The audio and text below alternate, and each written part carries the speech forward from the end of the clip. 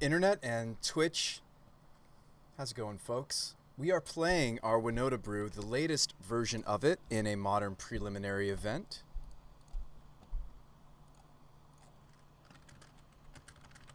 Oh, this opener looks really good. So this is a Utopia Sprawl opener into an uncounterable Season Season Pyro, with the follow-up of Winota the turn after.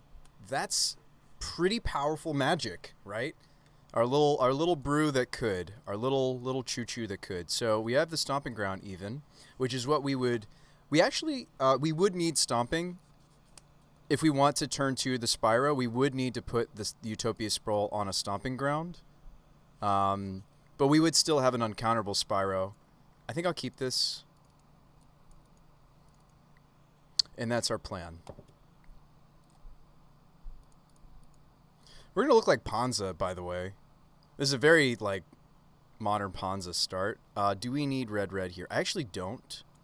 We could even select white. I almost like selecting green, because we're going to have red from Cavern. I might just do green, even.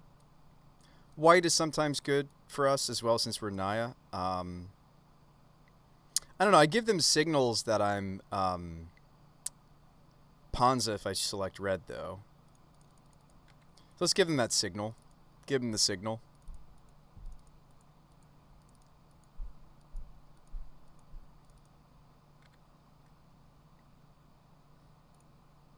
I'm going to name human here on this Cavern of Souls. And let's Spyro away the Eldritch. And maybe even this Windswept Heath. All of my humans, all of my white cards in the main deck are humans. We've drawn a backup Winota. We've also drawn one of our new cards that we're playing from Modern Masters 2, Brea's Apprentice. I was very impressed with this card in the Winota archetype. I didn't think it was going to be all that good, but it's actually quite good. We can do another. I want to save this for, I guess I named God on this second Cavern. We named God on the second Cavern, right? Yeah, we named God on the second Cavern because we're playing Kolvori now. So we'll say God on this. And white, colorless. Winota Joiner forces uncounterable. Not that I think they have a counterspell. I wonder what my opponent's up to. We're going to get a Winota trigger here. Let's see what we find. We do whiff. That's okay. We will sometimes whiff even though we've got a pretty good human count. It's not the highest we've ever played with. Our human count we can talk about in a second here. Actually, I'm kind of curious now, actually, since we whiffed. I think we're pretty good, though, because we're playing all the apprentices, Pia, and Kieran a lot. We're at 18. That's actually a lot higher than we usually play with.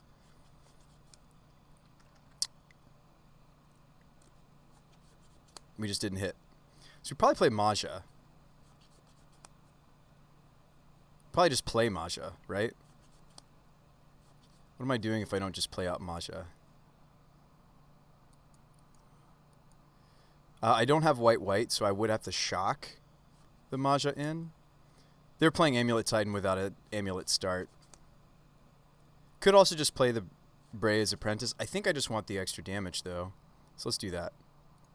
I need a second white source. This first white on the Maja is going to be paid for, but we do need another white source. Let's get Temple Garden since we're playing the cabins now. Gosh, this deck looks like such a wonderful meme now that we've added some of this stuff. Oops. Do I actually not have the right colors because I didn't choose green earlier? No, we're good. We're good. Maja is only one green, so we're okay. White, single green. Cool. Uncounterable. Not that that matters really here.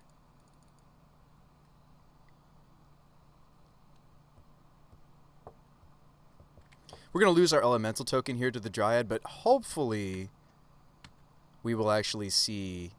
There's the Jor. We don't have any of our artifacts yet. It's just going to be a 6/5 indestructible first strike. No big deal.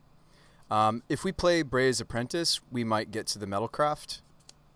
Brea's Apprentice is 2 Metalcraft for the new legendary we're playing. Oh, it's totally a meme, but I actually think that you guys might be right about this suggestion. I had somebody in the Discord suggest Jor, and I was thinking to myself, with Gilded Geese and all, do we actually have enough? You're going to see them block the Spyro. They're going to fall down to... What is this? Turn 4, I'm putting them to 3.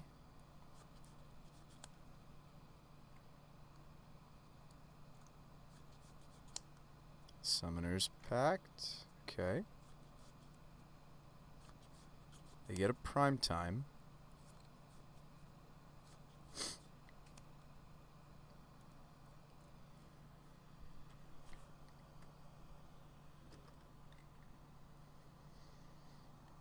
Here comes the prime time.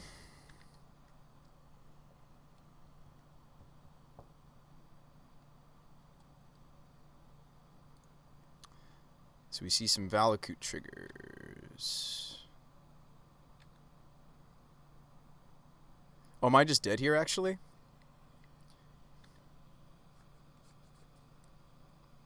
Oh, man, what a close game. If we hadn't whiffed, they would be dead right now, or they would have had to block with Dryad on something they didn't want to. It's okay. We have some tech for this matchup, but that's a little disappointing. These are actually 2-drops, because you use the Ring Heart Crest, which is the artifact side of Kolvori. That's a little disappointing. Magus of the Moon's great. I think we actually threw away, and I didn't know what they were yet. They hadn't really played a lot of lands that maybe identify them necessarily as Titan. So, like, we didn't know we needed to spend the evolution to go get Magus of the Moon. So, speaking of things we can cut in this matchup, we can cut Clothies. That's easy. It's too slow. We could bring in Knight. Knight hits Amulet. We could bring in... I do want to make sure we don't get Engineered Explosived, if that's a verb. But, yeah, Knight and Skyclave I'm interested in. We can cut some of these other filler legends. I'm less interested in animating Kolvori. Sorry, not animating, but giving her the +4/+2. I'm more interested in her just looking at the top 6 and finding Winotas for us. This has been really cool technology. I've really liked this addition to the deck. I wasn't sure if I would initially, but I've really liked this addition and this addition to the deck, but I might be cutting some of them. Blade Historian is still more important than Maja or Jor.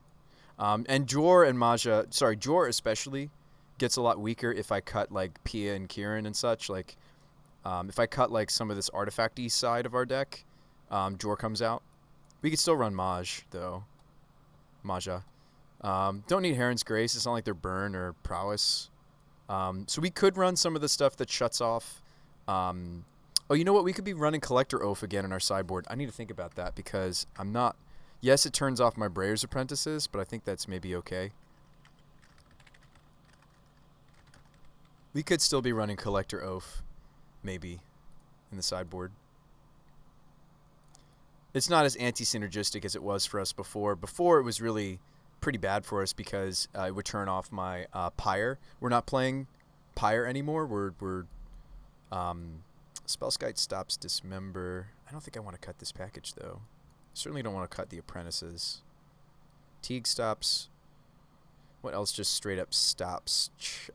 Oh, you know what? We can play... Ooh, am I not running her anymore? Oh, that's unfortunate. I was playing a Sanctum Prelate. Where's the Sanctum Prelate? There it is. Sanctum Prelate on 0 turns off their tutor for Titan. So we do play Prelate. We have Magus. We have Teague. All right, so let's not play Pia. If we're not playing Pia and Pia Kirinalar, we certainly shouldn't play Jor. And it's fine. Jor can just be in the main deck for that, like, nice punch. Like, we almost just straight up killed them. If I hadn't whiffed on a Winota trigger, I think we just killed them. We're playing with someone donated, not just anyone, the same person that suggested to me the Jorkadine. This is a very nice, generous donation from last stream. Somebody, you know who you are. How about I say it that way? You know who you are. Donated the Yavimaya to us. So we can keep this hand. This is fine. This is a pretty fast hand because it's Arbor Utopia. So let's keep it. It hits Amulet. It has a tutor for... like, I would like to get us a basic here because we could just be getting Magus of the Moon. And Magus is very good in this matchup. Let's go basic, and we're going to name White for the Knight of Autumn in my hand. Especially since if I'm just going to go get Magus of the Moon, I want a white-green source. Oh, I was supposed to lead Arbor Elf. That's my bad. We might still be okay, but I was supposed to lead Arbor Elf. Especially against Amulet Titan, I can get away with leading Arbor Elf. Okay, I might just toast their Amulet right here. This is throwing my whole sequence off a little bit, but I think it's going to be alright. So let's blow up this Amulet. See ya.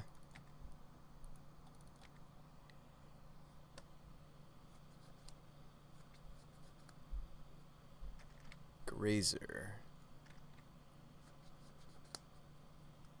I'd like to get the Spellskite on the table, though, before I moon them, because they'll have a Dismember, perhaps, for Magus. Be nice to not let them do that. So maybe this turn is establish the Spellskite, play out the Arbor, set up for the Juicy Evolution. No good attacks here, but make them block. Show me that you know to block. Hopefully you guys are enjoying your Monday. We're well into June now. Hopefully you guys are enjoying a nice, much-needed vacation, I hope. Wherever you might be in the world. Okay, so we could turn the Gilded Goose, actually, into our... well, we have a lot of mana, right? So we have 1, 2, 3, 4, 5, 6 mana to work with. I mean, I could even get Winota and see if we hit the Magus, right? And if we don't, we can Eldritch for it. That's very tempting. Turn the Knight of Autumn into Winota and swing with these two. Sorry, we would not swing with Arbor Elf. We would still second main, untap. I don't have green, though, that way. Oh, no, I do, because I have Yavimaya. This card's nuts. This is a tri-land. Awesome. So we could do that. I could Evolution for Winota, get 1 trigger off of attacking with Spellskite, and then if we don't hit Magus of the Moon, I'll just Evolution for it anyway. Awesome. Yeah, I think the Arbor Elf Utopia mana is fine. It's a little awkward because we're a little bit more threat light than I'd like to be. I think this is fine. Like we're progressing our deck's major game plan whilst also shutting down my opponents. See them try to dismember the Spell Skittles? Sure.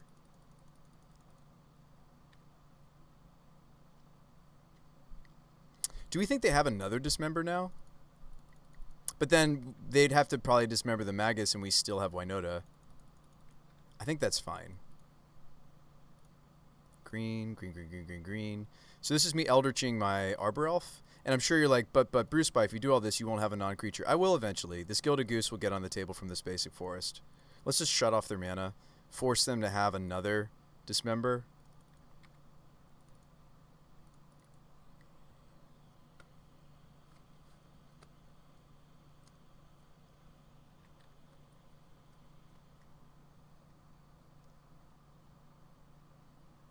Gingerbread, no good here. Let's play a Goose.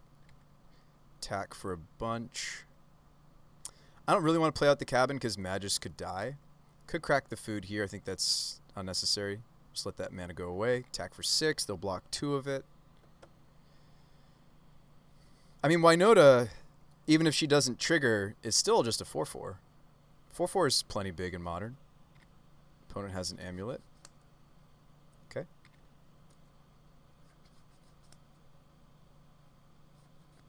There's an elf from me. I kind of want to play this out because we might hit a Pyromancer off of this trigger.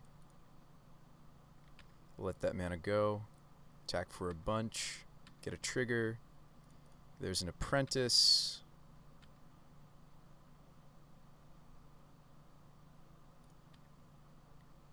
Down to 6 they go. Big draw step for the opponent.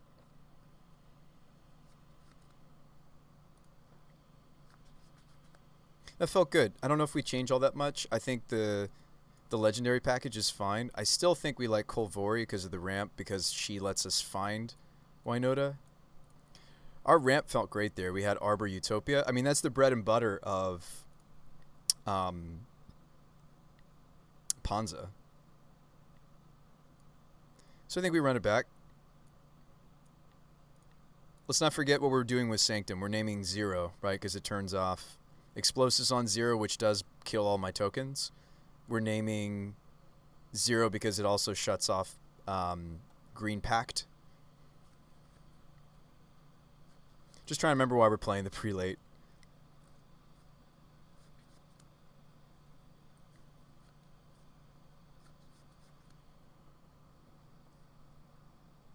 This opener still looks pretty good. Teague turns off Engineered Explosives.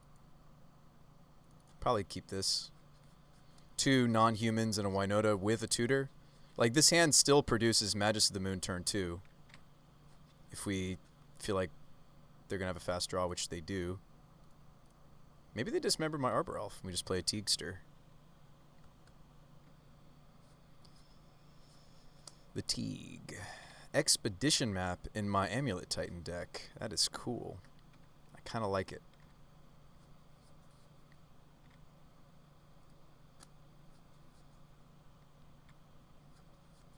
Do we think we should just moon them and just hope for the best?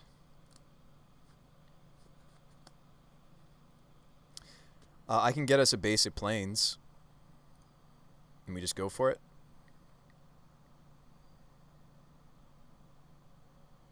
I can't really play around the dismember this time, can I? Can I take a turn off to go get the Spellskite first? I don't think that I can.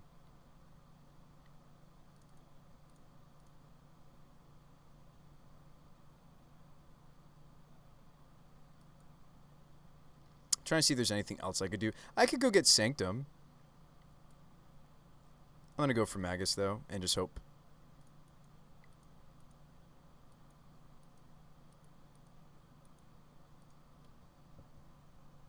Looks like they do have the dismember.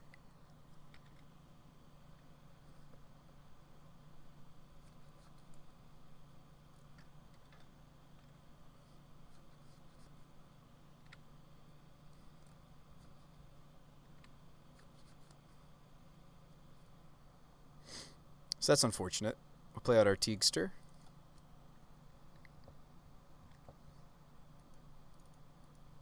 This Gingerbread Cabin's going to be tapped for me unless I draw a different land. I may not want to fetch. These do hurt us sometimes. Like Temple Garden. Not Temple Garden, but I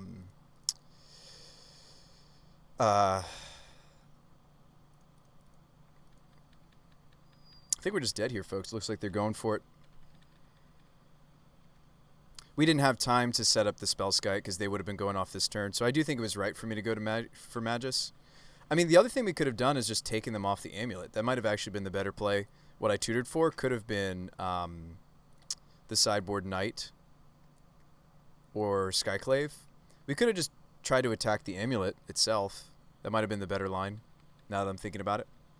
It stinks that we didn't win game 1, that we put them to 3 and didn't quite finish them off. We missed. So that is kind of part of the gamble of playing Winota. And it's one of the many reasons why, as fun as this deck is for me, I don't recommend it to you guys, right? If you're picking up these cards, you're better off building, you know, actual Panza or what have you. But nonetheless, it's still a really fun deck. So are they going to bother killing my Gaddock Teague? They ignore my Gaddock Teague.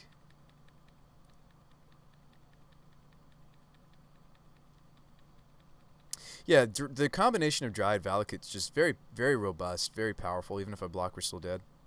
Save a fetch. Good games. And good luck with the rest.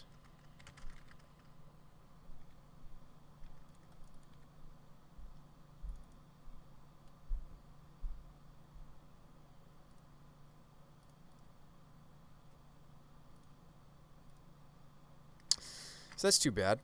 I'll put us in the queue. We have plenty of time between rounds. Like, if we're going to lose, at least it was a quick loss, right? And I can show you guys some more of what's going on. Hang on, collection.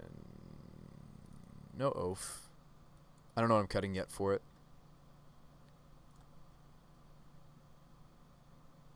Looks right to me. Looks right. Okay, 20 play points. So,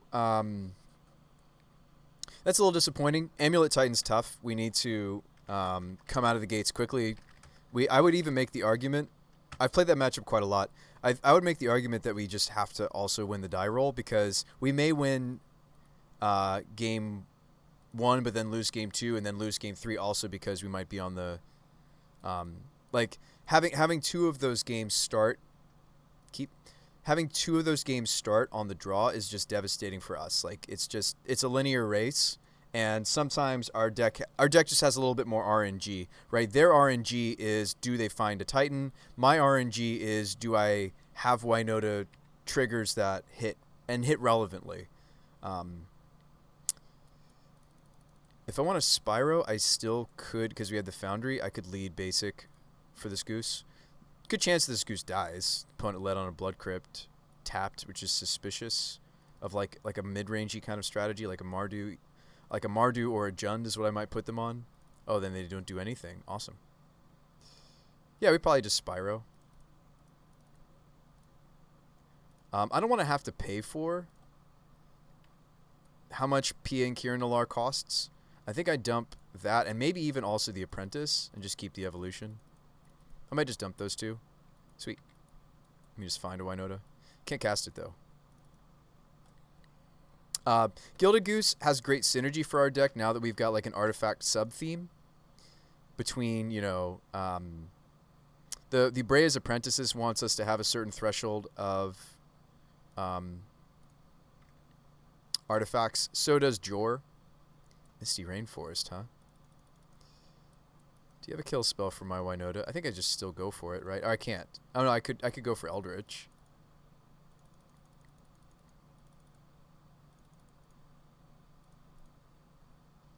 Let's go for the Eldritch. If they got it, they got it. We're not playing this deck not to jam. Eldritch, Evolution, it resolved very quickly. We attack, they let me. 3 triggers coming. Here we go. Spyro. We have no artifacts currently. I'll keep the Kolvori. I'll dump Maja. That's a lot of mana. And the extra Winota because she lived. There's the Blade Historian. And here we have some choices. I might still grab the Jor. We can turn on Jor Kadim's Anthem effect next turn. Spellskite, Kolvori, Gingerbread. Oh no, we're missing. We have the. It's fine. I think this is the biggest meme in the whole deck, but I love it. I still think this is really cool. I think we'll turn it on. Just not that game. So they're playing like some sort of 4-color something. I don't know if I change anything. I don't know what they're up to. I do like that the default for our deck just has just like a very streamlined, this is what we're doing. These are ramps. This is ramp for us, by the way. This ramps me for legendary spells or whatever the chosen type is, so I might name human. Granted, it's only green mana, but it's green mana always for any legendary, even if they're not human. But all of the legendaries I'm playing, except for Clothies, are going to be. But at least for Kolvori, if we draw the second copy of Kolvori, I really like the Kolvoris because of her colorless and a green tap. Look at the top 6 cards in my library. I mean, reveal a legendary creature. Huh? And our legendary count's actually appropriate for this card. This is something new you guys haven't seen from my deck yet. This is kind of the latest and the greatest tech.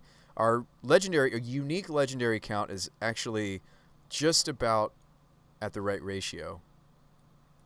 We're at 11, but we don't count the Kolvori that's searching. So Kolvori should hopefully see one of these 10 legends. And I do have a couple more legends out of the sideboard that can come in. But yeah, we're hoping, that's actually why I added Jor, as much of a meme as that card is. I do think we have barely enough the artifact count. Brea's Apprentice is 2 artifact count. P and Kieran Nalaar is also 2 artifact count. Gilded Goose is essentially single artifact count, as are the cabins, as is Pia, as is Spellskite. The Kolvoris themselves are single artifact count because you can play the artifact side. So let's just run it back. I don't really know what they're doing. I just wanted you guys to see some of what we've added to the deck.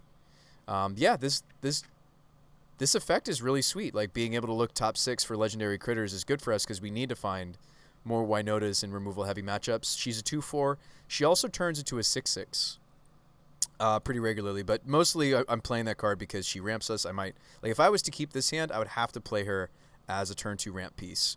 I don't think this hand's great though. I don't want to see both of these in the opener really. This hand's even worse, unfortunately.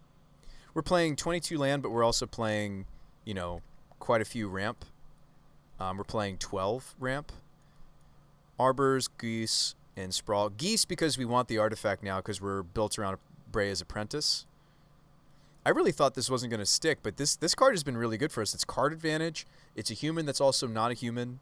It also is a combat trick. Granted, it's an onboard combat trick. I'm mulligan again. We'll keep here. And I'm going to tuck either a land or a Sprawl. I think 2 Sprawl is fine. Let's and Yavi kind of gives me some flexibility. Let's tuck one of our lands. That's the weaker land. Oh, I have to tuck one more thing. Yeah, we'll let go of the second Sprawl. That's right, I mulligan twice. So let's actually not play this out as ramp. Obviously, we just need to keep it as a threat. Hope they don't thought seize this. It's like, I mean, if we're keeping this, if we're mulliganing this far, like we're hoping to see, you know, some threats off the top. And Kolvori will hopefully. It's too bad she's not like, you know, well, she's pretty nuts if she was like indestructible. So 4-color Abundant Harvest is what my opponent's doing. Yeah, Swampy, sure. We're gonna name red here on this Sprawl. I just drew the basic planes is mostly the reason why. I don't need second white in the main deck. We have white for 5 cards in the main board. So we're gonna go Sprawl for red. Ooh, I could enchant their land. Let's maybe not do that.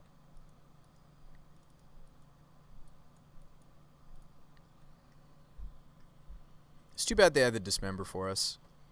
Thinking back to our last match, it's too bad. And I think it's too bad that we also whiffed in the first game. Not much we could have done.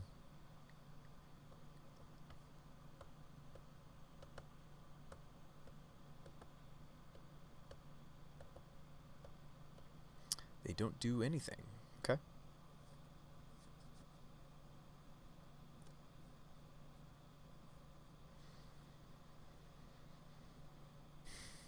I don't really want to play the Yavi. Make it easy for them.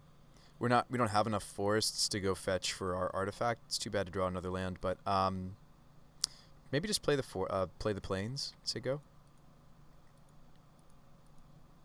Our next land is probably going to be Yavi. I don't know if they have counter magic.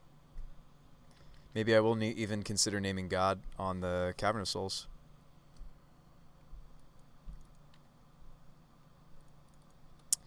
I revealed 2 lands. That's pretty good.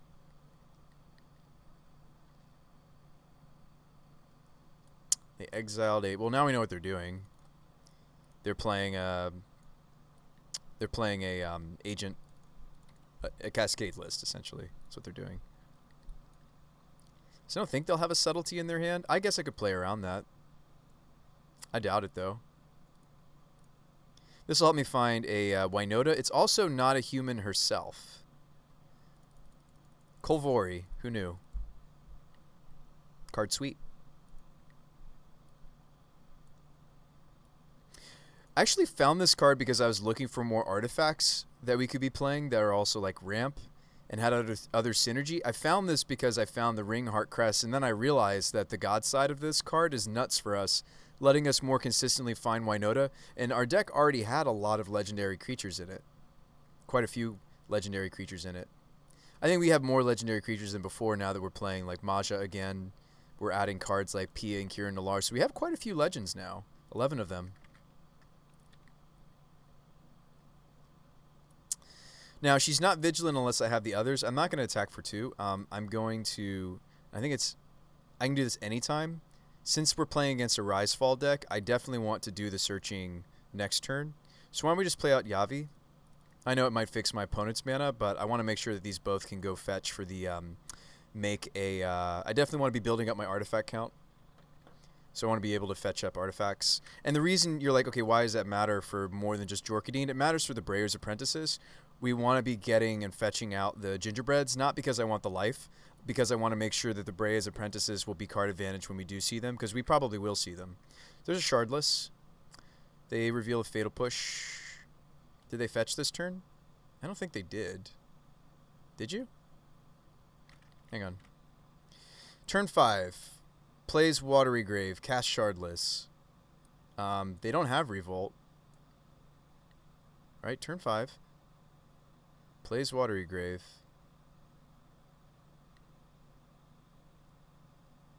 X is 0. What? God of Kinship X is 0? I mean, we should be a go to wait on this trigger. I don't know why I'm being nervous. Like, this doesn't kill Kolvori. I don't know why I'm, like, even thinking about it. Like, they didn't have Revolt. All right, anyway, so let's activate Kolvori during their end step. Hey, sweet. We hit a legend.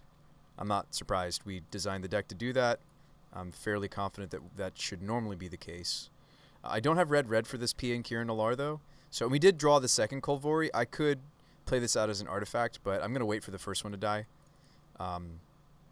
Yeah, so let's just go get a red source. Normally this would be naming human, and we wouldn't have to take pain here. It's not a big deal. Our opponent's like 5-color greed over there, 4-color greed. So they're probably not pressuring us that quickly. They're just trying to grind. We could even get the Sacred Foundry because we have Yavimaya. Let's go red. Tap that. This card's been great for us. And if you're wondering, like, no, Bruce By, I do still have green for Kolvori during their end step. I'll do it again. We're just digging for Winota. This card's great for us. Doesn't die to Bolt. I'm in. Just hit. Hopefully digging it, and like even if it whiffs, it's digging me 6 cards closer to a Winota. That's not that bad. I don't think we should play more than a 2 of, though. It is legendary.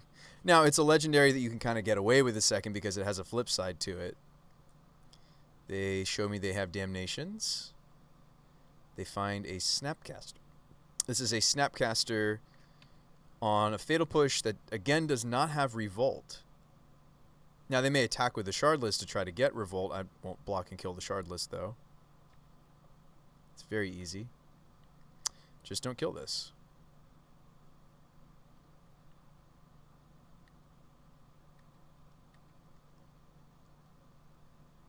I'd rather not turn on the push for either of these creatures. Rather, they just end up killing a Thopter token. That's what they end up doing. That's fine by me. Green? Sure. We do whiff, but like I said earlier, we're getting closer to that Winota, so I'm okay with it. I may even proactively look through... Ooh, or we hit a Blade Historian. Can I cast it? Almost. I almost would maybe just rather cast the Historian. What's up, Jade? How's it going? We do have the right colors for this if I shock again. I don't know if I want to. I'd almost rather look with her. See if we hit the Winota. We do. Lo and behold, we hit our build-around card off of a look at the top 6. Do you like Kolvori in this deck, Jade? They scoop. All right. What do you think of the new deck, by the way, Jade? This was from a lot of suggestions from you guys. Bruce By the Magic Guy. Can I talk today? Bruce By the Magic Guy decks are not just my effort, they are a community effort, and this artifact-themed Brea's Apprentice version of the deck is super saucy. We're playing good cards like Yavimaya, Cradle of Growth. We're playing good cards like Kolvori. I did not think this card was going to be good. This was one that, not to take too much credit away from the suggestions from you guys, I stumbled upon this card, but I think if we had worked together, I stumbled upon this off-stream time, but I think if we'd worked together, I think we all would have come to the same conclusion that this card is just nuts for a deck that just needs more artifacts. The deck looks so different. Do you like it now, Jade? I know you weren't too fond of the previous build, but do you like this build? It's trying to have a certain threshold of legendaries. It's trying to have a certain threshold of artifacts. But the build around... Sorry, I'm trying to get comfortable. And I just slammed both of my knees into the desk. Oh, boy. All right, we'll be all right. We'll be all right. You ever do that? It's pretty painful. So we're trying to hit a certain threshold of artifacts. I was even considering main decking the Revoker. I was even considering main decking something like Ethersworn Canonist because these can be sacrificed to Brea's Apprentice. I think Brea's Apprentice in this build is almost as good, and that's a huge statement. I think in this build, with this many artifact count, right, we've got Geese, Spellskite, the Cabins, we've got the Breas themselves are also an artifact. They make an artifact. Pia and Kirin, Kolvori, the front side of her, the back side, the legendary artifact is an artifact. Our artifact count is there. In the late game, I can sacrifice the artifact side of her to a Breya's Apprentice. I think in this deck, Breya's Apprentice, almost as good as Spyro. I'm not going to say it's as good, because I don't think it is. But in this build of this deck, I think Breya's Apprentice, almost as juicy for us to hit off Winota, or even cast. This guy is a combat trick or card advantage rolled up into a human that is stapled to a guaranteed other human. Now, Spyro, still the better card. A little more red mana, though. Does not always give me the token. He doesn't. In this deck, Breya's Apprentice, almost as good. Not sure any card could equal Spyro. It's been such an all-star. Yeah, and I'm not trying to find a card that can. Once it's on the board, Breya's Apprentice starts to get to work, though. So let me say it this way. Spyro, the better card from the beginning. Breya's Apprentice, quite a bit weaker. The longer they're on the board, Breya's Apprentice definitely wins. So hold on. Let me share that with you. I'm not making an argument that Spyro's not the better card. It just is. That little bit of value. It's not a little bit of value. I've played several games. I thought it was just a little bit of value, Jade. Watch this card go to work today. Every turn I'm drawing an extra card. Almost. Every turn I have the potential to do a combat trick. If they block in any sort of way that lets me punish them, I sacrifice the Apprentice to itself. Easily. Because the Apprentice itself is not giving me extra Winota triggers, right? The Apprentice itself is still a human, right? So the card advantage, there's like, you'll see, like we have access to a lot of artifacts that it doesn't seem obvious at first. I aggressively will make food off of geese. Our artifact count is not as low as it might look to you, Jade. From what I've seen, any human that makes chump blockers is really good. You already sold me on it. Well, I'm also maybe selling some other folks in the channel that haven't seen this card do its work. Yeah, so again, let me just rephrase. Season Spyro, the better magic card, also has a backside to it, right? It's got the 5 mana flash it back, essentially. Seeing how the event's going. Still people playing. How's our dear friend... Oh, Strong Sad's in this, too. How's our dear friend... let me see if I can't see them. I saw... Oh, Black Dove. Black Dove lost. That's sad to see. Black Dove has some really cool decks. They're a fellow friend, fellow brewer of the channel. They've been playing everything from Morophon, so that's the new... it's the Changeling Lord with Sorin, and you combo off. It's sweet. But yeah, so Spyro, yes, it's the better card. They did 9th place with Morphon. Yes, they did. Yes, they did. We could still get a 3-1 today with this new Breya's Apprentice build. It's still possible for us. I'm not giving up. So the Jorkadine was the latest. That was like the last inclusion. And I think it's the memeiest. It is the one that needs the most help. Like, I need to have 3 artifacts. I don't think it's that difficult. Because... like we were doing earlier, I was doing a count of what count as double artifact, what count as single for Jor. So these are all single.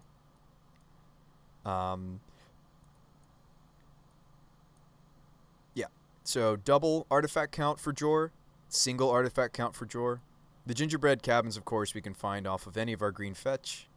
It's cool to actually see us conceiving of a gingerbread cabin deck.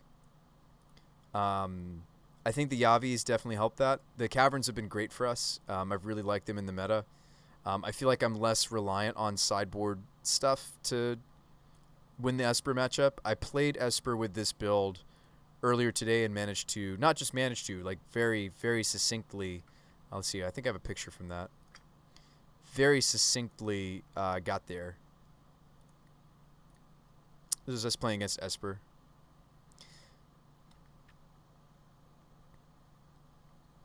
And I think Cavern's huge. This is us playing both sides of the god. Favor the mighty. Pretty sweet in that matchup. They have a hard time removing our protection from everything. Creatures. Oh yeah, we went up to 4 caverns once. And And again, you know who you are, but we had a very generously donated Yavimaya Cradle of Growth. I picked up the Brea's Apprentices. They're not cheap. I mean, excuse me, they're super. These are super cheap. Excuse me. I was trying to say the exact opposite thing of what came out of my mouth. I apologize for that. I meant to say it was cheap. So we picked up a Brea's Apprentice. So the three biggest engines. Sorry, let me say it this way: the two engines that we're trying out for this deck, for this preliminary, and I'm just trying out in the deck in general, are the Gods and the Apprentices. And what's cool is they go together. Kolvori is an artifact on her ramp side, the Ring Heart Crest. You just saw that last game. Her in her God state, even without turning on the +4/+2, we were pretty consistently hitting an extra card, right? Or at least in the very least, we're digging deeper to the Winota, right? I mean, you saw us just look 18 cards deep, find her, win the game, right? I do think that our Legends count is on the very bare end, right? Only 11. So she's only looking at 10, but that's the right ratio, right? So decks are 60 cards. This is 10 out of 60, 1 in 6. This is look at top 6. So I do think the ratios are correct for this card. Our human to non-human count is actually not too bad either. The Utopia Sprawls, of course, are the most awkward card in the deck. They're also the secretly best card in the deck, right? So I think they can stay. I've liked the Utopia Sprawl build, actually. We've been consistently ramping without getting disrupted nearly as much. Sure, our opponent still will disrupt the Elves and the Geese, but the Sprawls are giving us consistent mana, which has been nice. So our and I'm going to put Pia and Kieran Nalar, and I'm also going to put Spyro, and I'm going to put the Brea's Apprentice in this middle pile. These are humans. They're human for Winota, for her trigger, but they're also non-human to cause the trigger, right? So they're human so that she can see them, but these are all producing consistently, with the exception being Spyro, by the way. Sometimes Spyro does not produce the elementals, whereas these others that are making Thopters always do. But we've got about 10 that are in this middle pile now, Jade, and the deck has just been so much happier for it that we have humans that are making non-humans. These are always humans, always will be, but you need a certain human count for Winota to work. Our finishers in this deck are just Maja, Clothies is in the wrong pile. Pardon me. Our color requirements are also nowhere extreme. Yeah, we don't need white in the main deck, basically. I need white for 6 cards. With the most extreme being Maja, but I like Maja, so we're going to keep playing it. The white is basically just for our sideboard. This 12. With the most extreme being Maja and Lin, Prelate, Skyclave. These are the hardest. These are the 4 greediest cards in our deck now. And they're all, what? They're all at least turn 3 or later, right? So you could also make an argument that some of these drops are greedy, right? Some of these like 2 mana white cards, but I think it's going to be fine. Our colors are great thanks to Utopia, thanks to Gilded, right? Our colors are fine thanks to these cards.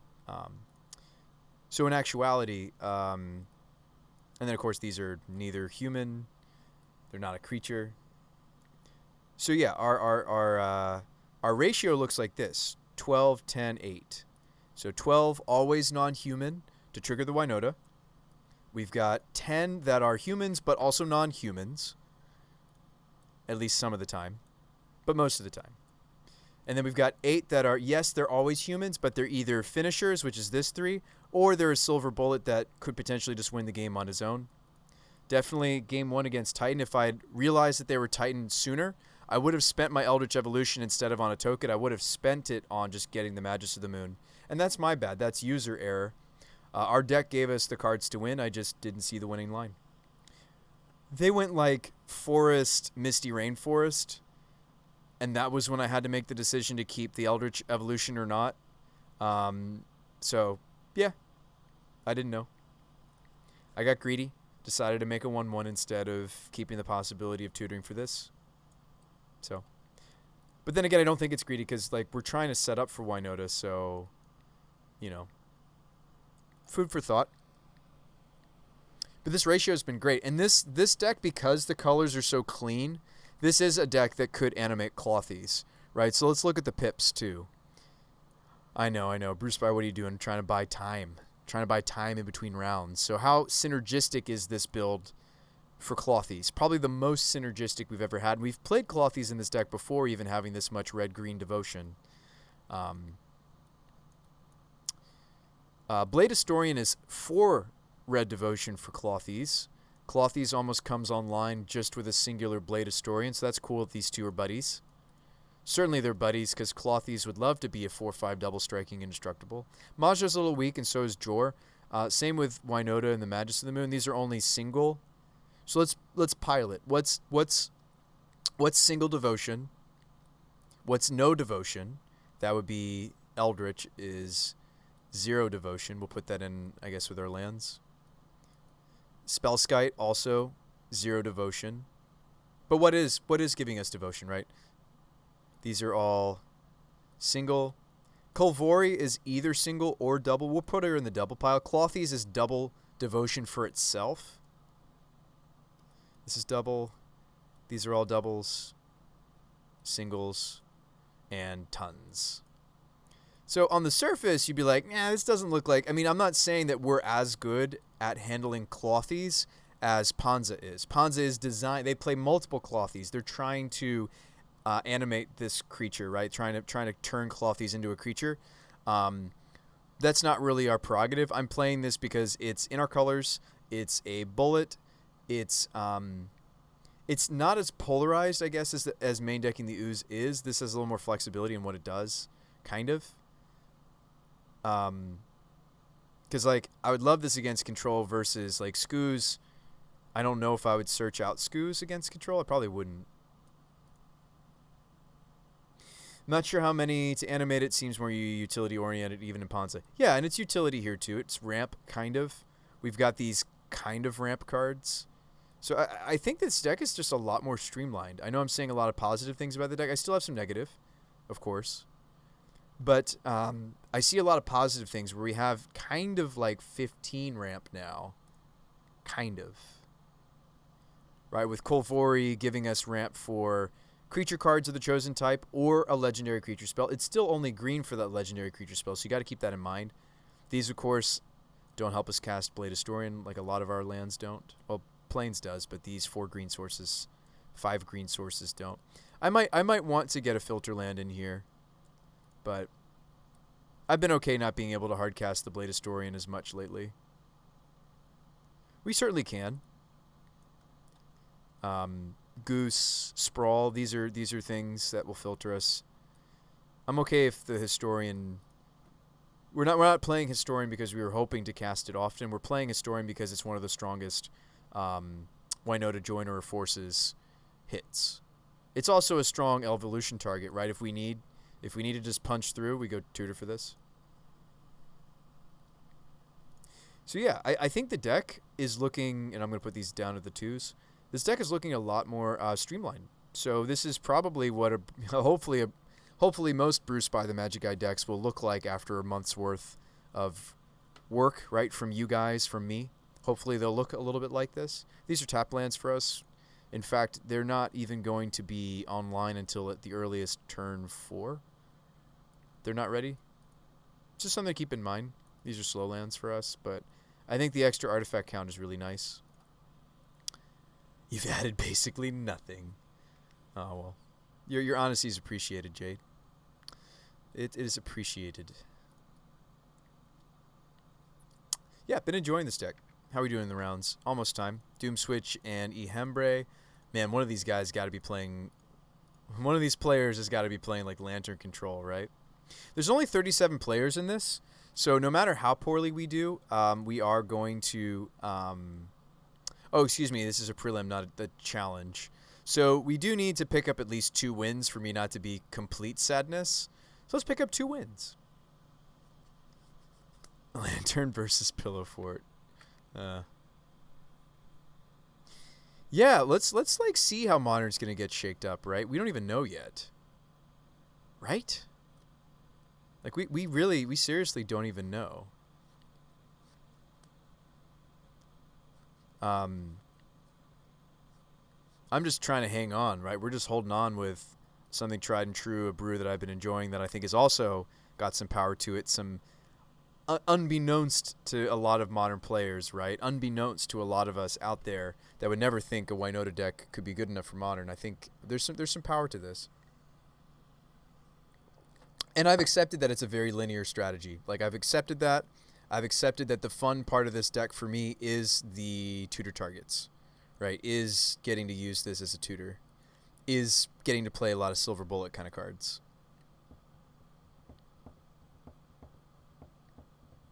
Goldfish went 5-0 with the, oh yeah, with the new Hollow One list.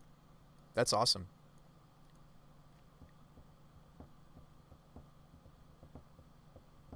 Yeah, I've seen that deck too. I think it's powerful.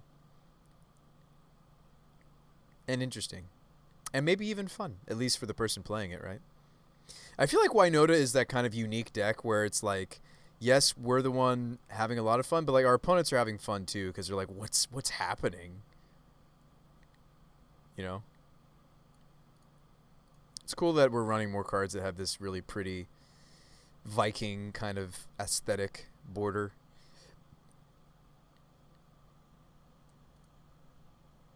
Hopefully you guys are having a nice day, though. I hope you're enjoying the stream.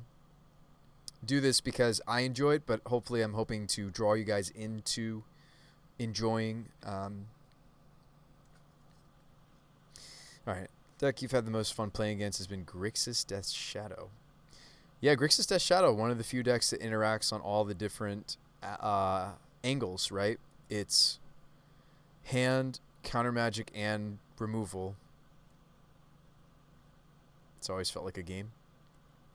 Yeah, whereas that's like the norm in Legacy, right? You have decks that are interacting on all those different angles in Legacy pretty often.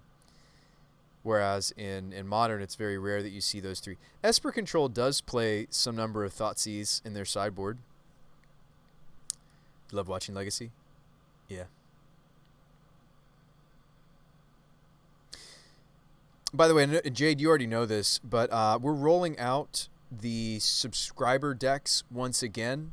Subscribers on the channel, or even a buddy of mine's trying to help me figure out a more flexible way to offer it, or even those that are donating subs to other people on the channel might soon be having me play their decks or their concepts or having me brew their deck ideas live on Twitch. It's coming up soon. Stay tuned for that. Something we did way back, like in my college years. And you already have a submission. I am still trying to nail down the Exacxes. Yeah, you did have a deck for me, Jade. I am still trying to nail down the Exacxes as far as the structure. Like how long, what event are we taking it to, yada, yada, yada. What tier subscription, or how many gifted subs. I want to give people the flexibility if they don't really care to have like a tier, I don't know, tier 2, tier 3 sub for themselves. I can just let them, you know, can I submit Esper Battle of Wits? You may or may not want to, Big Loss, after you see the structure. I have a buddy of mine who's really trying to help me make sure that it's not too expensive, but also not too cheap, that it's the right amount of time to brewing to playing. So I appreciate having some other folks give me some input, and certainly those of you in the Discord. It's a great place. If you have ideas, that's where I want to hear it. We can talk about it here too, but Discord is, you know, if the Orient has taught us anything, you can never tempt. Yeah, and I'm also trying to prevent what happened last time we did it. Remember, Jade, how I was just really backlogged on the deck list submissions? So I'm trying to find the right structure so that we don't have people that are like, when are you ever going to play my deck, Bruce Spy? I don't want that to happen again. I actually do want to build that deck as a meme so we can start playing Modern. Oh, when we start playing Modern again. Yeah. Feel free to ignore it. Why? I wasn't planning on it. I mean, I will purposefully ignore it for the time being while the structure is being fixed. I think that'd be very crummy of me to like do your idea and then not let anybody else submit ideas. Oh, if the overwhelming happens. I got you now, Jade. That makes sense. I got you. Oh, it's time. Round begins a minute 40. Is everybody on board? Does everybody know what we're doing? I also need to make this our today's deck list. Both of the different ways. I should have time. This is Winota Bowls version 5.6. We have had 56 different iterations of this deck in the last month. Or abouts. Thereabouts. Add command. Thanks for staying with us. This is kind of the boring part of any time we play a challenge or the preliminary is like the time in between. Let's also get this up on Stream Decker.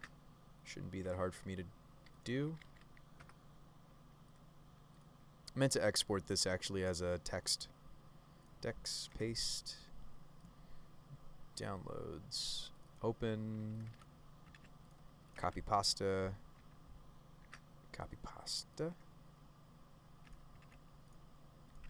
Cool, it's in.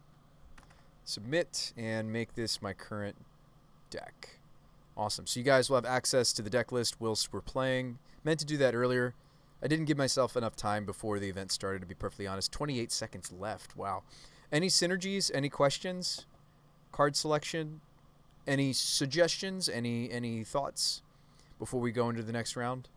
Not that I can make changes yet, but just if you have concerns or questions or Bruce Spy, how does that card work? What are you doing there? Love answering those kinds of questions. How good has Apprentice been? You could even ask. Happy to answer that question.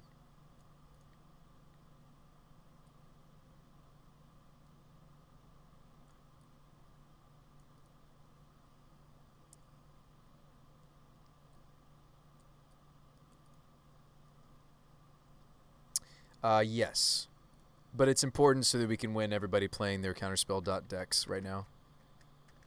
I think it is one too many. And we're trying to compensate with the Yavimaya. So to answer your question, the answer is yes. It is probably at least one too many caverns. Oh, we're playing against elves. We lose this match because they're like our last matchup. They're a little bit too quick and linear for us, and I need to win the die roll. Oh, and I know you're like, Bruce Spy, don't call it already. The match just started. We can still win. No, there's no hope for us. This matchup's really tough. They just out-linear us, and I'm not playing a lot of interactive stuff. But hey, maybe they brick. Maybe they don't have the Heritage Druid. Sweet, they didn't have the Heritage Druid, maybe. Don't have the Heritage Druid. Wow, they didn't have the Heritage Druid. We have a real chance. We have a real, tangible chance.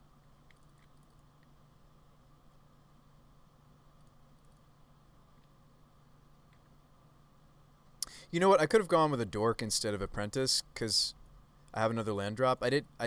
Sorry, because I have another land drop, I didn't have to play Arbor there. I think this was better. No, I could have just played the second Forest. Oh, they're playing the Infinite. Oh, we're dead next turn, maybe. How do I stop them? I'm not playing main board. Is it target creature you control? It's target creature. Our Spellskite stops them. I know you're like, wait, what are you talking about, Bruce Spy? Infinite? Yeah, Infinite Squirrels. They're playing the Infinite Squirrel combo. Evo for Winota Swing 2. No, we need to stop them from going infinite. So my opponent's playing the Scurry Oak combo. Whenever one or more 1/1 counters are put on Scurry Oak, you may create a 1/1 green squirrel creature token. However, Ivy Lane Denizen says whenever another green creature enters the battlefield under your control, put a 1/1 counter on target creature. So I can actually stop them by using our main deck Spellskite. Good to know. Cool. We're gonna do that. We're gonna not lose the game. That would be smart of us. But yes, we'll slam Winota next turn. I'm gonna first make it so that we don't lose. Hopefully you like that decision. Oh, you know what I misplayed? I should have attacked with the Thopter first because I think I'm supposed to evolution the Thopter. Dang it. To go get the Spellskite. Alright, so I'm missing 1 point of damage. I've already used the Arbor Elf. I actually can't go back. Even if you hit the undo, you can't go back beyond that. It's really okay. I think it'll be alright. If we can just stop them from doing the main thing that they're trying to do, should be alright. No attacks from us. I'm going and getting the Spellskite so they can't just win off the Scurry Oak. So here comes their Scurry Oak. I'm going to Spellskite this trigger.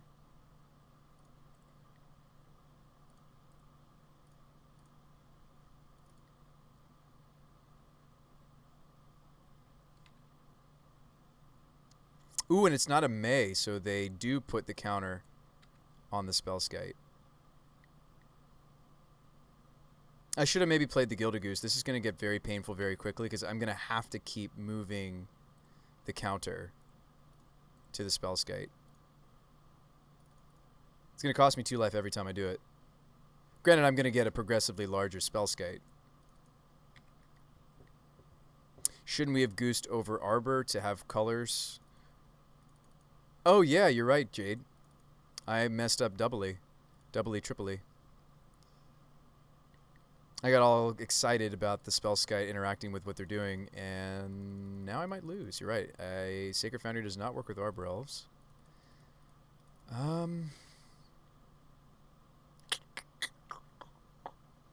Wrecked. Am I supposed to, like, Brea's a food? No.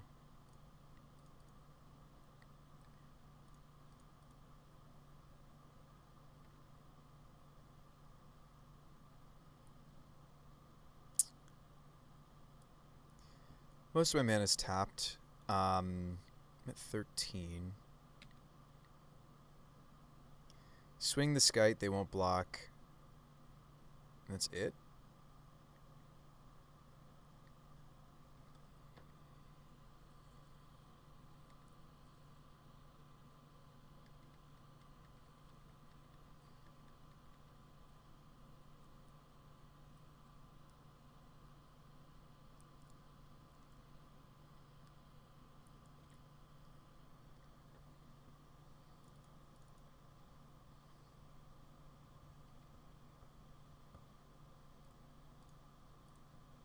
Down to 11.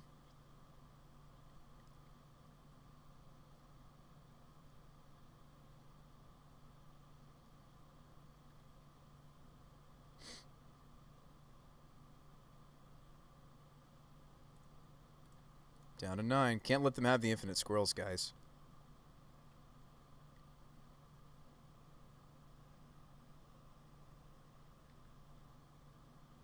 I think we're going to be okay, though. There's a cabin. Doesn't make me a food yet, though. I certainly have Metalcraft. Am I just supposed to play Jorkadine and just push? Is there a universe where I would play this over the Winota for the Anthem? I have Metalcraft. 1, 2, 3, 4, 5. Am I supposed to play Jor instead of the Winota? No, we still play the Winota. This is just bonkers, right, at this point. It was worth, like, at least talking through in my brain, I hope, for you guys. Like, I am trying to think about those weird little edges. Don't have a Dismembered. Spellskite could actually... we also don't want to over-attack. Like, I should hang back on the Apprentices, and we can do some shenanigans. I have enough artifacts, maybe, to do the shenanigans. Please hit the juice. Alright, so far so good. We're going to take a Pia, Kieran, Alar over a Spyro, I think, because this is guaranteed 2 tokens. Whereas Spyro there, a little bit weaker.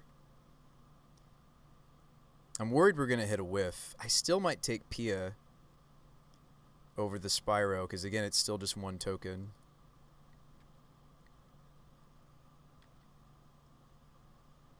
We do hit a whiff. It's normal to hit a pocket here and there, and then an Apprentice. I'm going to take that over the Winota herself.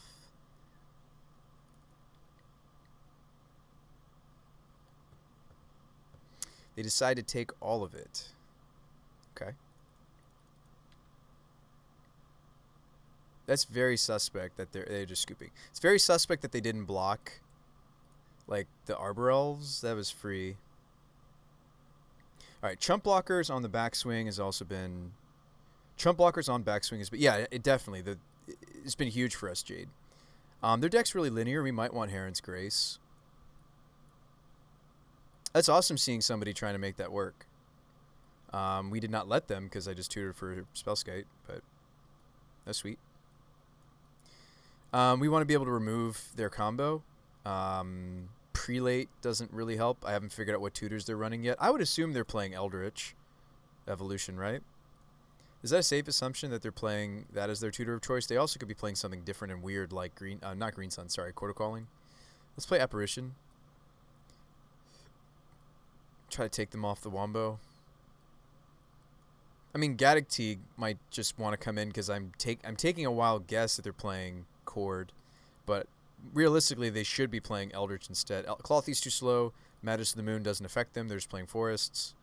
Play Linvala. Yeah, doesn't quite work that way. We probably want Heron's Grace, right? I mean, they're combo though. They're not trying to nickel and dime us. They're just all in on that. Could like Phyrexian Revoker, they're Llanowar Elves. I'm not playing Llanowar Elves, but they are. Pia is great. It's going to stay. We can shoot things. Kolvori, maybe we don't want the two of Kolvoris. That seems hard to believe. This card's great. Maybe. Maybe we cut one. Probably I would cut Maja first. I don't think they're going to interact with Jor-Kadeen. And Jor-Kadeen is the one that hits harder. And it's like, okay, well then, Bruce Spy, shouldn't you just be on Jor instead of both Jor and Maja? I think I'm going to try the split for now. That's a valid thought. But isn't this the one that's harder to turn on than Maja? Yes. But I think that they're not really interacting with us. So like in some matchups where they are really interacting quite a bit with us, I'll probably take out Jor-Kadeen. This is a spot where I'd rather have Jor. I don't see them interacting with my artifact count, really. So let's run it back. And if we do figure out what tutor of choice they're playing, I will play... this hand's awkward for multiple reasons. One, it doesn't even have any ramp, and we're playing 12 pieces of ramp now. So let's mulligan. This hand has ramp. Sweet. Put the Jor back into the deck.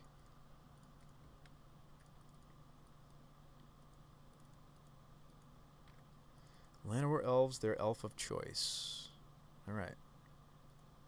Gonna need to see a second land. That'd be good. Love to see a second land. Otherwise, I'm just playing this. That seems bad.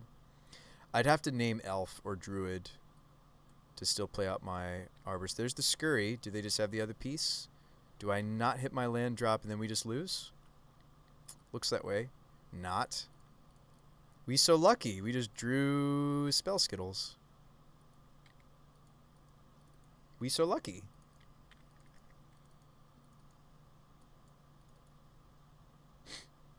I mean, I'm sure they have outs to the Spellskite this time around, though. Scurry, scurry, scurry. Very scurry. Their deck is so scurry. We tried to incorporate this, actually, into our deck, actually. Oh, wow, we drew land. Fantastic.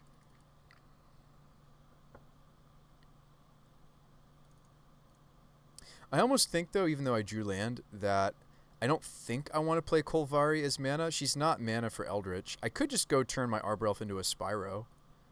Get us going. Get us ready. But then I'm not ramping for the Winota, but it'll make it so I don't miss land drops later? Having a change of heart. I think I'm just supposed to play out the Arbor Elf, but like playing Kolvori and Arbor Elf gets us to Winota, though. We already have several. Actually, I'm going to shock here. Yeah. I'm doing the things. I'm not playing this card to not sometimes make it as mana.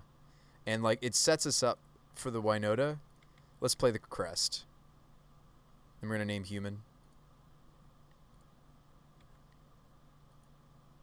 So this will be mana for humans or any legendary, which is awesome. Actually, I didn't need to shock there. I'm an idiot. This would have... oh, no, I would have had to have named Elf. So they are playing Eldritch. I thought they might be.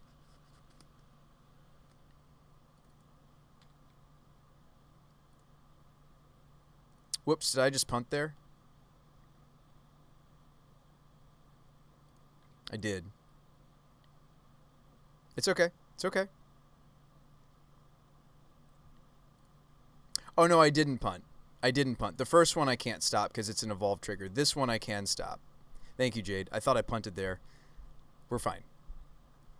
I couldn't interact. He grew because he evolved, not because the Denizen was putting counters on it. Wall of Roots. So, for those of you curious the other day, what does the Ivy Lane Denizen Scurry Hulk deck maybe look like? So, again, he's evolving. I can't interact with that. But I can interact with this.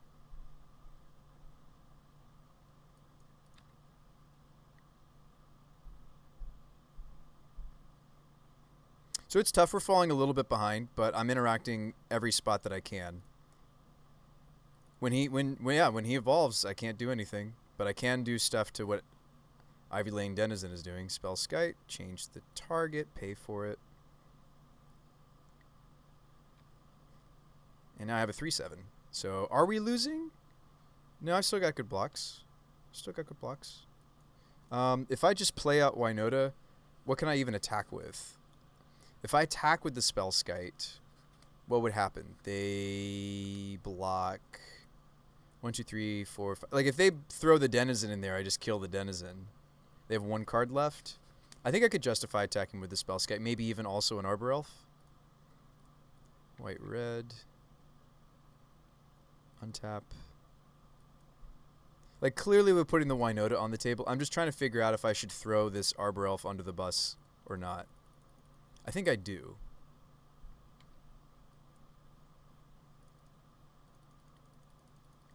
Because they don't have a good block here, really.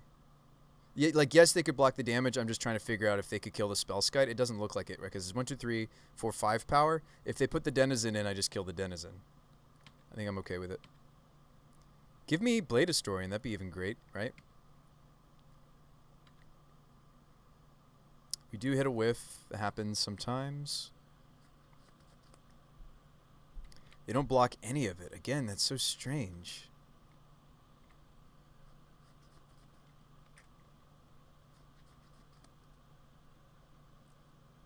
What about like Eldritch Evolutioning for remove the Spell Skite? Eternal Witness. Okay. Witness back Oak. Can't stop that, but I can stop this Denizen trying to put a counter on the Oak. I will stop it. Going down to 7.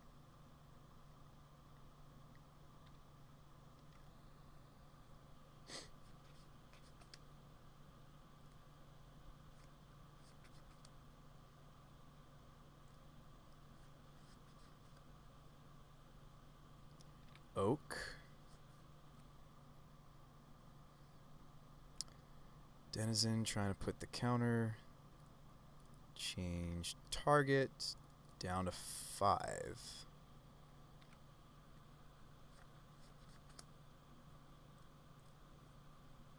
I only have 3 blocks. This is getting close, folks.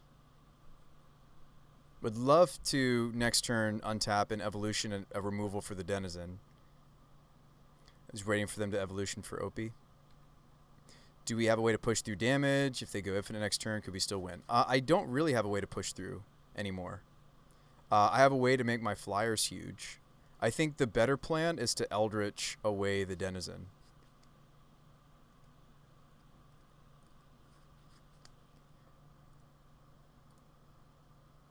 I think we just remove the this.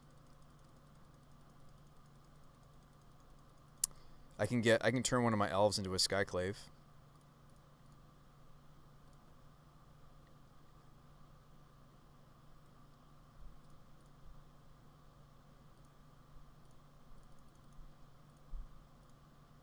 Pretty sure that's what we're supposed to do. Trying to think of anything else I could do. Alright. Doesn't look like there's much else, so let's take out the Denizen. Play our land. So I have access to 2 mana, not enough to play out this Apprentice. Our humans are going to hang back, including Winota herself. I think I just want triggers, and let's just kind of take this approach slow. I might be okay trading my Arbor Elf. Like, my opponent's not blocking, which is so strange. I think I might even swing the Spell Skite. 1, 2, 3 power, 5, 6. Yeah, I think we're okay. So 4 Winota triggers coming. Let's see what we find. Winota or Jor? We take the Jor. We have Metalcraft. Spyro. Jorkadine's actually really nuts for our deck. I like Would we ever utter those words? I never thought I would utter those words out of my mouth that I just uttered. Jorkadeen is so nuts for our deck. I just said them. We win the match. We won a match. We won a match in the prelim. Did I ever think that we would ever say that sentence, though, that just came out of my mouth? That Jorkadeen is so nuts for this deck. Look at my 4-power Thopters. Jorkadeen! The meme isn't Winota anymore. It's Jorkadeen! Jorkadeen! The prevailer! We will prevail. As long as my hand holds a blade, there's hope for pure Muradin. Muradin once again. Jorkadeen. We need to save this picture. Jorkadeen! Your opponent is buying all of the Spellskites and burning them. Yeah. Yeah, the main board Spellskite saved us game 1 against my squirrel opponent. It's a cool combo, by the way. I don't think that their shell is finished. I think that deck probably needs another color. Maybe that deck should just be red-green and play like Magus of the Moon. They were also an Eldritch Evolution deck. Yeah, that deck's sweet. But combo crumbles to Spellskite, and we happen to have them, so... Spellskite for us has been in the main or sideboard for some time. It's in the main just because I'm playing Bray's Apprentice now. This could have been like a main board Phyrexian. This could have been a main board Canonist, right? But we're very thankful, at least for that last match, that we happen to be main decking the Spellskite. So we're waiting for next round. We're 1-1 in the prelim. Why don't we play some more? Poor Jet for it. I feel bad, a little bit bad for them.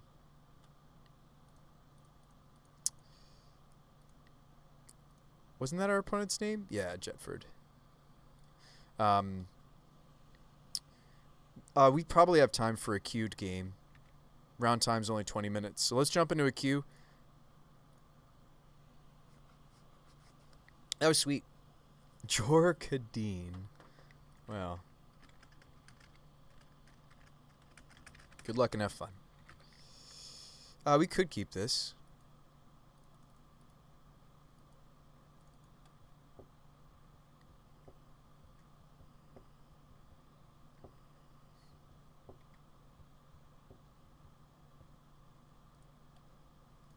Windswept becomes basic plane, so this is technically the worst card. I'm going to be a little greedy here and take the basic forest. It's not too greedy since we drew the Windswept, though. This is Sculler. Unmarked Grave. That's terrifying. I don't have Scavenging Ooze in my main board anymore. Yeah, Archon, and they're going to persist it. I still will go get Clothies, though. It's not going to deal with the first Archon, but I think Clothies will stop later reanimation shenanigans, maybe. Maybe I don't bother. Maybe I just play all my dudes. Yeah, maybe we just go land, goose, say go. Like, I could go get Clothies.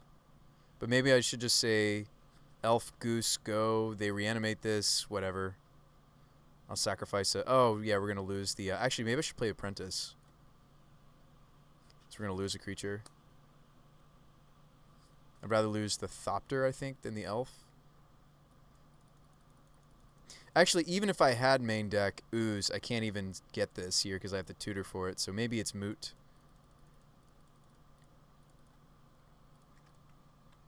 Cancel. Human for my red source.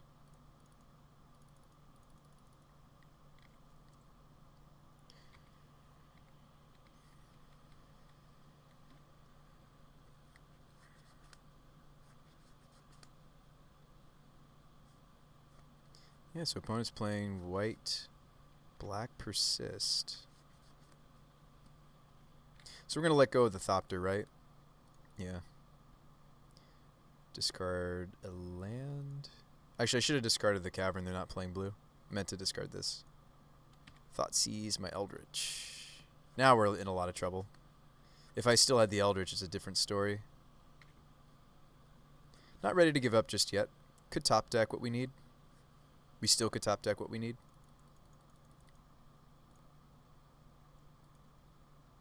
This is going to name God, actually. Alright, so goose, duck, duck, goose, untap this. Red, colorless, there we go. Your turn. See what else they're up to. Even if we're losing this first game, love to see what else they're doing.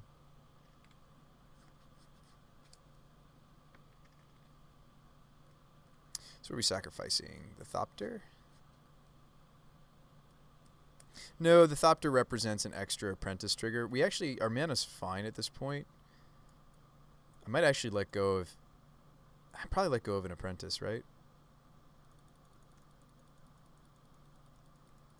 Could I kill this cruelty if I kept both the apprentices and Thopter sacrifice? No.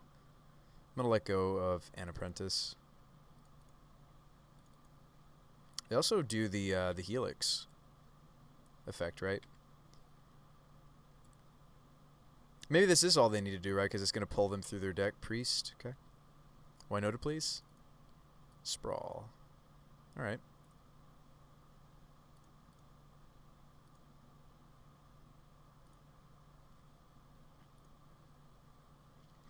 So I'm going to apprentice the food token. Winota's coming up. Awesome. Good timing. Really needed to see you. Glad that we're seeing you. White. I'm telling you, Jade, seriously, like, apprentice is pretty bonkers. 2 triggers coming. We want the flying blocker, right? More than, well, Spyro's not even that great right here because my hand is empty. So I'm going to take apprentice instead. We do whiff on the second, but that's okay.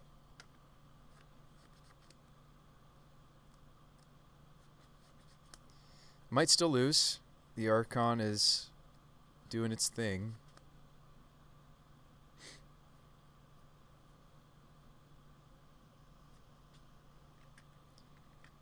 Still plenty of time.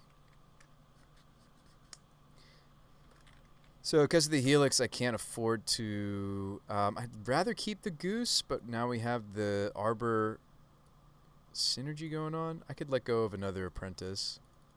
Or even a Thopter. Now I'm going to let go of the Summoning Sick Apprentice. Go down to 5. We do have to block. Looks like they're going to let us block. I'm not sure if we're going to be able to overpower this without the help of... Because these Helixes are just going to kill me eventually. We have to, like, keep hitting Thopters, right? Another Priest, okay. Yeah, I don't know if I'm going to be able to power through this, folks. Drew a Spellskite. Okay.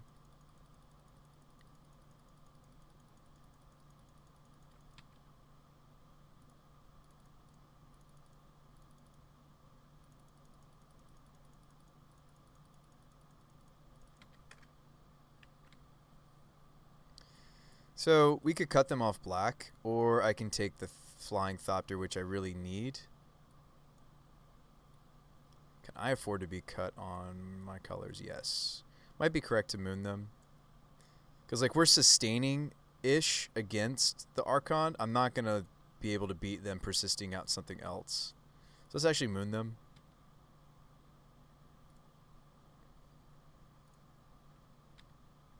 If I don't hit a flying blocker here, we just die anyway. I'm going to have to Brea's and see another card deep. Or we're just dead. So maybe I was supposed to take Pia instead of Magus of the Moon.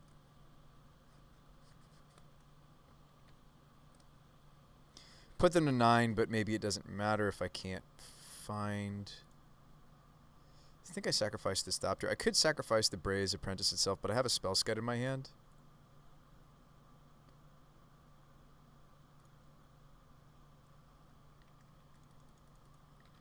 So we're just dead. Actually, that was weird. On the top of my library, it looked like it would let me fetch it, which just seems wrong. Could I have actually fetched it and oh no, we have Magus of the Moon, so I can't even get the life out of my mana base anymore. So that's game. I don't have a flying blocker. Let's sideboard. So they're doing reanimation things. We can stop that. Awesome. That's the plan. So we had 2 relevant stop their graveyard dot deck things to bring in. Could cut like the Skite. Majesty of the Moon was fine. Clothy stays in for obvious reasons. Could cut Maja. I'm feeling like Maja is what's just going to be cut a lot of the time. I don't think they're interacting with us much, so I think Jor is still good. How's the Maja even been doing? I think that Jor Kadeen is proving itself to just be better. I'd like to have a certain number of legendaries in the main board, but you know what? Half truth, I feel like we could just main deck the Teague even in this current meta.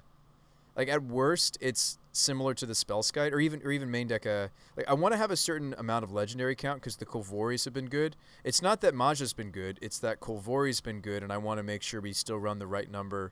The right number. I'll put quotations around that. The correct number of legendaries for it to function, which seems to be at least 11, right? Because you don't count the Kolvori itself using her activated ability. Colorless green, tap, look at the top 6. I may reveal a legendary creature card from among them, put it in my hand, put the rest on the bottom.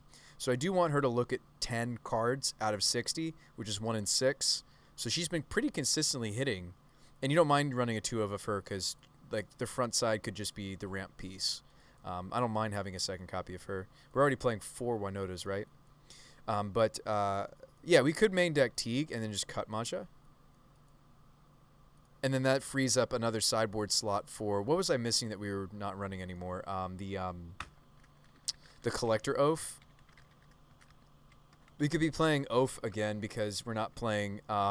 we were playing a tutor that Oath stopped, and the Oath was kind of awkward to the point where I kind of wanted to cut it. Now, granted, Oath turns off Brea's Apprentice, so maybe we're still in that category where one of our deck's main engines is still turned off.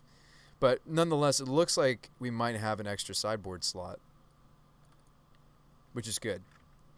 Yeah, I'm not in love with the Maja. I think I'm moving away from it, and I actually think Jor Kadeen is doing what we would rather have happen. The Jor Kadeen itself is bigger. We could keep this maybe. It's missing a red source for the Spyro, but it does have Clothies, and Clothies is one of the things we need for this matchup. This hand's just even still probably not good enough.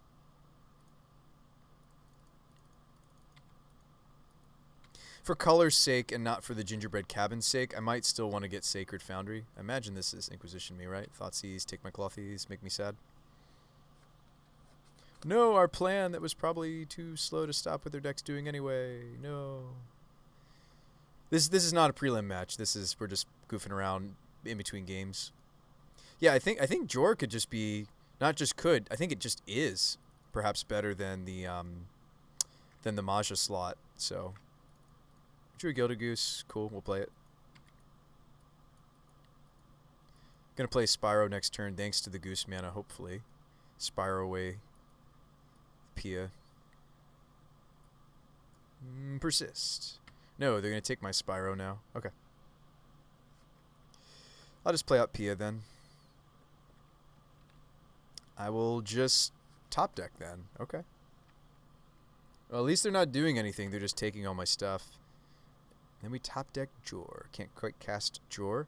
If I play the Gingerbread now, then I could cast this next turn. Right, 1, 2, 3, 4, 5. So we'll just make a food token. It's fine. It's healthy. It's healthy sometimes to make food. It's a sad-looking cake, isn't it?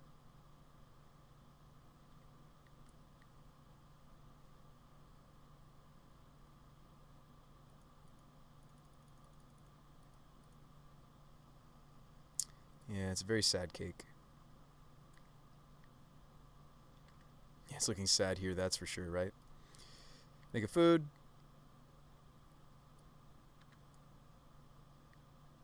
Play Pia and Kieran Nalar instead of Jor Kadeen. Sorry, Jor. So sorry. I'm not sorry. It's the better card. To play first, for sure. But we'll have Metalcraft. Well, no, we won't. Right, because we didn't get the Metalcraft off the Ginger, because I was so smart to go get my Sacred Foundry, right? And then we drew this immediately. I mean, I like having all our colors. We'll almost have Metalcraft. I can make us have Metalcraft. Bone Shards. Kill my Pia? Okay. Sarah's Emissary. Alright. You gonna persist that?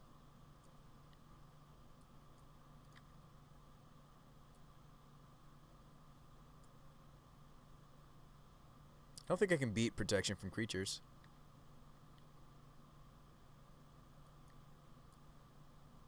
Yeah. Sweet. I'll lose to that. I'm fine with that. What do we learn? We learned that the persist decks might be too quick for some of what we're doing. I mean, I did used to have the Skoos main decked for good reasons. If that's what a lot of people want to jam in the practice queue, certainly I should play this main decked Scavenging Ooze build in the... It means that our legendary count is a little low, but that's fine. It's okay if we don't make the Kolvori have her +4, what is it, +2, +4? +4, +2. It's really okay. We're just playing her because she digs for Winota. I'm quite okay if our legend count is a little too low for that card. And I'm thankful that it turned me to playing weird cards like Kadeen and Pia. If you're wondering what took us to this direction of Winota, it was the new printing of this card, Breya's Apprentice. Another good enabler for our deck. It is a human that is also generating a non-human that also is a card advantage engine. Also, sometimes it's a combat trick.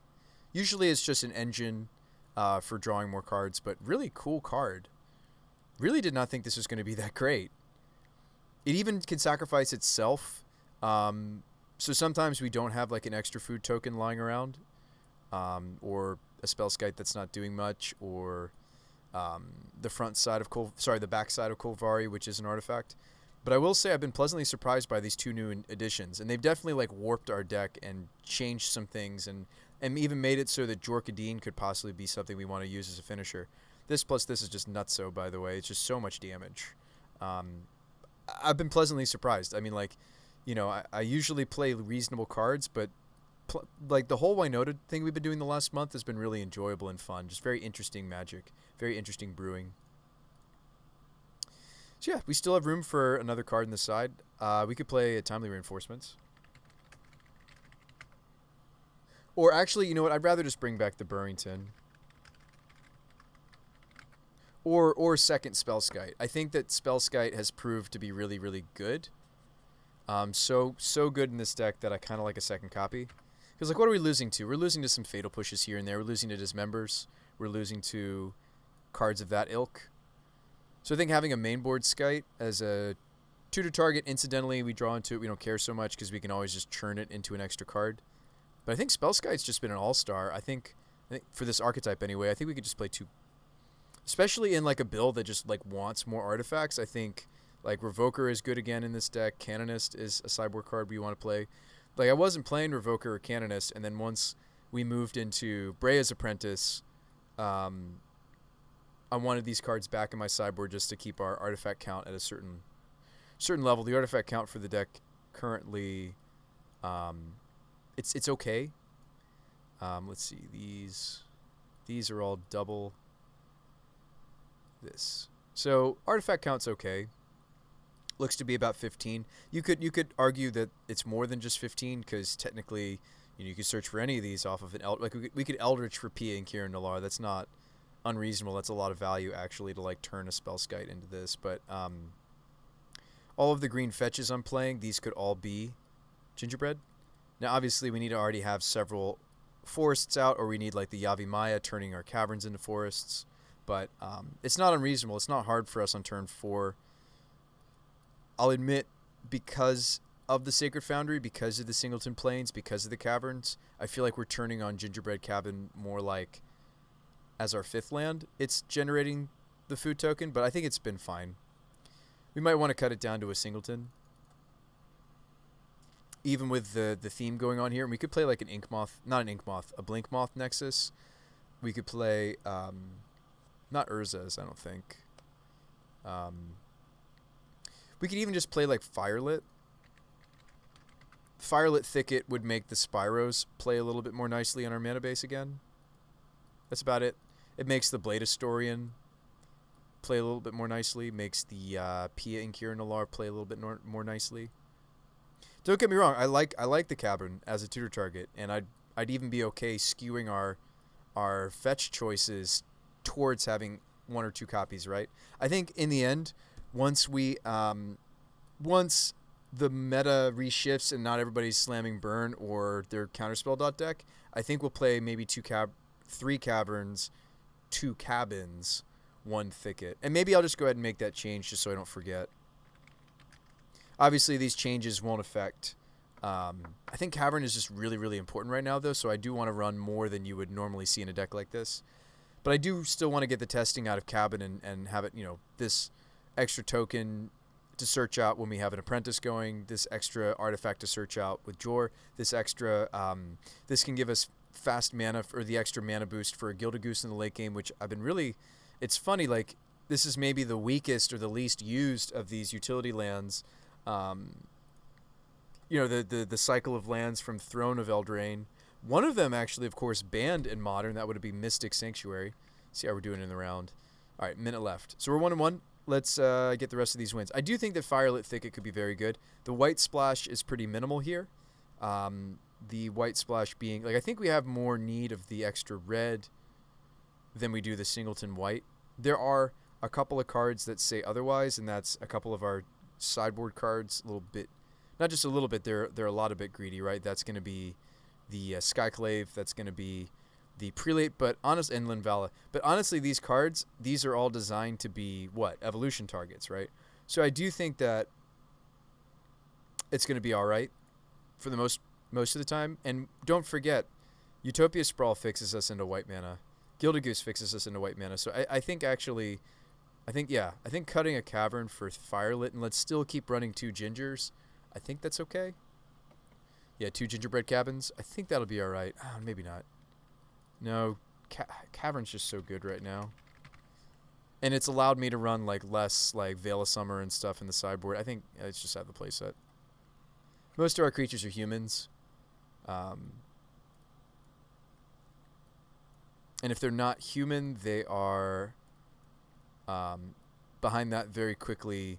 The next most important name I found in this build anyway with Clothies and 2 Kolvoris is actually just naming God on that for Cavern. And then behind that, it's sometimes you might have to name for some of these other obscure names, but you hope you don't have to.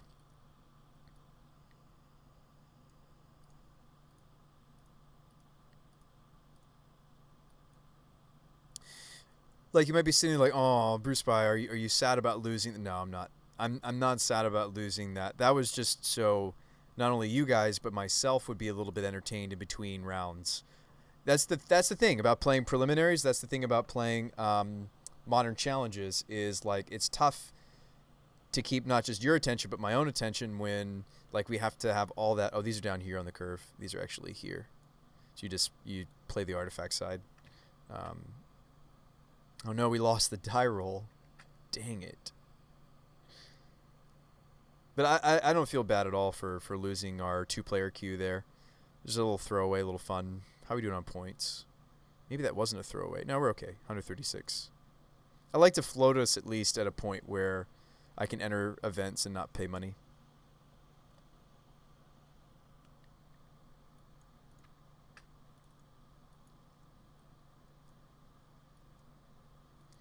All right, this hand seems all right. Let's keep it.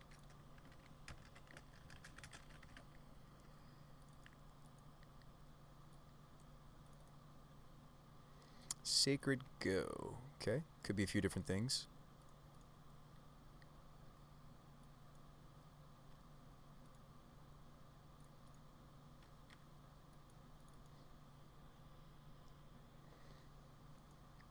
Oh, looks like burn to me now. Blaze, painful. It's rough. Hard to come back from that. Terrible for us to draw Magus of the Moon here. I may want to play out this Gingerbread because unless we draw a different land, I'm actually not going to be able to slam Winota. But we may need the life gain of this. No, we shouldn't play that out. Or to forcing the deck to give us exactly another land and that land having to be a forest. Boros Charm me. Okay. Is this Rift Bolt? Skewer? Okay. Blade Historian. So if I shock, I can get the Winota going, or I can just eat the food. I can go get Spellskite. They have 2 cards left. If I shock in the Winota, I'm giving up this food token. I could cut them on... I could cut my opponent on white. I think that's bad too.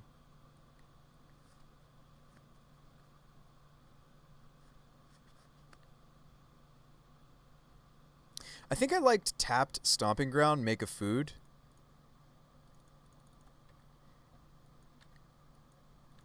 It stinks to draw all these singletons here. Oh, that's a very good sign that they're just doing that with their turn.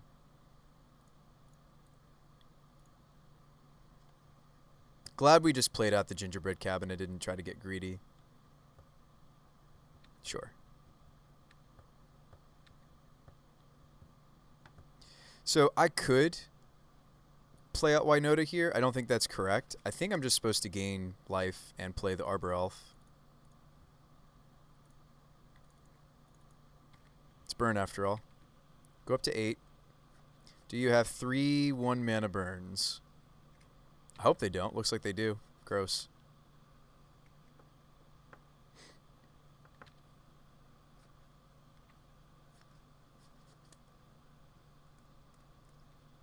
So since I don't have a white source other than the Gilded Goose, we're kind of screwed here, right? Like, I could moon them off of their white, but they've already played a lot of their white spells. So we could moon them. I wish I could eat this food and make another food. I mean, that's what I can do. I can eat this food and make a food. Is that all I'm doing? That seems terrible. I just need the deck to give us another land so I can keep making food, eating food. This is just really disappointing. The worst part about this, well, I don't have to make the food until their turn. I do need to eat it now because of Skullcrack. Let's kick it back. Just in case we have to do some blocks here. Bolt my goose.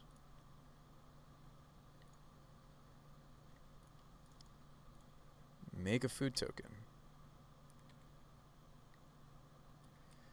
Huh.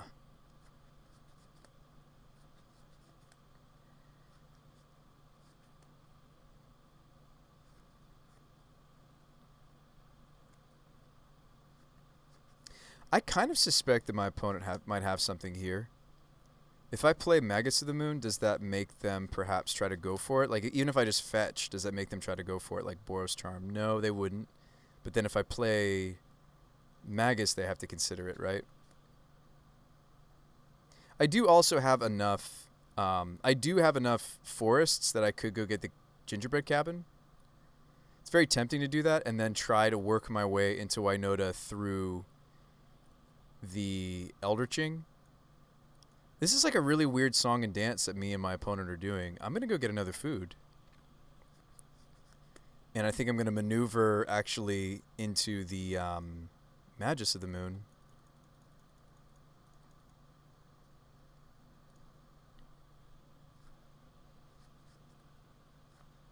Maybe during their upkeep is when I'm supposed to crack this first food. It's been a weird game.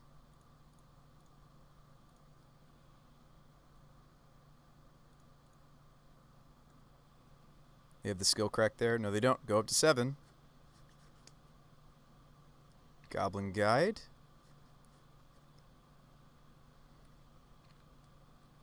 They draw me the plains. Okay. So I don't need to Eldritch Evolution my Magus of the Moon. I could trade the Magus with the Goblin Guide. Like, sure, I may be cutting them off of a card in their hand right now. That's probably not the case. Their hand's probably just a land. I think I just want to play the Winota next turn, swing with the Arbor Elf. So I'm okay with this. Kolvori, interesting, interesting. Alright, so red. Do.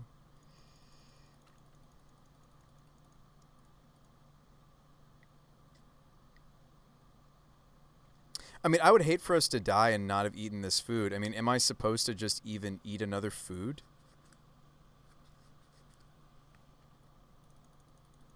During their upkeep? Or I can have one Winota trigger. That seems weak. Like, to not eat up the last food and then just get... Well, so they would need literally back-to-back Boros Charm, and they've already used 2. Unless they're running... Oh, they're running Magma Rift now. That's true. They're running Rift. Food for the win. Yeah, I think I'm just supposed to eat another food and then start the attack. You would eat the food? Yeah, I think I'm just supposed to eat the food.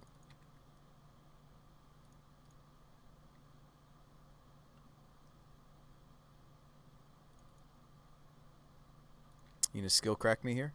No?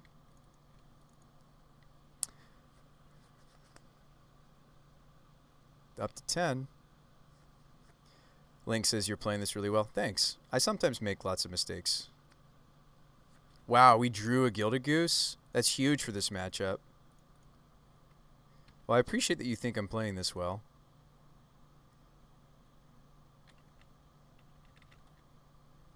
Wow, Gilded Goose just beating Burn. What up? All right, Heron's Grace, Knight of Autumn, Scavenging Ooze. What a weird game. Yeah, Gilded Goose is sweet. Mark of Asylum is good in this match. We go bigger than them too. You could consider the Sanctum, but I think that's overkill. Sanctum Prelate's like a Chalice in this matchup, which is awesome. Just name like 1 or 2. Their whole deck is 1s and 2s. Their 2s are actually a little bit scarier. If I name 1, I can't cast Sprawls. But, I mean, we don't care. Like, you name 1 or 2 on the Prelate. It just depends. I'm going to cut, excuse me, Magus. We're going to cut Maja because I'm actually moving away from playing Maja anymore. Jorkadine's also got a high enough toughness that he's not vulnerable to Bolt. I'm not just saying this in reference to this game, just in general. There's a lot of things I like about Kadine over Maja. It's funny that we're going to be doing this instead of this. Anyway, it's funny to me because I would never imagine I could ever build a deck that would use this card in Modern. Here we are, right? Clothies is a little slow, but maybe it's fine. Blade Historian might be overkill. I feel like in this matchup, if we can just establish... the utility of Pia Nalar is a little bit wasted here because I don't really see myself sacrificing artifacts to make things unable to block.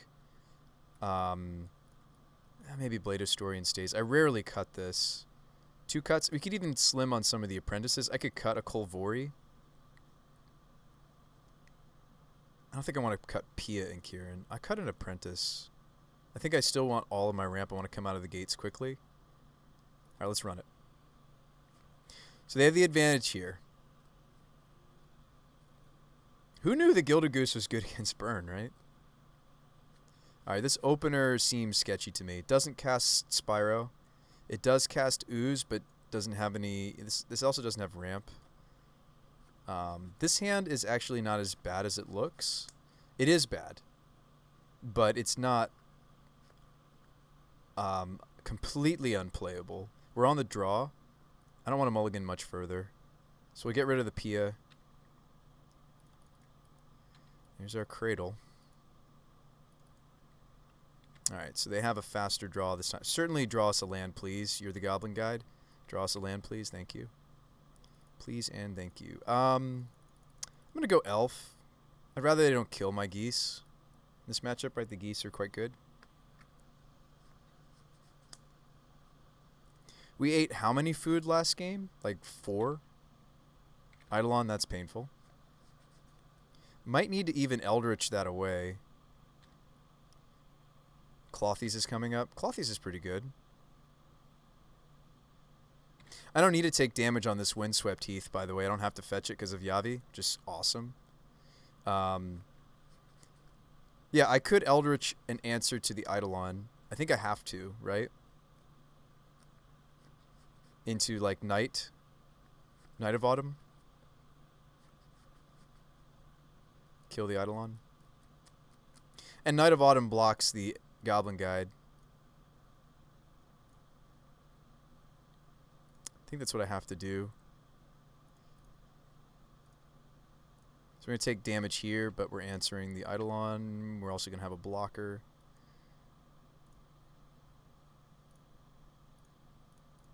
I don't know. This is our game to give, right? We're going to have a better game 3, hopefully. Sad I don't have the timely reinforcements in my sideboard anymore.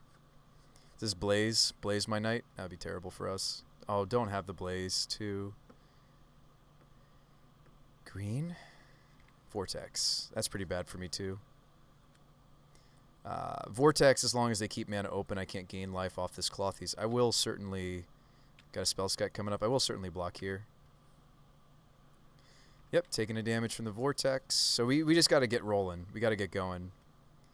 I don't think I can actually not go double Mana Dork here. As much as it'd be nice to play out the Spellskite, I think we got to go Goose Elf.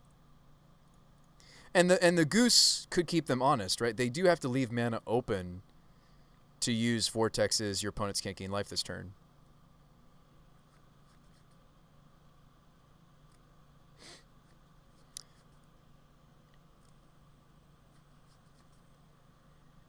Swift Spear. Spike.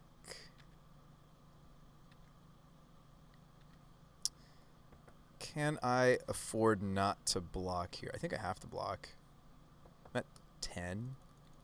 It sucks to just throw the... I mean, we're not throwing the Gilded Goose away completely. I did make the food token off of it. So it's not like I'm throwing it away. Wow, the Yavimaya is gaining us a lot of life this game. Like, imagine how much damage I would have taken off of these. I think my play is just Spellskite Goose, right?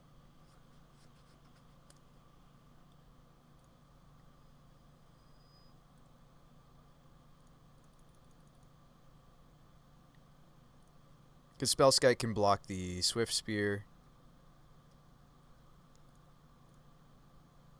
I didn't have to untap that land specifically, but... so I think I do finally need to get a red source off of this. I think we might just be dead here, though, folks. We put on a good show. We did win game 1, which is huge for this matchup. The fact that we'll be on the play for game 3. I mean, not that I'm not trying this second game. Certainly it'd be great if we could just win this second game. It's another Vortex. So there's a Flame Rift. Brutal. Down to 5. You gotta swing to keep me honest. Wow, they don't. They don't swing.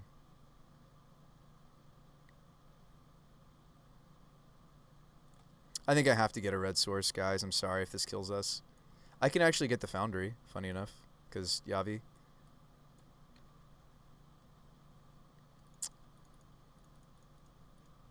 So I have 2 different food activations. I could really push the dollar here.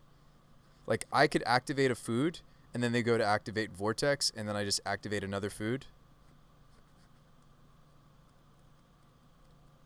Like, if I can just gain life on one of these 2 foods, we have such a higher % chance to not lose anymore.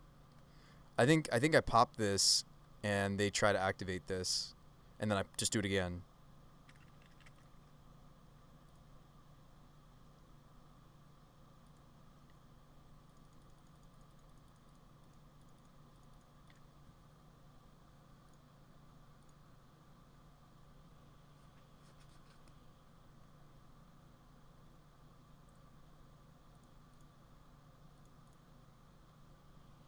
Go up to 7. Go down to 6, though. Yeah, they may just have the squeeze on us. Because now I'm not deploying the Winota. Yeah, that may have not been what I was supposed to do, actually. Spellskite is my only cushion here. Funny enough, this Yavi is making them not take so much damage off their stuff. Blaze? Oof. Okay. Even if I redirect that, I still take the damage, so I'm not going to. Just let the goose go. Sometimes you gotta let the goose go. Lava Spike. I can't redirect that either to the Spellskite. They're both specifically player. So that's okay. We played to our outs. There's a land. Alright, so let's beat them this last game. Hopefully. Maybe I should also be playing the Skyclay, but it feels so bad in this matchup. They kill it so often. I think I'd rather have the Pia and Kieran in. But this isn't great in this matchup either. There's a certain number of humans I have to be running or the deck doesn't function like it should. Alright. So this hand's a Utopia hand. It's kind of going to be a bit faster. This does, of course, need to find me a Winota, but I am going to keep this, I think. We'll name red on the sprawl.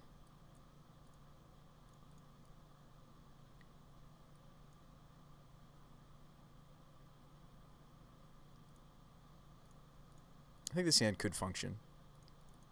I think this hand could do it. Hey, what's up, Mustache? Dude, Jorkadeen. I mean, we're going to discard him most likely here, but Jorkadeen. I feel like I'm moving away from Mahjong. I just want to be playing Jor. Jorkadeen. Never knew there'd be a modern deck for that, right? You and me both. None of us ever knew.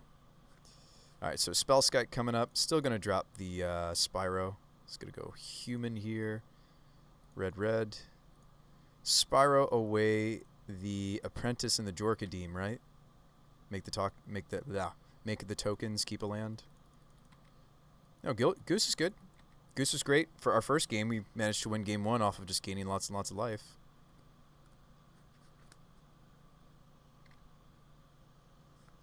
How are we generating artifacts? Lots of ways.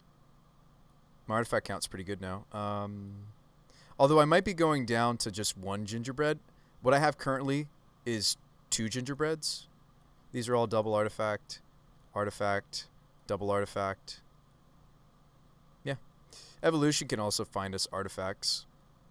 So we got a pretty healthy artifact count. I've also changed some of our sideboard creatures into artifact creatures, like the Spellskite. Extra Spellskite now, or Revoker. I don't think we have 2 Spellskite, though, in the preliminary, but Spellskite, Revoker, either Swing Canonist. What are we bolting? My face? Okay. I kind of like taking out the Swift Spear, even though it costs me an extra. That's not true. I should let it go. We got another Spyro coming up. I should let it go and just block like this. That's not true. That's how we lose this matchup. Let's just do this block. Blocking is really important for us to prevent damage. Probably name God on this second cavern unless I can't afford to, right? So let's look at the math here. So I'm going to have 4 mana. I want to play out a Goose. I could still name God on this cavern. It's been a bit, lots of changes. Yes, deck has changed quite a bit. Goose. Spyro, come on, give me our build around, please, deck. Tutor, give me a Winota, give me something. Probably not blocking with this anyway. Attack you. Give us something. I'd even take the God that searches. Did I cut one though? I think I did. I probably shouldn't cut the Kolvoris. They dig 6 deep, Brave Mustache. These dig. Look at the top 6 cards of your library. I mean, granted, it's expensive, right? I have to pay for it, but do I just throw everything under the Swift Spear? If they have 2 more 1-mana burn spells, we're probably just dead anyway. If I can remove the Swift Spear here, our outlook looks a lot better. If they have Blaze, do they play land this turn? There's a more reasonable block, which is we just do this. But, like, how punished do I get if they have 2 1-mana spells here? Or I guess a spell that they could play on the Pyromancer, right? There are a lot of cards that blow me out.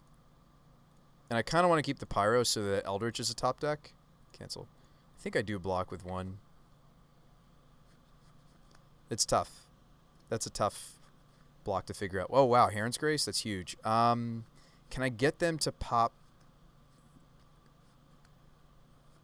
Do they have... Are we okay just losing to skill crack here?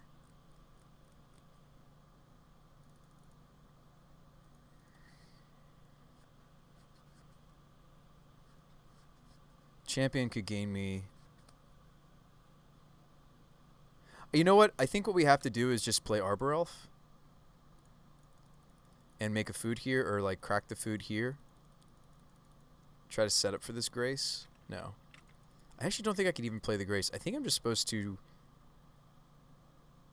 make it look like I'm just trying to use the food or make a food token, but I'm not.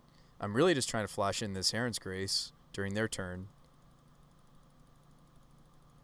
Okay, what's stopping me from... I guess it's the Windswept is maybe what's stopping me. I should consider playing this Arbor. I just don't want to take any more damage at all. I'm fine even not cracking this Windswept. It's just too bad that my green source for this Arbor Elf takes me off of that extra mana.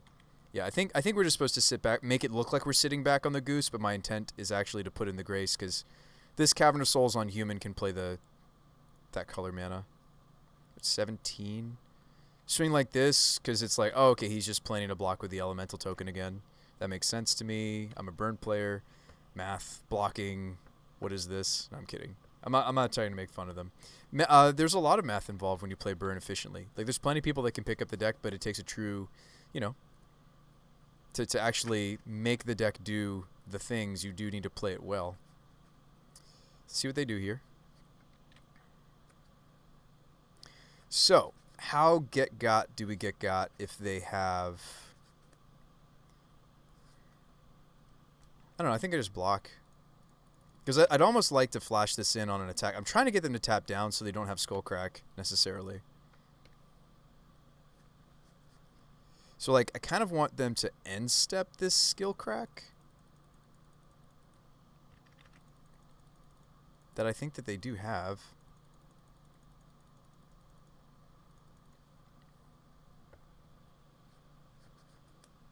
So they do have. Now, what if they have double Skullcrack? Are we just completely deads?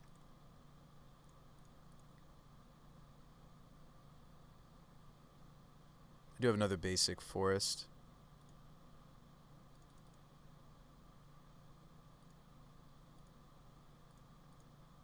Yeah, I don't know if I'm going to be able to connect with the Heron's Grace.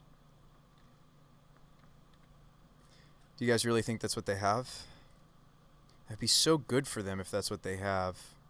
To just have double Skullcrack here. They're playing as if they might. I think, though, I have enough mana now to play into it. Or not to play into it. I'm not playing into it. I'm still going to gain the food in response. The life in response. Like, I'm either gaining 3 here from this play, or I'm gaining... Yeah, I'm either gaining the life here, or I'm going to be gaining it from... And it's okay if it's floating here, because I can fetch the basic planes. Oh, that's not true. That's not going to work out for me. And I don't die to Bolt because I can just crack food, right? Yeah, I don't die to Bolt. So I do need one more not very painful source. We don't have enough forests to get the cabins. That's unfortunate, but that's okay. That's what happens when we have this many caverns. So human. Tap the colorless. Tap these two. Grace. Yeah. All right, show it to me, opponent. Show me that you drew double Skillcrack. Show me. And then we can block with Heron's Grace on the Swift Spear. So if this card does put them in kind of an awkward spot. I'm going to gain this life. I do gain that life. Oh, that's huge. They basically just told me that they don't have another Skullcrack, right? Don't I just crack this? Don't we just crack this now? They wouldn't let me gain that life, right?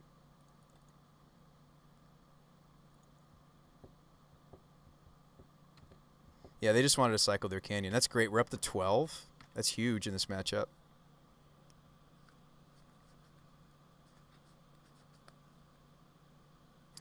The worst case scenario would be that they get to Blaze the Grace.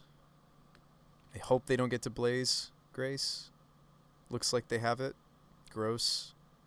Could we still win? I don't know if we can still win. This is going to be close. I go down to 9. They have 1 card left. This would put me to 4. But I just make a food token, gain life, right? There's Kolvori. This has been like a real back and forth between my opponent and I. It's been interesting. Human and the plains. Eat the food now. Play Arbor Elf. Swing just Spyro? No. No swings. No swings. That was worst case that they had the Blaze and a land to kill the Heron's Grace.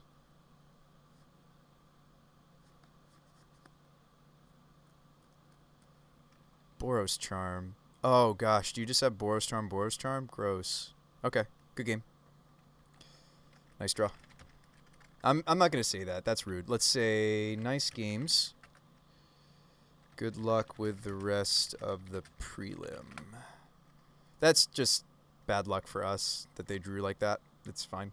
That's why you play decks like Burn, right? Because sometimes it carries you. I'm kidding. That's also mean to say, maybe. I prefer more skill intensive decks. I feel like, and I'm sure there are nuances to Burn. If it works for you, by all means. But I don't know. I feel like if I played it, I would just already. I feel like it would just really bore me. But some people get a rush out of it. Bossler says Burn's very one-dimensional. So how about we say it more like this? Someone's got to play it. Someone's at that interest level. It's not a skill level thing. It's a someone's at that interest. You would have tried to respect the Flame Rift. I mean, how could I, though? I didn't have the... by hanging back on my blocks, I did. I didn't attack there. I didn't have the ability to make more than one food token there, half-truth. You like not so subtle burn mocking? No, I mean, it's like... It's... Someone's got to play it, right? If that's the skill level of what you're at, that's what you're at. Burn creates such memorable moments. It does. Gosh, and that was such an interesting game one, too, right? Where we saw Gilded Goose be super sweet. I think the Goose is sweet in this archetype regardless because of its synergy with the Brea's apprentices we're trying, but yeah. It makes me wonder if we should go back to having the timelies. We were playing as many as 2 timely reinforcements. Timely reinforcements is great for the Winota archetype because they're not humans. Yeah, maybe we don't have room for anything else. Well, no, that's what I added. I added a second spell Skype, but maybe we should just still have the sideboard. That's weird. I don't remember a single matchup against Burn. They're not memorable for me. Yeah. And maybe we do want these. I also just accidentally cut something, didn't I? Oh, yeah, a Winota. No, and the most positive thing I can say is Burn is a good metric. Like, I'm happy with the testing. I'm a little frustrated that we didn't manage to win the overall match, but I am thankful in that sense that we get to see that maybe we shouldn't be quick to get rid of the timelies, that they're still just a very good card for our archetype. I don't think we need the Shush. I feel like the playset of Caverns has been doing what we need, and like Teague and Prelate also been helping us against control. I don't really think if we're still going to run the playset of Caverns, I don't think I need the Shush. I wanted to test the Shusher because somebody suggested it, and I thought maybe what they were saying about it was true, that it could be interesting in that sense. And maybe we still run 2 Skites, even still. But I think the first timely is a good idea. It's just a good card for our archetype because of its synergy with Winota. The fact that this card makes soldier tokens instead of human soldier tokens is awesome. So it's fine. We'll make those little adjustments, I suppose. We're also going to be main decking the Skoos, which I wasn't in the build you see here, the one that we have in the Preliminary. That's really too bad. We're going to have to win this last one. No, I'm not dropping. I was trying to just box out of that. Also, the benefit of playing against Burn. Trying to look at the positives, folks. Another benefit is that we have plenty of time. If we want, we could go play somebody. I'm not going to put us in the 2v2 queue because we don't have quite that much time. Why don't we play tourney practice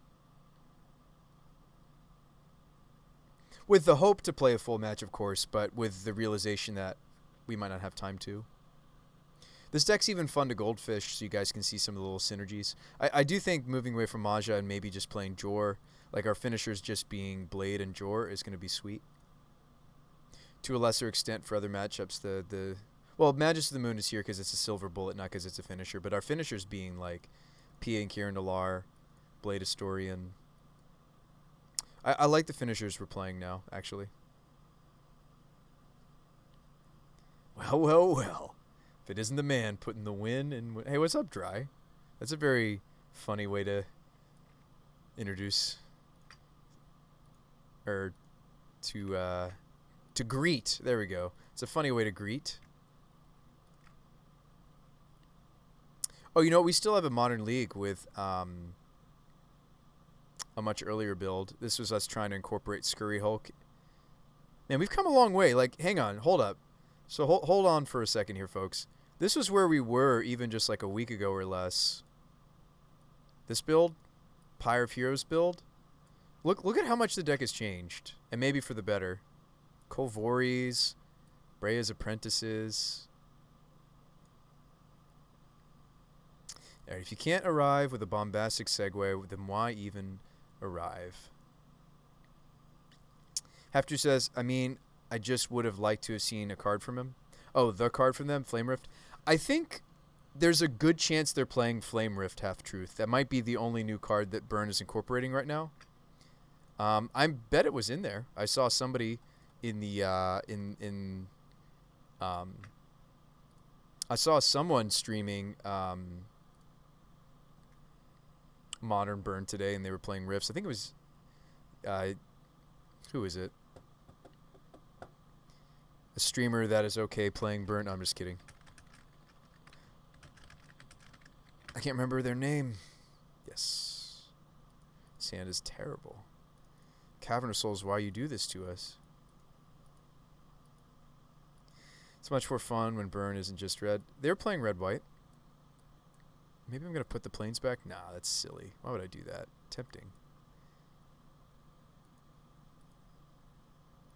Tempting. I probably should put Pia and Kira and Nalar back, actually. Because we're hoping to pull this out of the deck. Right?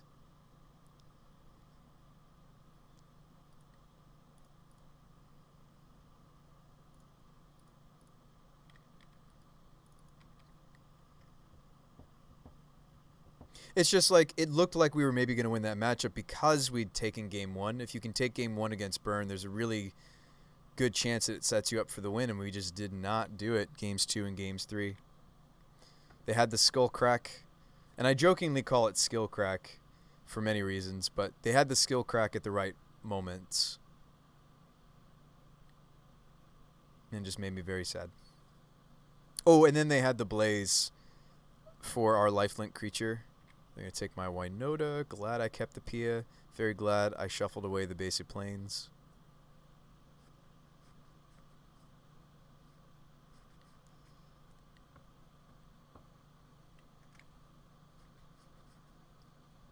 It's like you can play the and we actually... Oh, whoa, they took my Gilded Goose? Huh? What? Do you have another Thoughtseize or something, friend? Oh, I could have hit them for one. I meant to. I got so confused, I suppose, by the Thoughtseize. Did mean to attack my opponent for one. But maybe I don't mean to attack them for one because they're showing his Death Shadow. Maybe I don't want to help them. He took my Gilded Goose. That line makes a lot more sense if they're intending to kill my Arbor Elf. It's a pretty forest. Sorry, pretty swamp. Well, now I know what they're up to. We're probably just dead. Tyrant. Yeah, people are straight up trying to just do like modern reanimator stuff now. It's interesting. 'Tis interesting. I really shouldn't get the Foundry, right? Goose, the draw. Against Tyrant, you want to play Pia and Kieran and not slam the Winota, right? Right?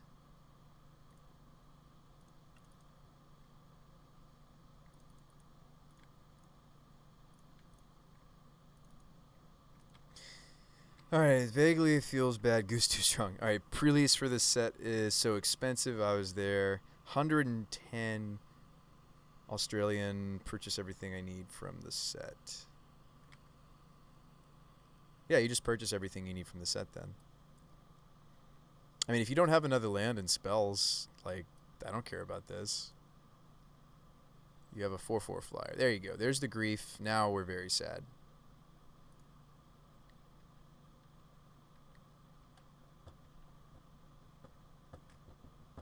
Now I have to find another Winota or tutor.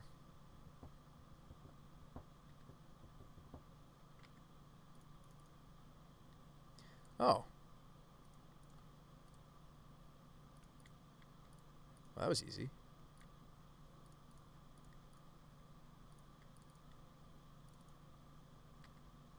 I think I'm okay throwing the P and K under the bus because they probably want to block that instead.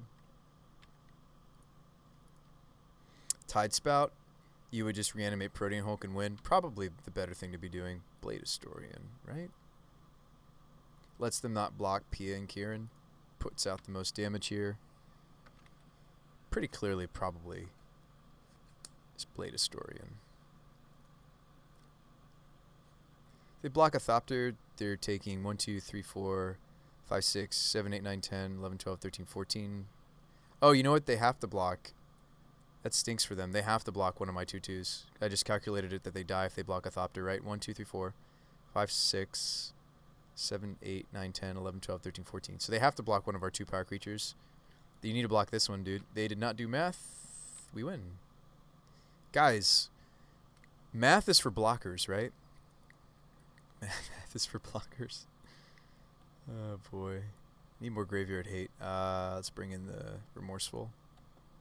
Guys, math is for blockers. Right?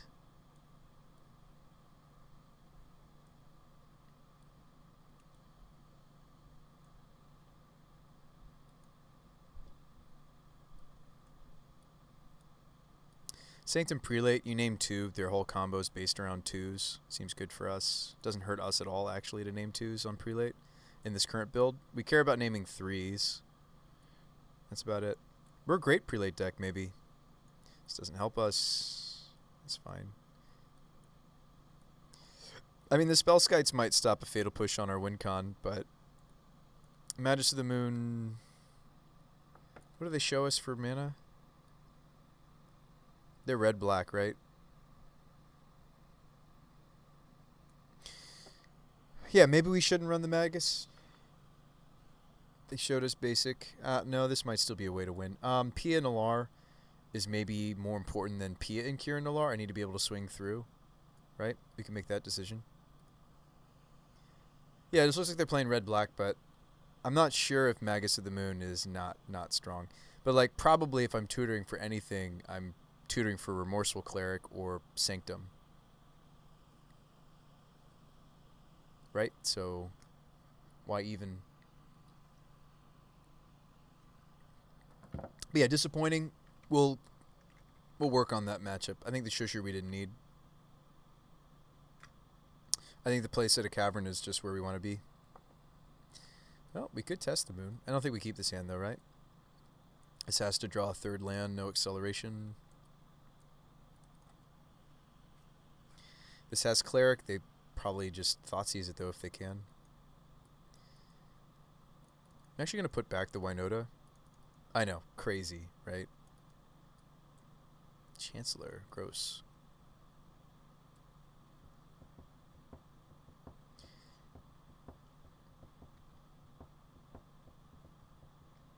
Do we want to just get this Gilded Goose countered so that we can play the Arborel for the Remorseful Cleric on time? This card's great. Legacy card. Looks like they kind of just pulled from Legacy, trying to do...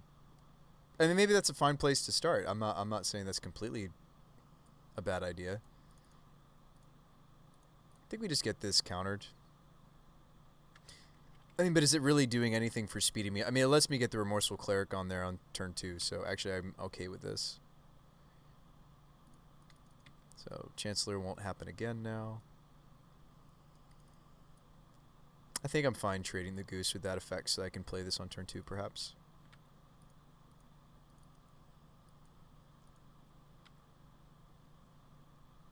Because I imagine they just want to play their search card this turn, right?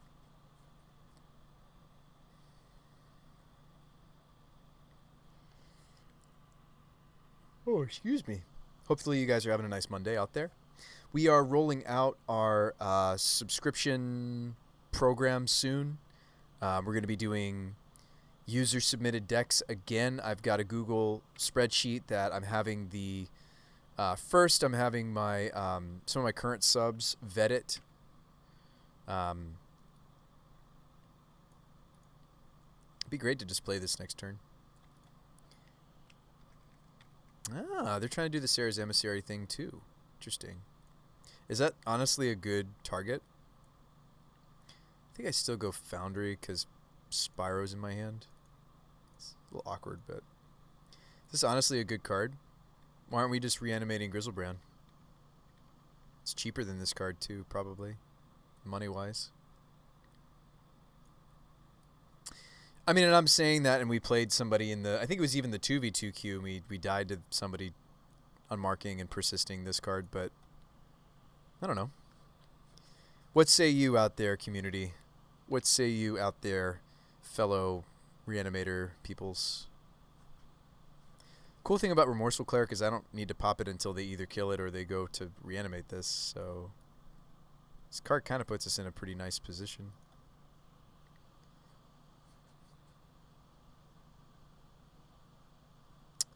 Oh, okay, so maybe this is one of the stronger things to be doing if it's a non-legendary. That's true. Yeah, if they're just playing Persist. But you could play... Yeah, I mean, you can't play on Mark Grave alongside Goryo's Vengeance easily, right? But see if these are still good.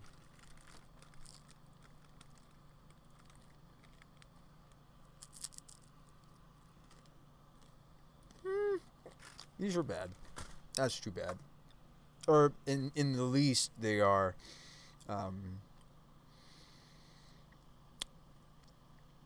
stale, which is just another way of saying that they're bad.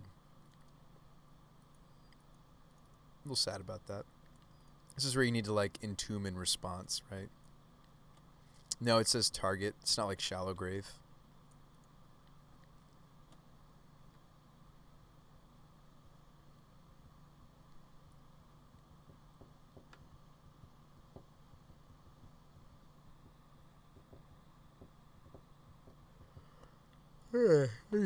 Excuse me. All right. So we won't be able to Spyro because we decided to get Foundry, but we wanted to cast Remorseful and work towards the Season Pyro. All right, round 4 has begun. That's funny. We're up against our arch nemesis.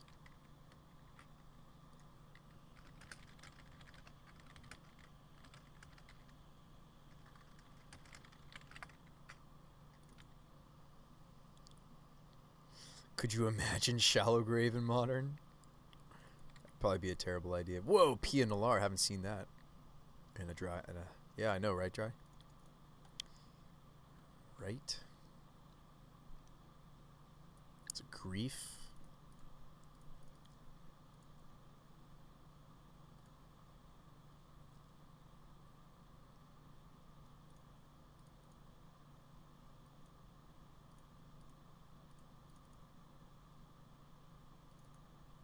So we're showing 4 mana. We could keep the Winota, which is not going to get hit by...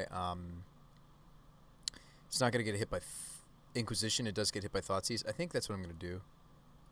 But then again, maybe I was supposed to keep the Tutor because I could go... Oh, wow, we drew Prelate. I don't have white, though.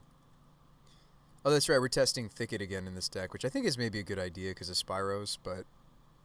I don't know. Now I have this Prelate I can't cast. And Persist. Ah, they do have the Thoughtseize. Dang. Okay. Either way, they were going to get our card.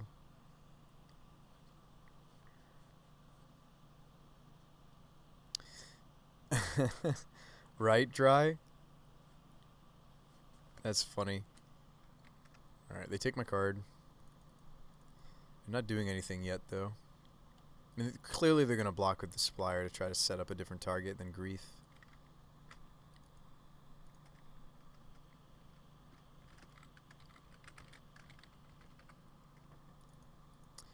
Do you think I can keep this hand? That's disappointing too.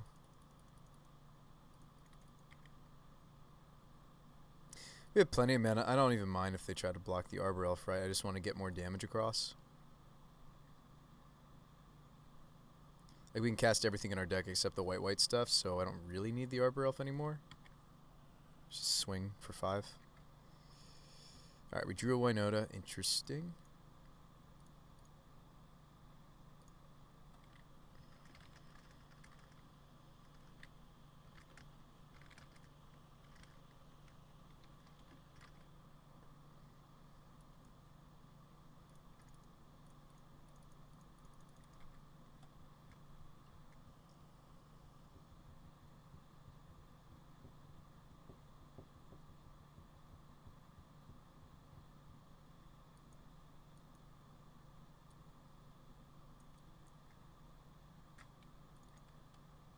They decide not to kill my Arbor Elf.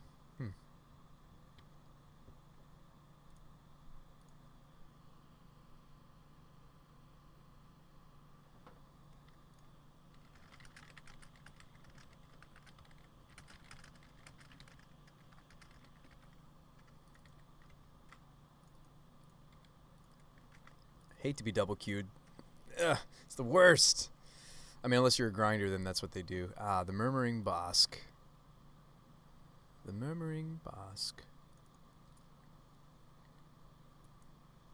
My opponent's playing Sorfon. They're a friend of the stream. They also know what I'm on, sort of. Maybe not all the latest alterations, but they know what we're doing, more or less.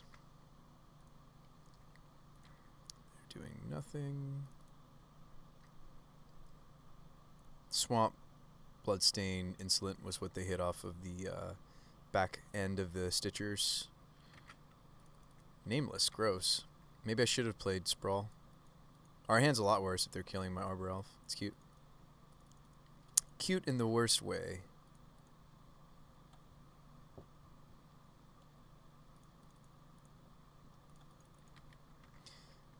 Unmarked. That's scary.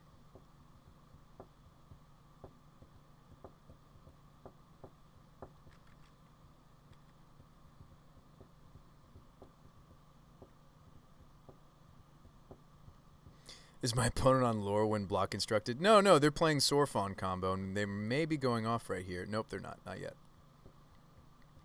Which is good news for us, because I need a little more time to set up. So we could just slam a Winota into play. Seems terrible. Is this like an awful hand where I have to even consider Winota, like evolving a Winota? I might actually be doing that.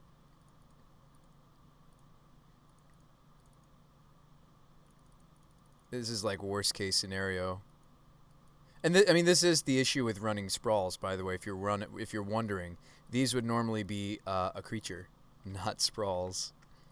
So typically you don't see Sprawl in these Winota lists. We've been getting away with it because, you know, a lot of the creatures we're playing are just have a lot of creatures stapled to them, but we're not getting away with it here, so it seems. So let's put another Sprawl in this. Green this time, I think. You don't really need red. So we're going to attack first. Sorry. Let's attack first. Go get something. Jorkadine. That's funny. I don't have white, otherwise I'd be playing prelate.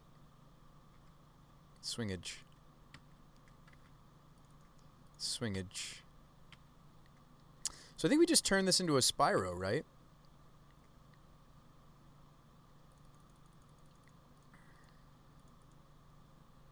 Maybe there's something else that's juicier.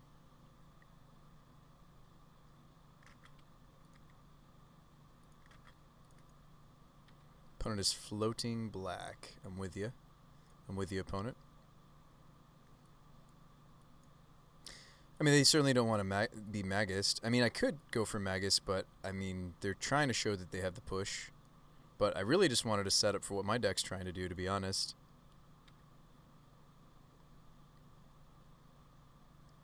Oh, they're showing me Trophy instead. Oh, Inversion? Okay. That also would have killed Magus of the Moon. So we're going to dump these, right?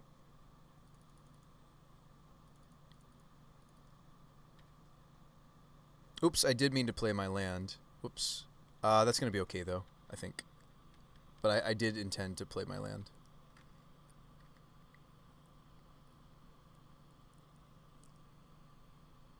They did ban Simian Spirit Guide. They did.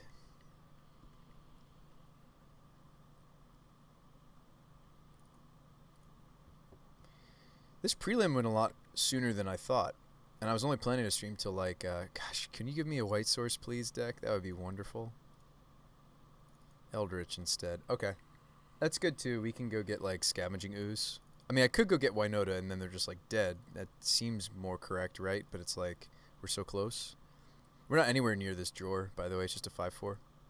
5-4 is still pretty good.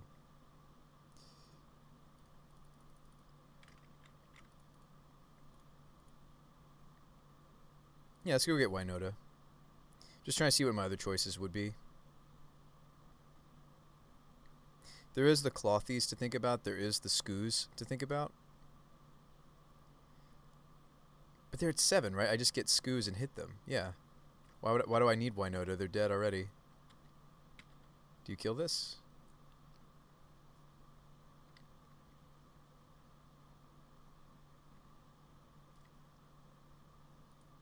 Cool. Now we can just focus on our match here.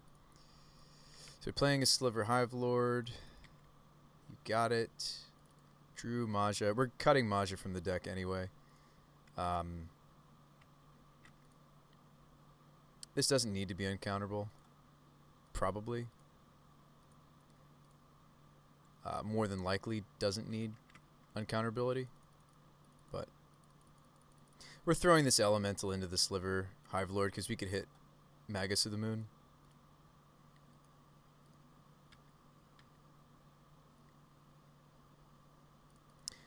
We find a Spyro instead.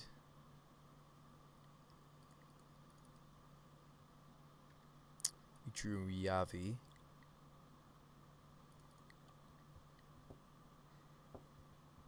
gotta kill the elemental here, right?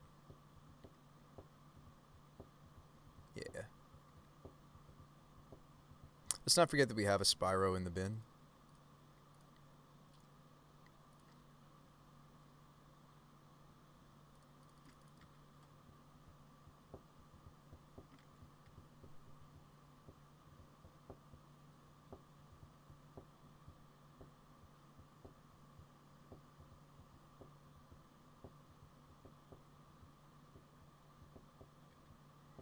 Shimmer of Possibility. They are digging for their win con. They get to put one in hand.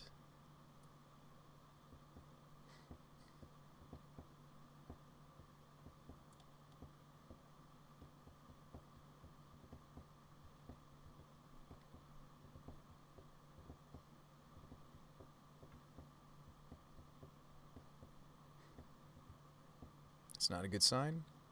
That's not a good sign. Only have 2 cards left, but still not a good sign.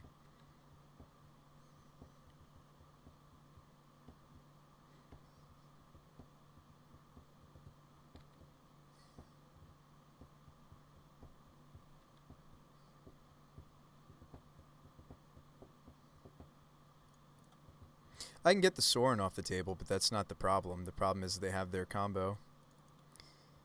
But I do have a Spyro. I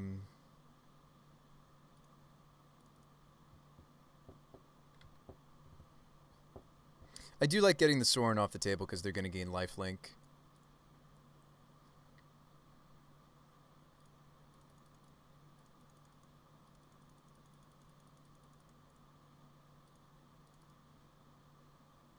There's a great chance that no matter how they block, they're going to go after the Winota. Like, I don't get this. Well, I do get the Sorin off the table if I hit another trigger.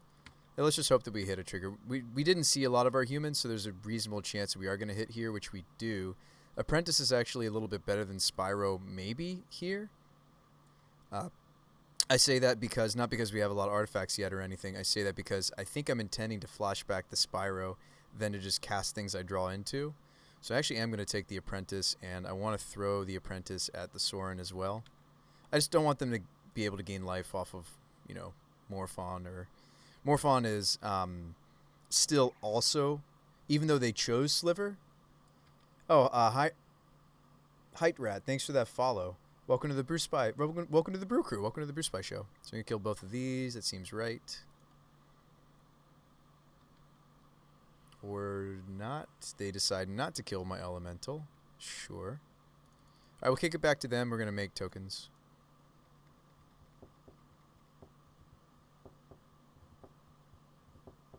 What's up, Mana Traders? We're hoping for a 2-2 at this point. Eladamri's Call. That's terrifying. I think I'm just dead, right? They probably cascade off here, my opponent.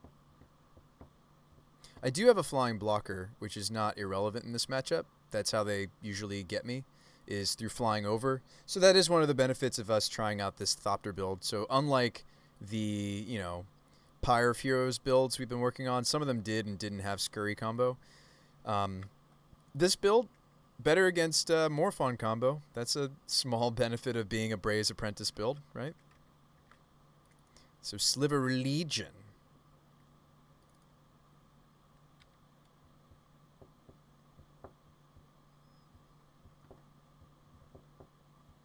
So unfortunately, we're just dead here. But like I'm usually dead. Their combos similar to ours that it's usually deterministic that we're just dead. I only have one block to make. We begin our sideboard. So they're playing tutors and such. Sure doesn't really help me here. Revoker stops their whole combo. You just name Sorin. They have to put Sorin. They have to put Morphon in through Sorin. They just won't cast it in any reasonable timeline. Apparition just doesn't do enough. Prelate's great. You name 3. Stop them from casting Sorin. Other than that, I just need ways to protect my Winota. So Spellskite does. Favor of the Mighty's awkward in this matchup. Canonist is fascinating. They can't actually go off in the same turn. Magus of the Moon's great. Their mana's quite greedy. We're not playing Maja in the future, so I kind of just want to cut it now. Clothy's way too slow for this matchup. Magus is great. Pia Nalar could go. She's a little bit weaker than Pia and Kieran, I think, in this matchup, but sometimes she's better, like when I need to swing through blockers. There's not too many blockers that need to be swung through here. We'll keep our Anthem effects, so the double strike, the +3, and run it back, right? I mean, like, we could play Favor. We could play, let's see. Yeah, we could play some stuff that could perhaps protect Winota.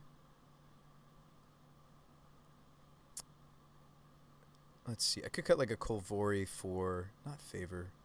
What do I want? I want maybe the Selfless effects will protect me from like Assassin's Trophy.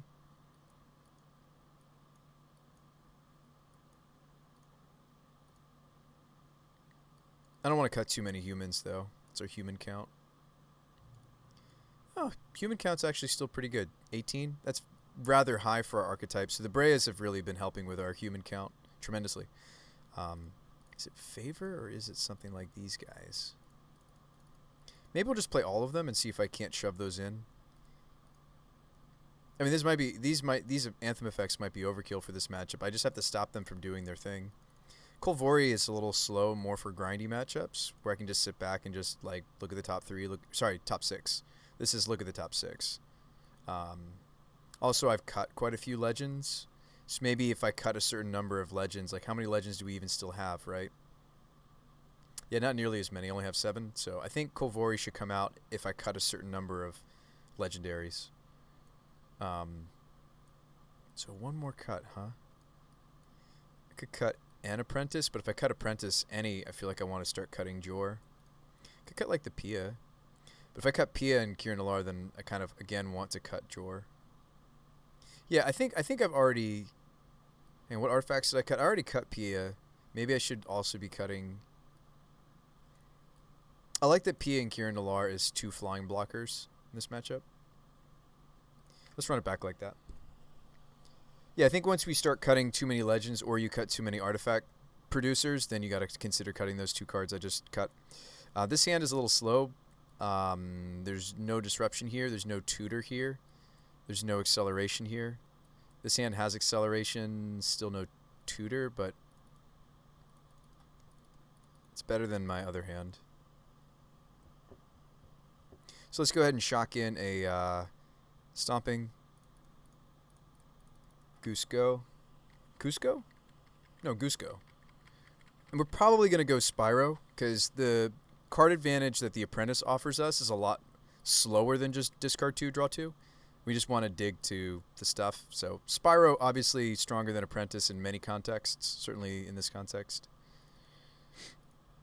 It is stronger. Cavern. I'm doing this not because I want the uncounterability. I'm doing this because this gives me the freedom to dump the Gingerbread.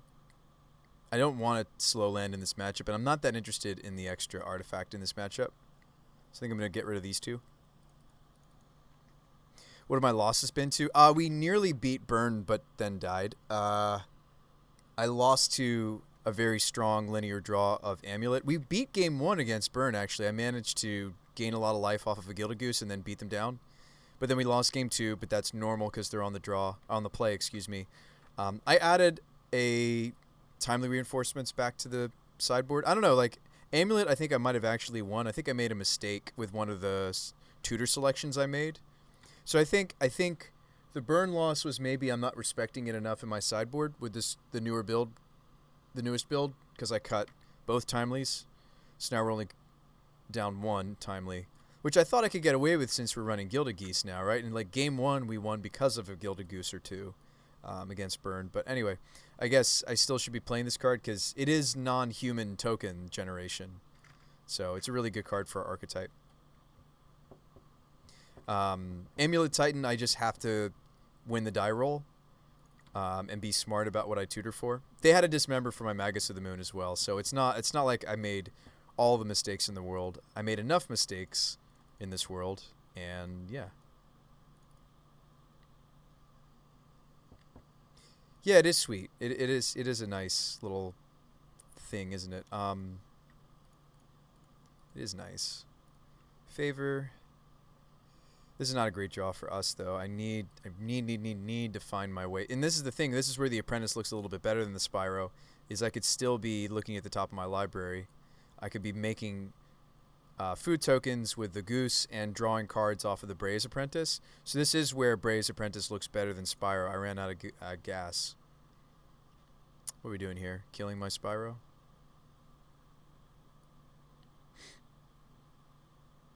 This is call. No, this is kill my Spyro in response. Okay.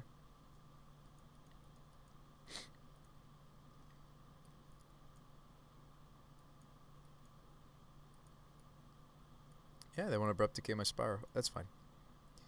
He makes tokens. It's fine. So we'll swing for one. Not great. Need to draw my build around card, huh? Or my tutors. My tutors aren't good enough anymore. I'll have to tutor for...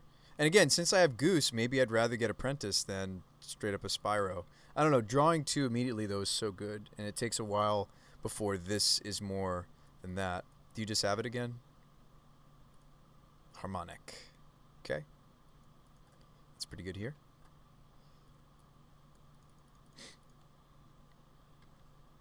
We can block this all day. Drew a Foothills.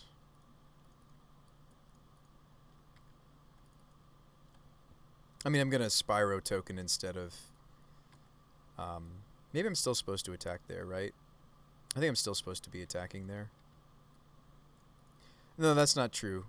Well, I could attack with just the Elemental token. I need this Arbor Elf to pay for this Spyro flashback.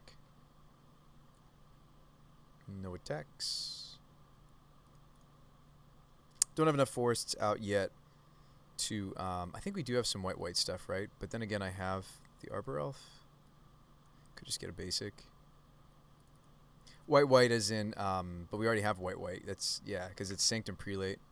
Sanctum Prelate on 3. Oh, hang on. Before I do all that, I need to do this first. You gotta do the Arbor Elf activation first before you... Alright, now I want Season. Here you go. Sweet. I think I should have attacked with the Elemental there, because they might not block. And even if they did, I don't care. Foothills. Swings. Like, this Arbor Elf isn't really making me mana anymore, so I kind of wish I'd just been swinging from the start. Swing for 4. Should have swung 1 last turn. It's kind of a freebie. No block. So we're going to go make... We're going to go fetch a food, and we're going to make a food. I think Jorah's out, though, so it's not like I need to work towards Metalcraft. Oh, I'm terrified that they just had the combo now. I didn't disrupt them. We drew a bunch of mana. It's fine. We'll lose. I mean, this draw would lose to pretty much any modern deck. I can't just make a bunch of 1/1s, and it's fine. I mean, it's funny to lose to Morphon combo. Oh, well, maybe the deck's kind to us. He's not playing out of Sorin. Come on, Tutor. Come on, Winota. Come on, something. Please. All right, Gingerbread. We're at 12. Maybe I should just eat these foods. Make a food, eat a food, maybe. Be different if I had an Apprentice I wouldn't be doing that, I think. And their deck's kind of all or nothing. Hey, there we go. Show me Assassin's Trophy, right? Make me a sad boy. Make it sad. Alright, let's do that. And human. Just don't have it. Just have another Abrupt Decay. It's that simple. We could hit the... in this spot, we could hit a bunch of different things. Just don't have it, opponent. They don't have it. It's a lot of triggers.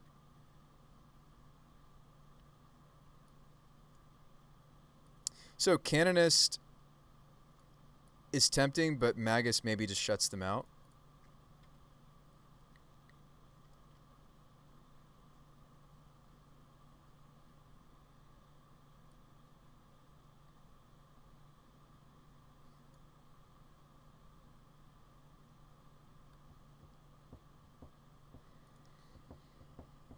Like, we have some really powerful bullets. I think I like the way we sideboarded. Let's run it back. Unless we're thinking we just need to make sure that if he does have something like an Assassin's Trophy, he can't get the Winota. So I like these selfless effects. I'm sad we're not playing the 6-drop anymore. Like, in this league, I have a Lena, but I do think that she kind of breaks down the notion of us playing. Like, she kind of broke down me calling this Winota castables. I think even 5-drops kind of do too. But Jor's just got a lot of synergy for this artifact themed build. I do wish that we had a little bit more artifacts in here somehow. I'll work on that. Like, maybe instead of main decking the Skoos. I did even cut a gingerbread in further builds. Let's see. These are double artifact. Artifact. Yeah, I mean, maybe the Clothies and the Ooze should either be in the sideboard or not at all. Like, maybe we should just be main decking some more of these effects. Because they're artifacts. Because, like, game 1, we really, really need to make sure that Jor works, right? Otherwise, what am I doing? We're just being very foolish. Canonist still strikes me as more of a sideboard card, though. So maybe this would actually be more correct. Because, like, I don't think that the Skoos and the Clothies was main board because I wanted to have a better legendary count for Kolvori. Because she doesn't just want me to look top 6 for anything, right? It's legends. And her mana boost, if you use the right Heart Crest side of this card, it's green mana and it's only for legendary creatures of the chosen... Sorry, it's legendary any creature type or creature spells of the chosen type. Her front side wants there to be 3 or more legendary creatures on the table. Honestly, I feel like we just use this card to find the Winota, though. Look 6 deep. So I don't really need to have the legend count be perfect. This hand has nice ramping. Doesn't have any tutors or any sort of way to interact. This hand is also bad. No ramping. The last hand did have ramp, but didn't have any gas. This hand has ramp, but some of the singletons. And a Bray's Apprentice. We're going to mulligan one more time. This hand is a little rough because it's the old Sprawl Cavern hand, but we have Canonist, so I will keep here. And I'll actually consider putting back Sprawl. And the Spyro. Spyro, the red's going to be too tough for us, I bet. Right? This hand stinks, but we're going to keep it. And this is the punishment I pay for, running enough caverns to beat some of the Esper controls. Oh, nice. We just drew a land. Maybe I shock this instead of... Their deck's kind of all or nothing. Like, yes, they can chip shot you sometimes, but their deck's kind of just designed to be all or nothing. Oh, that was totally an ouch. But I think the Canonist is good enough to mulligan for and just hope they don't have a way to kill it easily.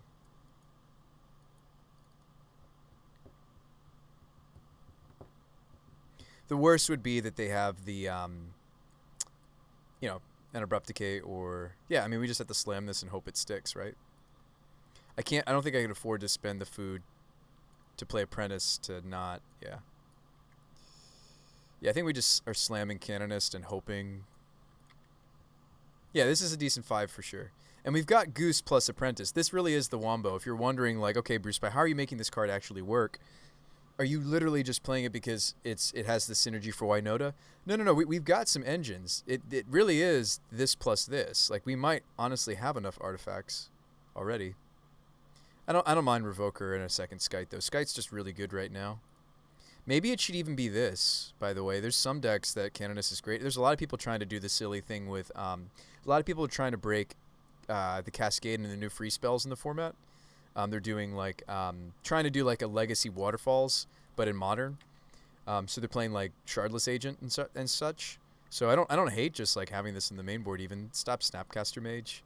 We could Eldritch and cut them off their mana forever. That seems like the right play. And I would still be able to play some cards in my deck. Like I'd still be able to play the Apprentice. We beat them down with. Yeah, I think we just moon them, right? Like, why try something cute that they might have a removal spell for when I can just, like, make them not play Magic anymore? It seems better. It seems better to me. And you know what? Like, yes, you're like, Bruce Spy, that's so mean. It's like, no. Or I tap wrong. That was funny. Bruce Spy, that's so mean of you. Like, it's Modern. Like, if somebody has a mana base that's vulnerable to Blood Moon, we should do it.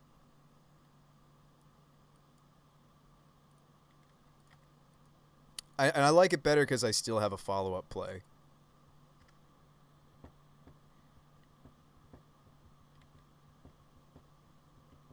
They might have their basic Swampy. They have a couple basics in their deck. See? Basic Plains.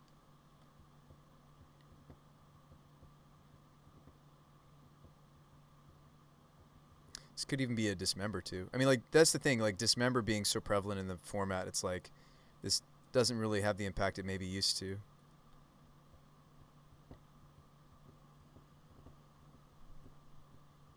How nice of me to make it so their Mana Confluence doesn't cost life anymore, right?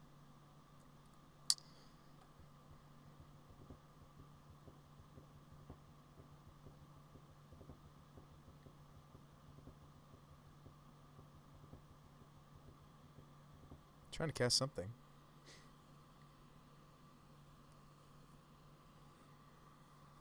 But I think I am supposed to put their mana base to the test. It's scary to see that they have even the first basic. Hope they don't have like something weird to like flash in. That'd be bizarre. That'd be scary. I guess that does dictate what I do with my turn, right? Because I'm going to be swinging with this Magus regardless. I can't imagine that they do actually have something to flash in off of white, red, red.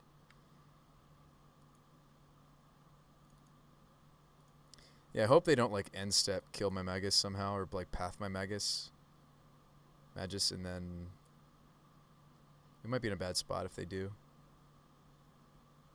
Because I wasn't able to also resolve the Canonist. So that was the issue with this line.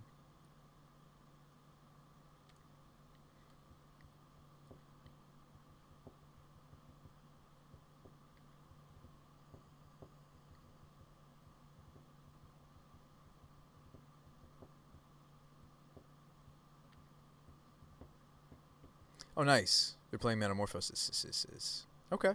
So maybe their deck's a little bit more resilient to Magus than I imagined. The Canonist would have been great for Metamorphose. I didn't know. Am I dead now? Am I dead now? We did mull all the way down to 5, so it's like it would have needed to be a really impactful 5. Now I understand what they were doing last turn. They were considering the things. It would have been so much better for us if they just went for it. I think, right? Killing the Magus, because then I could have maybe played out the Canonist too. Ooh, if they're shimmering, that means they maybe haven't found the full combo. That's huge. We still have a shot. It is technically a 3-card combo. They need Sorin, and they need Morphon, and they need the Cascade Sliver. Uh-oh, that's not good. Oh, Thoughtseize, take my Canonist? That's terrible for us.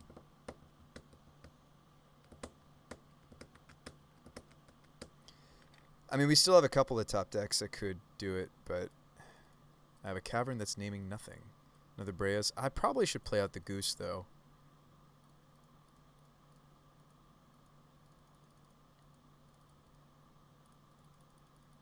Because I'm thinking about some of my outs.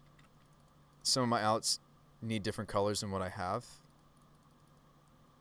Be nice if I could play this Breas Apprentice too, but some of my outs need like Prelate, Eldritch, both Prelate and Eldritch need me to have played Goose here, so I'm going to. We'll swing for 3. And next turn we'll probably start drawing cards off Apprentice to find the outs. That's why I led Goose. So hopefully they don't have the 3 cards they need.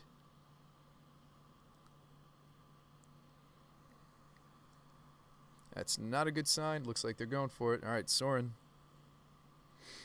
It's a cool deck, by the way, to see go off. I don't think they mulliganed either. I've played the deck myself. It doesn't handle mulligans very well, but maybe they did. I mulliganed down to 6. Yeah, they kept a 7-card hand. I've played the deck before. I'm not trying to throw shade. I think it's very fun, interesting, creative. These are all things that I like. I have so many good things to say about the more fun combo. But again, just like ours, where we need like the right mix of humans to non-humans to function, their deck is essentially a 3-card, arguably 4-card combo because they also need the Shredder. But they've already almost got lethal in the air. Can they add one more sliver? I mean, now I just have to find Winota exactly. And I don't think it's even good enough because we're not playing like the Angrass Marauders builds of this deck, so I have to somehow cobble together 11 points of damage. It would need to be like perfect. It would need to be and I don't even have the lands if I did draw Winota to still attack with Goose for the trigger. So I think there's just so much I'm dead to here. I do have blocks to make. I can block their 8/8 and try to navigate that way. But like if I'm blocking every turn with my Thopters and my Geese and everything, it's just I think it's just not gonna. Whoa! They only attack with the biggin. What? I don't have to block with Goose? That's huge. They only swung 8? Opponent is being very respectful of Winota. That was so much respect. Am I supposed to dump this food? No, I need the mana potentially for what I didn't draw. That's sad. Well, the positive I can say is now I have enough blocks. Maybe. I mean, I can't swing into these either.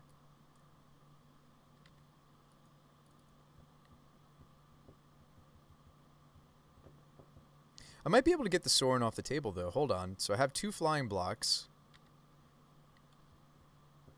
And Apprentice, I could sack the food to kill the Sorin, right? Sorin. I get to kill the Cloud Shredder. If this attack, as weird as it looks, folks, and I know they have a lot of power, and I know I'm at 10. I know all these different factors. I get it. I do still have a flying blocker. And if they gain the life off this Sorin, I don't see us winning anyway. Right?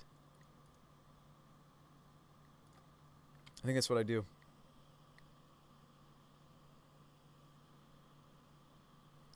Alright, so no blocks, so we don't have to do the Brea's Apprentice thing. They just let me kill it.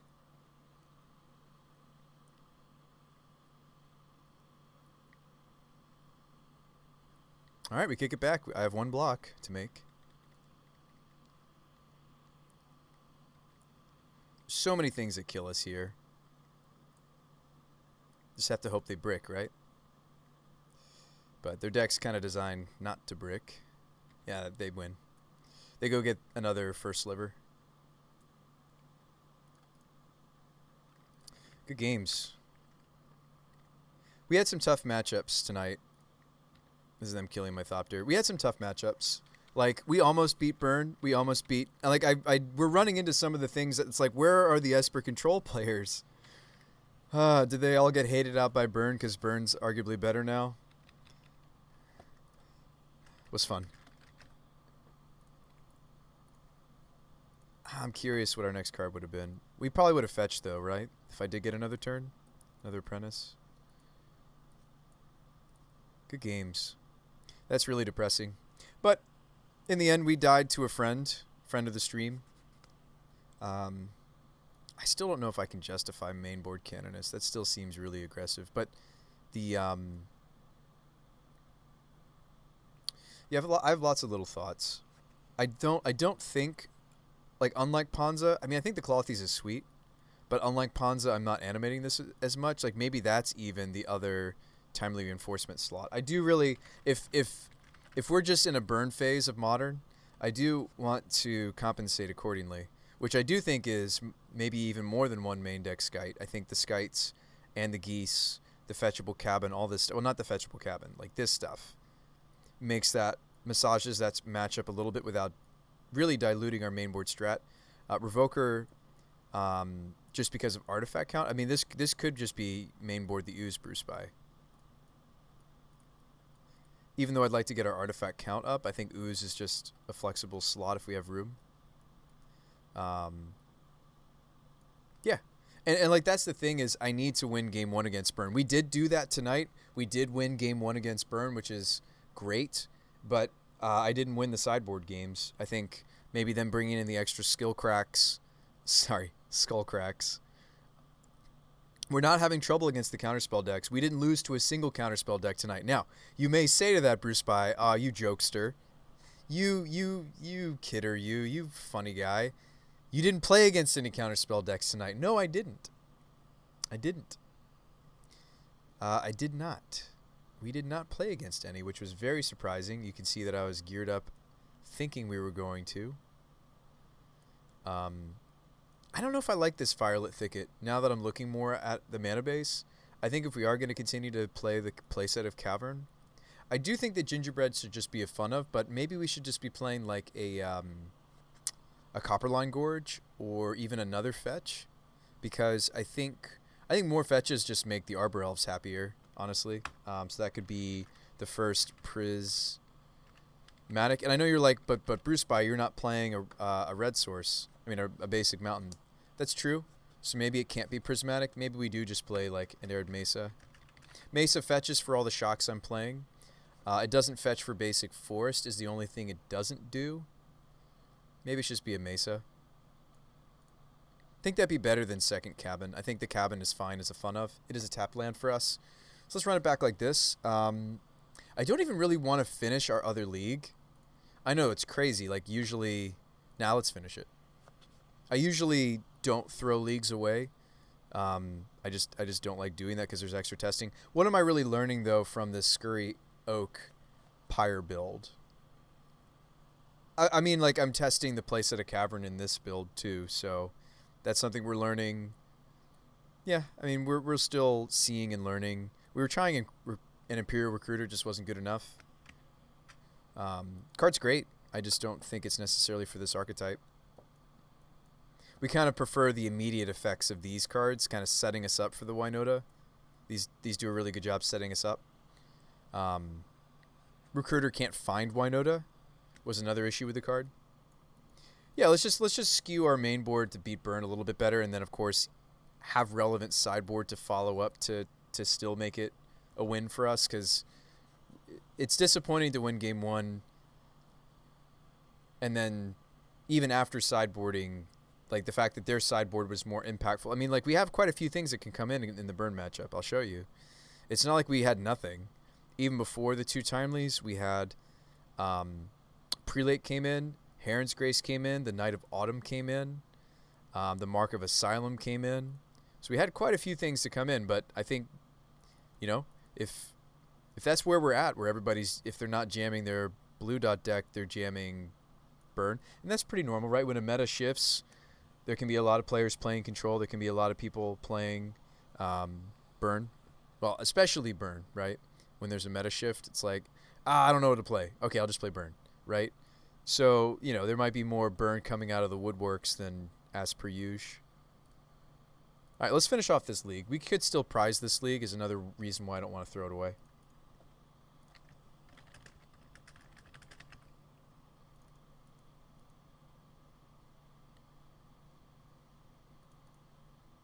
Didn't really like that opener so much. I like this quite a bit better.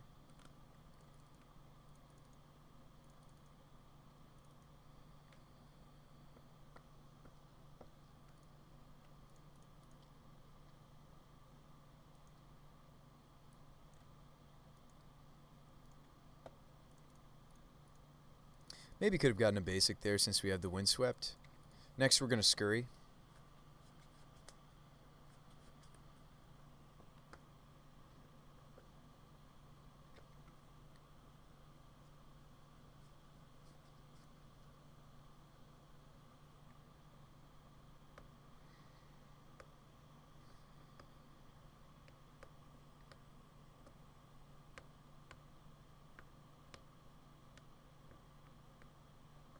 Oh, they're pushing.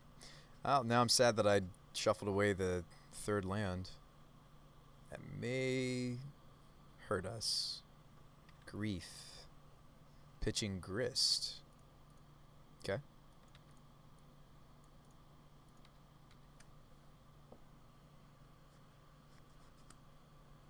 Wonder why they're on Grist.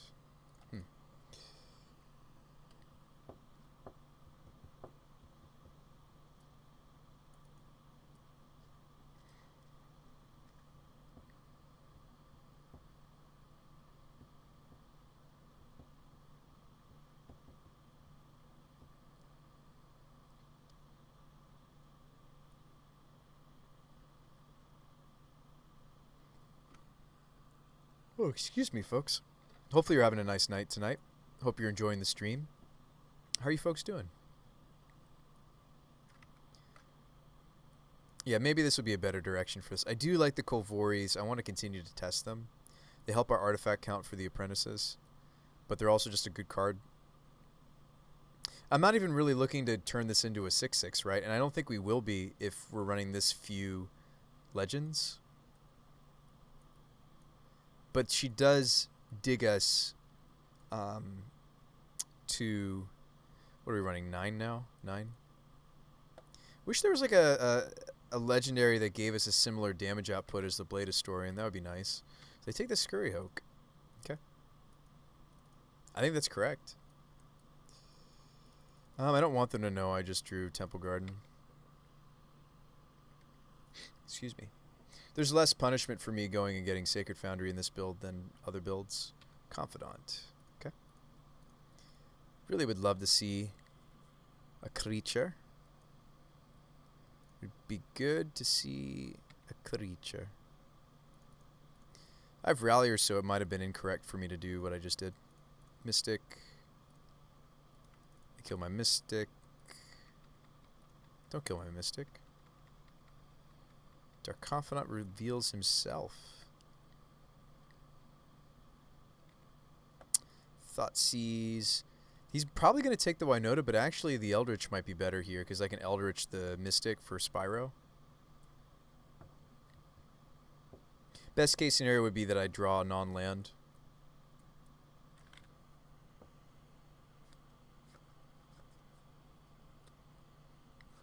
Oh boy. Oh, excuse me.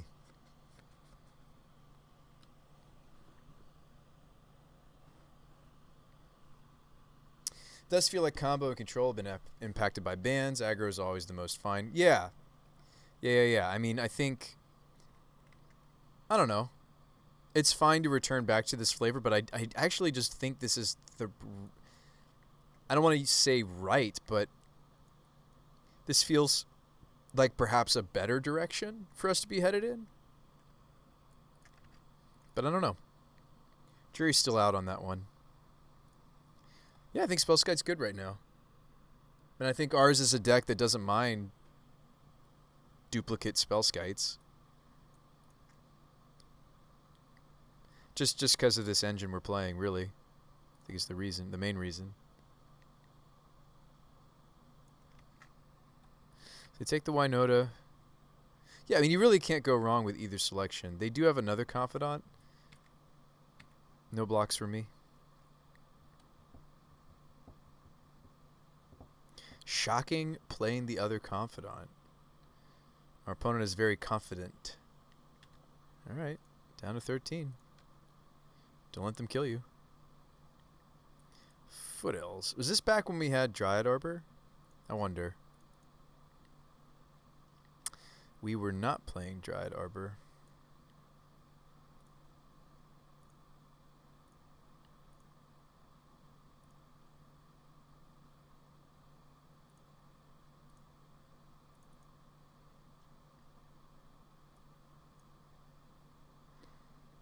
See, this Spyro isn't really setting me up for anything. I almost wonder if this is Renegade Rallier situation. No, we need to draw to the things. There you go. Arbor Elf.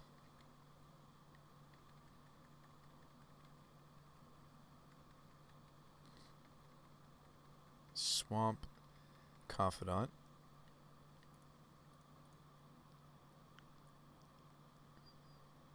Torok. Okay.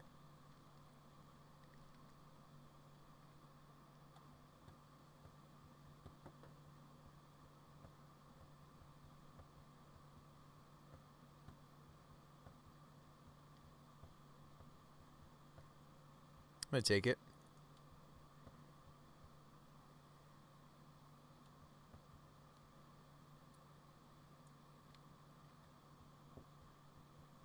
And then shove 3. Ooh. Maybe I don't.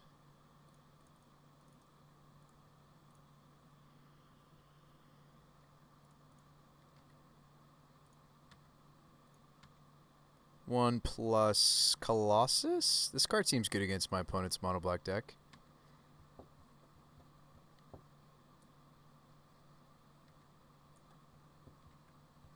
They fall down to 7. They fall down to 5. They revealed Swamp Scavenging Ooze. I can't imagine they don't kill my Winota, but the Chameleon Colossus kills them. So we just win, I think. Unless they have, like, Collector Brutality, Drain Me. I think we win here, right? Because they can't kill the Colossus. Probably. They have to, like, fetch, Fatal Push this, play Liliana, minus, kill this. I probably just get to kill them. Actually, that's not true. Ooze. They need to play Scavenging Ooze. Ooze can block this, and then we do lose, maybe. But we'll see what they do.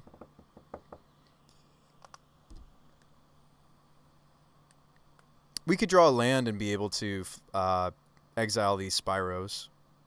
Pretty much any land will do. This is interesting. Kind of hope they hit a Grief on their Confidants, right? It'd be good.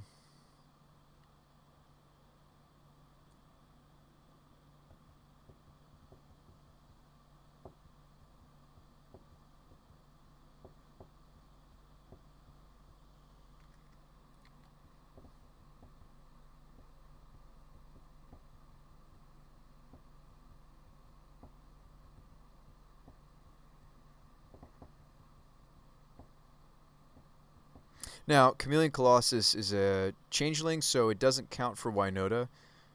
It's not going to increase. It's not going to trigger Winota because it's all types, including human. So yes, it's other things than a human, but since it's also a human, the Chameleon Colossus, of course, is not going to trigger Winota. It's something you can get off Winota, but it won't trigger her as well.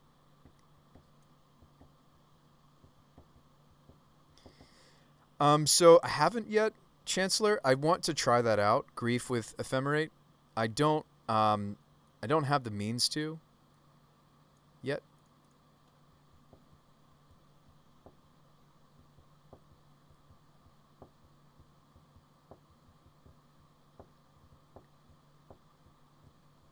I don't want them to actually lose their confidants because that's a way we win here. That is a way that we can win here. I might just swing Colossus because they can't block it with the confidants. They lose the Scoos. Hex Drink. Okay.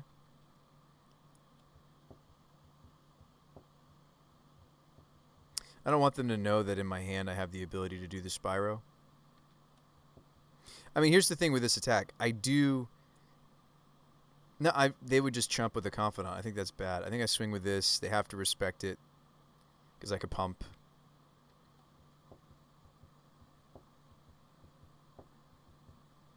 So they block with a drinker. They're going to gain life on the Scoos. It's unfortunate that they also had the drinker. So they're going to gain life on the Scoos before the confidant triggers go off. So we might still lose this. But that's the edge I'm going for. The hopeful that these tokens are relevant. Down to 5. They're going to gain some life. They decide not to. They could have just died right there if they revealed a Grief. Why not gain life on your Scoos?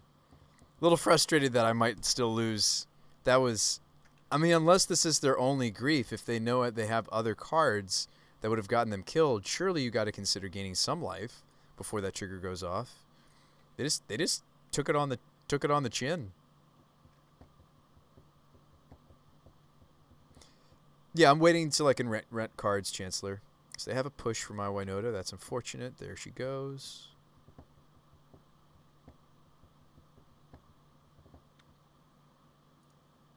Oh, I misplayed there. I was supposed to, in response, do my Spyro.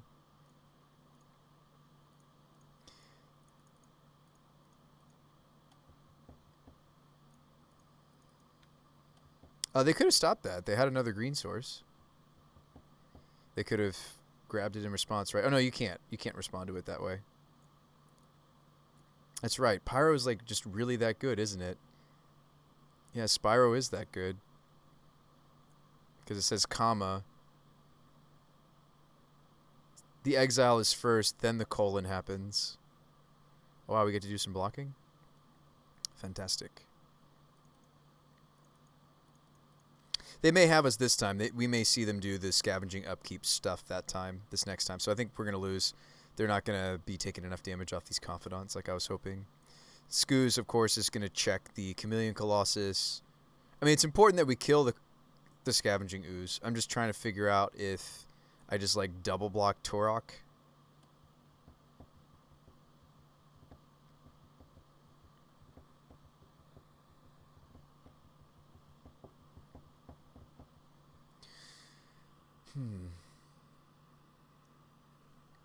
Anyways, regardless of how they attack here, hope you guys are enjoying the stream. Yeah, the double block could be interesting, or even just a single block. Might not be wrong.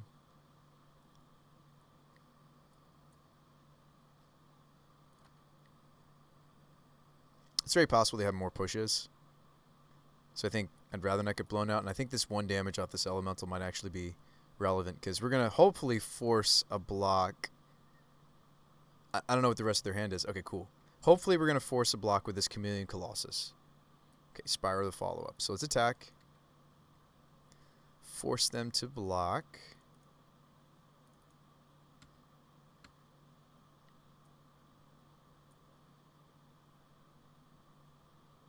So forcing a block here. 1 coming through. Now, here's the real question. They're gonna use the Scooz, right? Do I have to pump my Colossus? They can't grow the Scooz anymore. They go up to 5, then down to 4. If I pump Colossus, though, I don't have Spyro. And I think I just die. I mean, obviously, it'd be great if they just die to these Confidants. They might even have removal for their own Confidants. And I'm at 5, so I have to block Torok, perhaps, with Spyro. I think I let this go. Or let them trade, rather. Weird, right? Just feels awkward, doesn't it? Second main, Spyro. Leaving green in case of a few different things. I suppose that's one of them, maybe. Pyro, say go.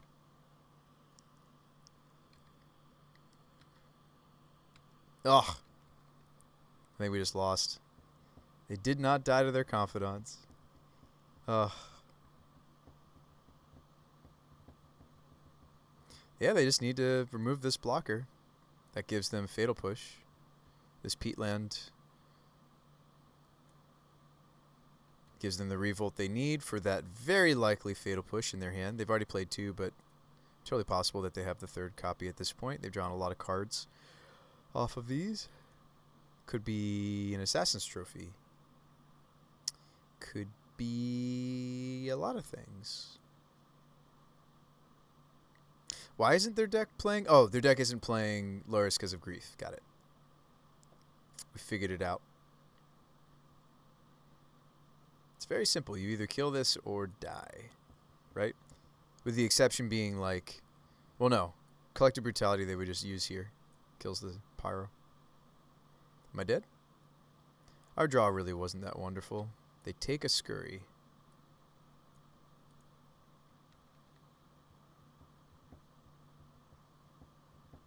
Do I still get to block? Liliana doesn't do it. I'll sacrifice the elemental token. Need to remove this. So many cards in your deck should do that. Granted, none of them did I see. I mean, I know they have a Voidwalker.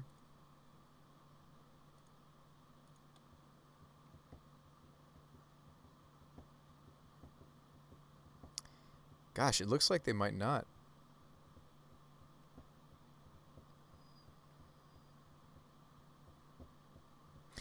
we worked very carefully this match to make sure that the Confidants didn't die several times. Wow. Looks like they're shoving the whole team and maybe letting me block. So we live at 1. Excuse me.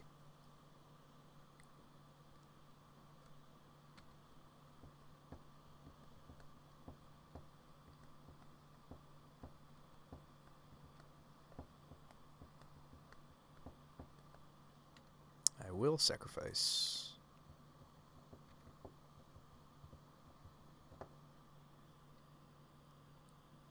I drew a Winota. Is playing Winota better than flashing back my Spyro? I don't have enough mana to play Winota and also Pirate. Spyro is better than Winota here when I'm at 1 because they might try to upkeep kill some of their Confidants. So this block is better. Because this is also something that I can... If they have more Lilies, which I kind of anticipate they might have more Lilies, this block is just better for many reasons. They're dead. Sweet. We did it. They flew too close to the sun. Maybe. We were moving away from Paragon, right? I get why Paragon was in there, though, because we were trying to Pyre of Heroes from our 1-drop elves to the... yeah. I think we're in a much better situation now than earlier iterations of this, and I kind of know what to get rid of now. Sweet. Skites are great. We were running 2 Skites. Auric Champion has protection from a lot of their deck. Not all of it. We may not run this after all, though. Ooze seems interesting. Glyph Weaver, maybe. Selfless, maybe. Prelate for 1s or 2s is nice. 2 shuts off my Pyre of Heroes, though. 1s, nothing gets shut off. 3s, we turn off our own Eldritches. This is an interesting idea.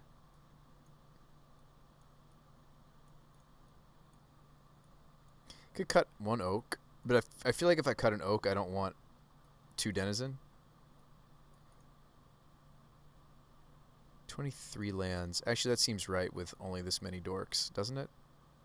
Although we kind of flooded that game. Could cut a Cavern because it's just not doing anything this game. Maybe I should start doing that against the non-blue decks, by the way. Well, no, I can't really in the other deck we're playing because I'm only playing 22 land. But then again, we're playing 12 ramp. Maybe I could start doing something like that. I'll keep this on the draw. Maybe. I don't know. He takes this Arbor Elf. We're not looking as good. This hand's a lot more stable. Keep and put back the Prelate. And it's fun to think about that card. I don't think I should keep it, though.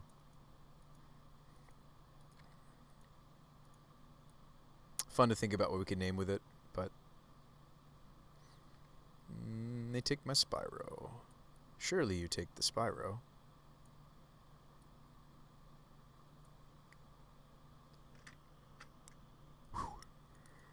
Yeah, maybe I'll start doing that, taking out the 4th Cavern against the non-blue decks. They take my Llanowar Elves. That seems greedy. Okay.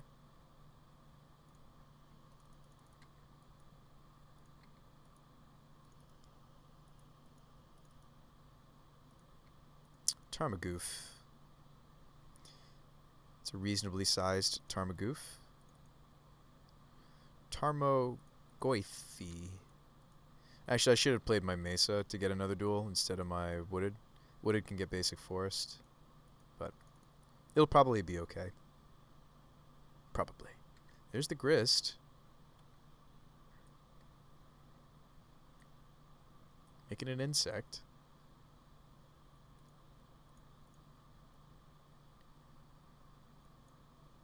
Making his modern debut, at least on my stream. Alright, do we play the Oak or Spyro? Probably Spyro. Sets us up better. Let go of Scurry. Keep Plains Winota.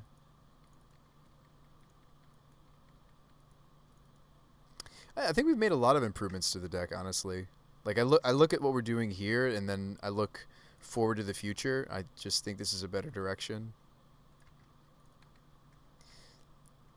No blocks or this block? Nah, no blocks. These really are just insects, right? They don't even gain them life when they die or anything. Yeah. It's an insect. I do care about the -2 on Grist. Oh, they're going to kill my Spyro anyway? Interesting. You'd be better off killing the Elemental. Okay, they realize that. They do so. Okay. We did take game 1, so we have a game to give, kind of see a little bit more what they're doing. We're playing like Collected Company for Grist. That's what you really need to be doing. Confidant. Tarmogoyf. Better to have more Goyfs than Confidants in Modern a lot of the time, it seems. So we could play out the Winota. It's not really doing anything yet.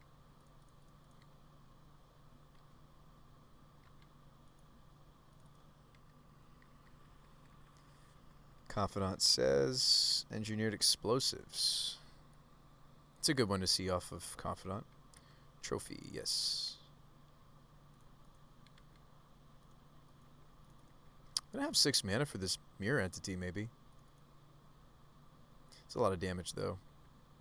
I'm gonna fall down to 5.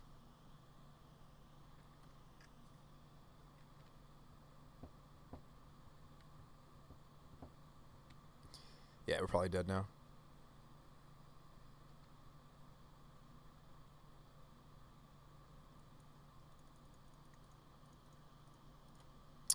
No, he's not going to save us this time.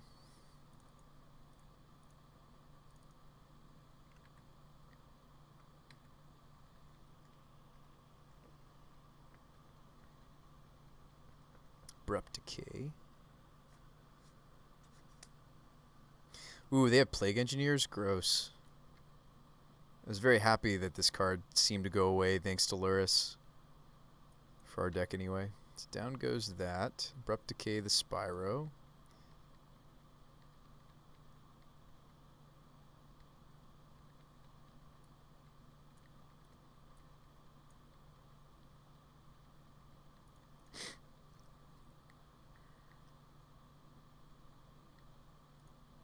Why are they letting me live?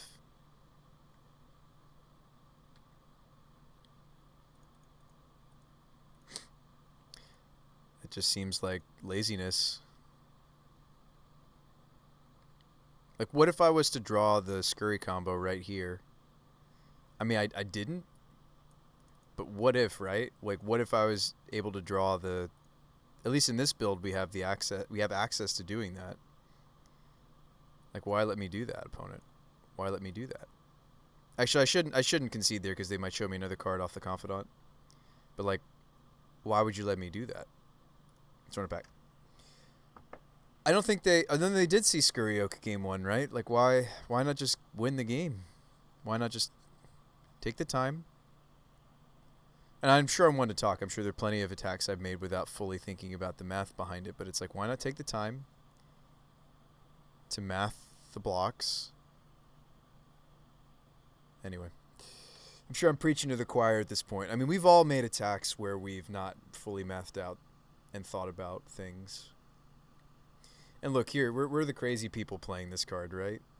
We're the crazy person here, aren't we? Not the person playing this kind of mediocre rock deck. Just kidding. I'm sure there's so many lovers of rock in the chat right now. They're like, Bruce Spy, how could you? I don't know. That deck just looks mediocre. I feel like the Luris build might be better. But if you're going to play Grief, why not, like, do things with it like Ephemerate, right? All right, well, I'm tired of mulliganing in this matchup. Let's just keep cards and just draw well. Let's do that. Let's keep cards, draw well. Grief, Garrick and Grief. My hand's a pile of 3-drops. I think that's also another benefit of this Utopia Sprawl build is I feel like our deck is a pile of 3-drops. Some of the most important stuff, enablers, and setup for this card are 3-drops. So I feel like, yeah, I just feel as though the deck will be happier. An 0-1 Goyf. 0-1 Goyf. Isn't that like a song or something? Human. Oak. Go. This is red for us. for the Winotas. Scurry. This oak is scurry.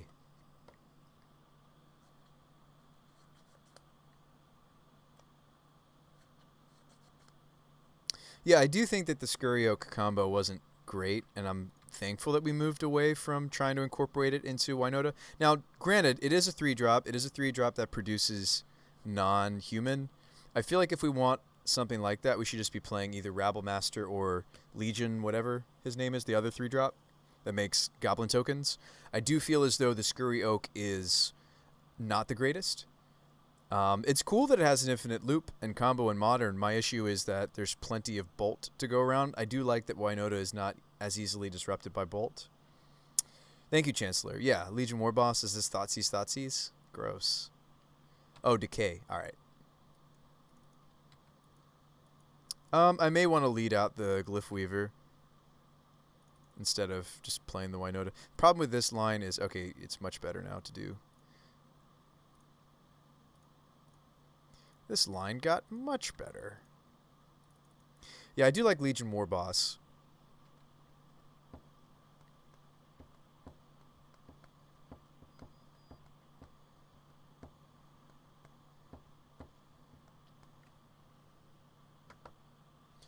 Would like to take this matchup, but I'm not so sure we're going to get to. Tarmogoofy. The Tarmagoof. The Goofy Goith. This Assassin's Trophy right here. Is that what you got? Is that what this is? Could be fetch push even. Worst case would be this is a fetch push push. Because that'll get around Selfless Winota. They decide not to attack. I kind of want to spend another turn setting up. But how am I punished? I'm punished if they have another Thoughtseize. Otherwise, this looks good.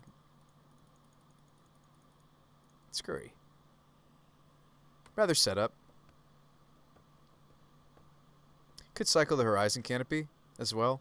During their end step, of course. But maybe that's ambitious, right? But like I only was going to get one trigger and it was an elf that was going to get eaten up. We could even just make infinite squirrels with this setup because I have Tutor. I have something else I could sacrifice that's big enough. Pushing the oak? Huh. You want to push the oak. I might just let that go. Could keep it. Maybe I will keep it.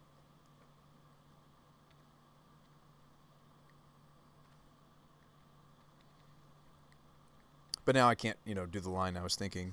It is just Winota, 2 triggers. But we'll see. We have some attacks this time, opponent. We're shoving. You got it. Taking it.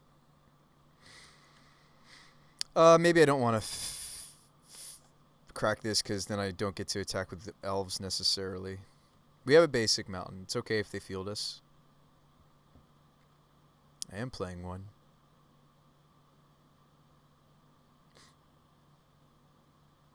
Mountain. This build is anyway. That play would work against some of the other iterations of our deck. Is this Lily? Liliana? I'd rather keep the oak over the elves. This is good for us actually. So they're tapping out fully. Okay. Oh, they're plussing on this Lily, not minusing. Maybe.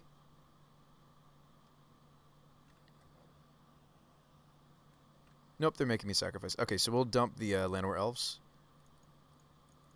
I mean, I am at 8, so I do need to hit some things that are going to be blockers. We're less likely to do that in this build of Winota than previous builds. Previous builds of this deck... Sorry, the current build, excuse me. This build didn't... I mean, we'll have a squirrel, but, like, they have the explosives, right? So... Let's kill the Lily. Oh, Winota's going to be a blocker too, so we're not completely out of blockers, but trigger. Ooh, we whiff. We probably just lost. I say probably because I still have my Eldritch, and maybe I could cobble together the infinite squirrels, but probably not. I'd need to hit a 2-drop, and this build didn't have as many 2-drops. These are big goifs, 5/6s now. Alright, they kill my squirrel. Glad I didn't fetch. I have to chump. Let me just top deck it. Infinite squirrels off the top. Let's do it. Hopefully their last card isn't relevant.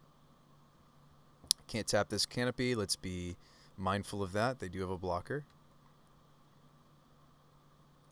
That's sad to have another fetch. So we can turn the Scurry Oak into a Spyro. I don't know what else is going to happen, though. That's too bad. That's really too bad. And we're dead. Good games. That's really too bad. I do think that the deck has come a long way. We can't prize anymore. Oh, that's not true. We still could. We win this last game, we do. It's a consolation prize at this point. It's not the 3-2 potential anymore. It's a 2-3, but we should play it out because I can get some points back. Go for it, RK. It's better if you post it. Even better if you also post it in the Discord. It's also good to post it there. I'll take a look. John Pyromancer. There's been some people messing around with Sedgemore. This looks sweet. Abundant Harvest is good in those kind of mid-rangey, kind of controlling decks. Need those land drops, and then you don't want them so much. Yeah, this looks sweet. How long have I been playing Winota? We've been working on this for about a month. And Jade has been generous to tell me that's maybe the longest lately she's seen me work on a single archetype. I usually bounce around. So I think that's a compliment. I think she's paying me a compliment. This hand sucks too. Gosh, I just think this is so much a better direction for us. I just think this is so much better. This direction, like this ramp package. There's a lot of positive I can say about this later build. I think this one was just a little bit too all over the place, and that's okay. I think that sometimes happens when, oh man, they're going to have 7. I think I mulligan again. This has to draw really well, right? Nah, we're keeping. I don't want to go to 5 against somebody keeping 7. Right? This hand's just so bad, though. It's got a tutor that needs a creature. 2 4-drops. This hand's just so bad. This is not a modern hand. I just have to hope to draw something. But yeah, that's about how long we've been playing it, for about a month now. This is version 5.6. So we've gone through a lot of different versions. We tried Pyre of Heroes for a while. Tried Abundant Harvest. It wasn't great in this deck, like I thought it might be. We've got a preliminary under our belt now. We actually had, imitation is the highest form of flattery. I had another person take my exact 75, and then it was the next, like one of the next preliminaries, get the same score that we got. We got a 3-1 with Winota, and then they pulled off the exact same win ratio, which is really cool to see.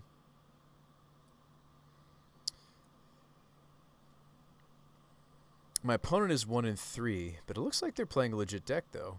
Why are you 1-3 with your super awesome Dragon's Rage Chandler prowess? All right, Stomping Ground. Draw me a creature. That's not a creature. All right, we're in trouble. Spire go. This hand's not going to get there, chat. But now at least we know what they are. Oh, I forgot to say, hey, good luck and have fun. And Trips, that question of how long have you played Winota is usually followed with, Bruce By, why are you refusing to play the traditional finishers that Winota does? I have. I'm not refusing to play them. I did play them when we first started messing around with Winota, and at least on my own time. Not necessarily. I didn't spend a lot of time with it necessarily on stream time. Don't quite have Delirium opponent. Nice. We drew Scary. Drew the Scary. We have a green source, so I can still name human here if I want to, which I do. Oh, man. Scurry don't have the bolt. They'll have the bolt. Scurry don't have the bolt. but they'll have the Bolt. This Flooded Strand is interesting. Wonder what they're actually up to. Are they actually prowess? I mean, it looks like it's prowess. This combo is so disruptible by Bolt too. I think I'm very glad that we moved away from it. Like the Winota synergy is a little bit less disruptible by Bolt. These are actually kind of 2-drops. It's more like this. Like during the course of a game, I could play one at 2 mana, the Ring Heart Crest. But then the second one I see, I want to play at a 4-drop, but I'm just put them in the 2s. Not just to make the curve look nicer, like a reasonable amount of the time these are ramping us to our 4s. Except for Blade Historian. It doesn't help us there, but it helps us with the rest of the team here. But really they're here because of the 4 mana side of the look at the top 6, try to find Winota. So we've tried a lot of things in this 2 slot. Like we've tried Pyre, we've tried Kolvori. I mean, maybe we still should be playing Pyre, but the problem with Pyre is then we want to Changeling at 2, we want to Changeling at 3. I think it's too much. Prismari, my Pyre, that's fine. Actually, they might just be dead to infinite squirrels now. That's awesome. Faithless. I think we just won, folks. No respect for the Scurry Oak. You have to attack. They're just dead. Unless I misclick. Guys, we did it. It's squirrel time. As long as I don't mess up. Oh, yeah. Also, we can't do all the yields because it bugs out Magic Online. Yeah, no auto and GG. Yes. Let's not mess this up. Yes. So let's auto the Denizen and lock in the Denizen, but not the Scurry Oak because I can save targets, which is nice. And I will yield to the Denizen even, but I'm not going to yield to Oak. Yes. Yes. Yes.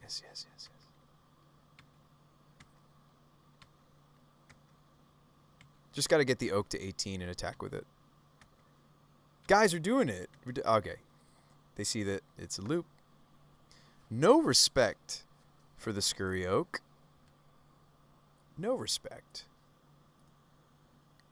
That's why we were playing Renegade Rallier, because he pyres from our 2-drop Tajuro Paragon to a Warrior, and then this turned into this. Like, there was some cool stuff we were doing. I still feel like I want to fully explore this, though. But I think there's some cool stuff going on here. So how do I board for prowess? Skites. Prelate. Maybe even the Apparition. Apparition feels awkward sometimes. Heron's Grace can come in. Colossus can go. Do we keep in the... I don't keep in Scurry combo here, though, because they just bolt and they know to play around it now. I don't know. Ooze is interesting. Auric Champion is good. Kenrith, if we need to trample over, I don't think we need to bother. We moved away from Kenrith, and maybe that's a good thing. I really was high on this card for a while. Kenrith, the Return King, for his first ability.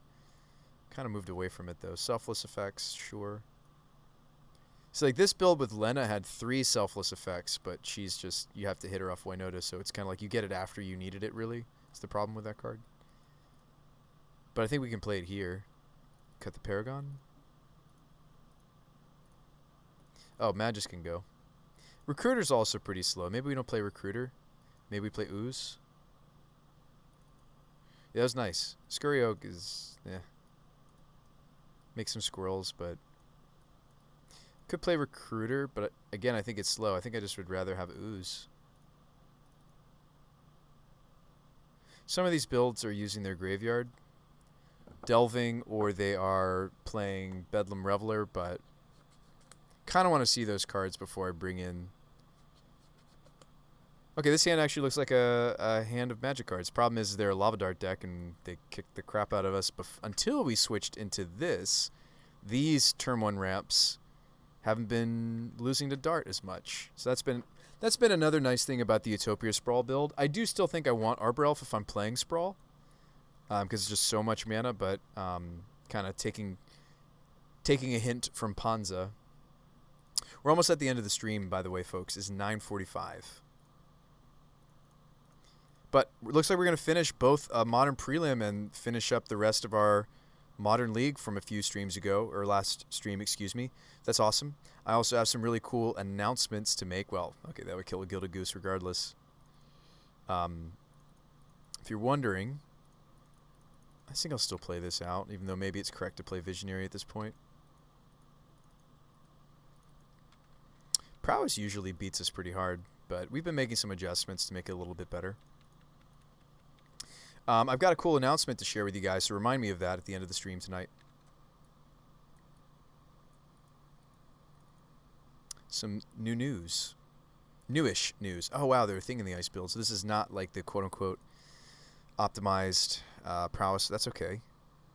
Opponent's trying some new stuff. I'm all for it. I'm not... Hopefully you don't take that as, ooh, Bruce By threw some shade just there. No. Like, I think Thing in the Ice is great. Certainly good against my deck. I kind of want to remove it with this evolution. They probably have a Vapor Snag here. Maybe I don't have the luxury of time to remove that. Did I bring in the... Yeah, so I could get rid of this maybe. Could be a Spell Pierce. That would stink. It's more likely to be Vapor Snag.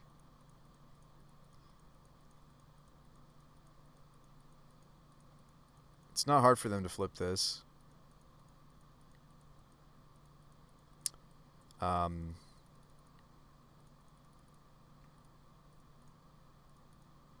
Wish I could also play the Visionary.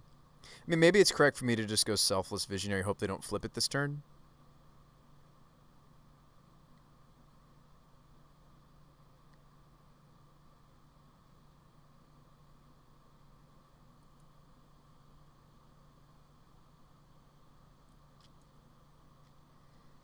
I mean, they're representing Bolt, they're representing Spell Pierce, they're representing Vapor Snag.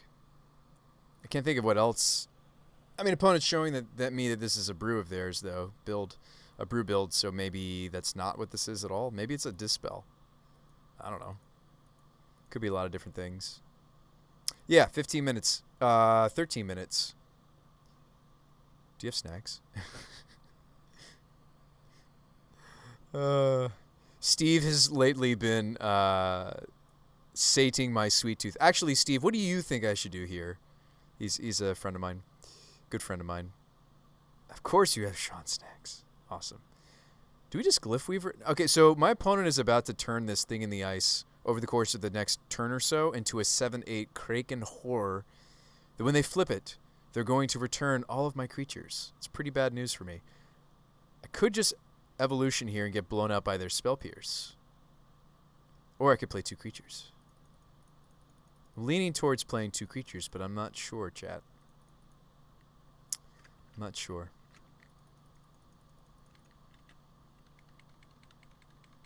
Two creatures? Yeah, I think we have to hope they don't flip, right? Because I want them to tap out. Actually, even if they flip this, I should be able to establish, play this, evolve this, right? 2 creatures, then Evo next turn. Well, that's just hoping they don't flip the thing. They do have Manamorphose and such to flip this pretty easily. Alright, Visionary. Let's see what we draw first. Alright, Pyre. Ooh, I might rather play the Pyre, and then they tag it with their Spell Pierce, then playing out Selfless. The Pierce and the Flip hurt equally. Show me Spell Pierce. Oh, they don't have Spell Pierce. Ooh, we don't have Spell Pierce. Alright, Pyre of Heroes online. I ended up with a different line than yours, Steve, because we drew into this. We're pretty screwed if they flip this Thing in the Ice, right? Ooh, they're tapping out. They're Blood Mooning me. Please do. They're Prismari commanding me.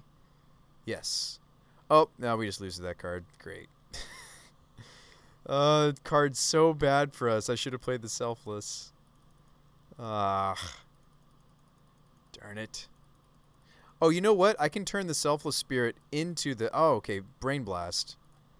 Guys, that's why we're playing Pyre of Heroes, because it's a big brain card. Skyclave. Ooh. Wait. Hold on. So, hold on. I could get rid of this. I could also just prelate for 1s.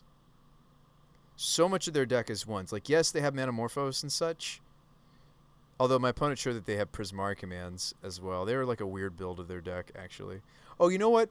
Now I know why they're a weird build. They're playing Phoenix. They're playing Arclight Phoenixes. So yes, we probably just apparition that they're going to be all over the place CMC wise. They're going to have lots of 1s and 2s. I don't think Sanctum Prelate name 1 is going to shut off. I mean, it's going to shut off half their deck at least, but they're a Phoenix deck. They're playing that new Faithless Looting. Now I understand what they're doing. Okay. I figured it out. Big brain, right? For a moment. Game 1, they discarded, what is the name of the new Faithless Looting, maybe? It's no Faithless Looting, but Faithless Salvaging. They're playing Faithless Salvaging, so obviously now the Thing in the Ice makes sense. Let's just get rid of it. Like, it's tempting to think about Prelate. It's cool that I can get Prelate there because it's a Cleric, and this is a Cleric Spirit, or Spirit Cleric. So it's cool that we have a branch there. And now I'm wishing I just named 2. Oh, they didn't dump a Phoenix, though. Charter Course. Oh, yeah, they're 100% Phoenix. Look at this. Lots of draw discard effects. But it's taken them a while to do it. 2 cards left for the opponent. Okay, can we do it? Folks, can we do it? Don't have Vapor Snag. Why not grab Spirit? Why not grab Spirit and name 2? I have to choose 1 creature there. Ooh, do we go Champion or Spyro? Pyre of Heroes is choose 1. Why not grab the Spirit and name 2? Oh, do you mean take Sanctum Prelate? Sanctum Prelate I don't think was correct there because they also have lots of 1s, like bolts and such. Their deck, now if they were prowess, I'm with you, Steve, because if they're prowess, they don't have lots. Like, just because they showed you and me 2/2 drops here doesn't mean that they don't have lots of 1 drops too. There's a Lightning Bolt, there's a Serum Visions. Their deck is pretty, if they're blue-red Phoenix, which they are, right, from what we're seeing from their cards, even though we haven't seen a Phoenix yet, I think I just go Spyro. Or like Champion's a trap, right? And keep the evolution. Actually, no, I was supposed to keep the Glyph Weaver because they might have another Kozilek's Return. This card's so bad for us. This card's awesome that it has Rebound. This is a really cool card. PG Montana, thanks for the follow. Welcome to the Brew Crew. Welcome to the Brew Spy Show. We've got some exciting news coming at the end of this stream. I want to tell you guys about something that I'm planning coming up, hoping to release it in the next week or less. Maybe even as early as next stream. So don't go away. I've got some cool news for you guys, and I want to host over also to another stream. So just because this is our last match of the night does not mean there are not cool things happening. For those of you that know, I used to end streams with like an after show. I'd love to go back to doing that at some point, but not tonight. It's a little late. Curious if you guys are interested in that. That's not the big news. Different big news. Oh no, is this a Kozilek's Return? Ah, Prismari. Gross. I think we still win, though, if they don't get rid of my Winota. Yeah, you make your 2/2. Thought Scour. No Phoenix for my Phoenix opponent. They just scoop, and we win. All right, so we won something tonight. I'll take play points. How are we doing on play points? It was a little crushing to lose the prelim tonight, but I think we're off in a good direction for the deck. I think us running Timely is doing a better job respecting burn. Really excited for this new direction for the deck. I'm a fan of the post-stream Discord discussions. Oh yeah, Raven. If you haven't, so Raven's talking about the Brew Spy Discord, where not just me, but a lot of other Magic the Gathering brewers are getting together. So, big news, right? You guys ready for that big news? So the big news is that I'm going to be rolling out once again, just tweaking the parameters, trying to figure out how it's going to look. We're going to be doing viewers submitted deck lists again. That's right. You guys will get to have a say and get to choose some of the cards I'm brewing around, or maybe you have a list that you want me to tweak and give my thoughts, or even play if you want me to even play your decks. We're going to have a structure for that. We're going to base it. I'm thinking it's going to be based on Twitch subscription, so it's just easy to do the transaction. Yeah, so you guys are going to get to pay me to do what you want, to play the decks you want to see, to build around the cards you want to see. I do still have some of my own ideas, and of course, like I may still want to work on some of these concepts, but you guys will have a really big say in some of the content coming up in the following weeks. So thanks for being here. Thanks for supporting my content. For those of you that have been supporting the content, and when I say supporting the content, I'm not necessarily just talking about subscribers. I'm talking people that have come, week in, week out to watch me stream. Between one and 3 times, or maybe more lately. Thank you guys so much for that. I would not be able to do this like I get to without your guys' support. You guys are the reason I was able to get the Card Hoarder support their affiliate, their partnership program in the first place. Viewers just like you tuning in, that I was able to get the sponsorship. So thank you guys for allowing me to be able to borrow cards, to have a stream to stream for. Seriously, thank you guys so much for that. And I'm going to host us over to another stream. Thank you guys for coming. This is a fun stream. We didn't win both of our events. Technically didn't win either of our events, but had a blast, had a good time. Let's go find another stream. There's lots of great Magic the Gathering streamers out there. Lots of great content. Blows me away that you want to watch some of mine.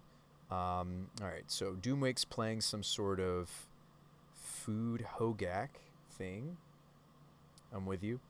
Oh, are they playing with that troll that comes back if you have enough foods? That's cool.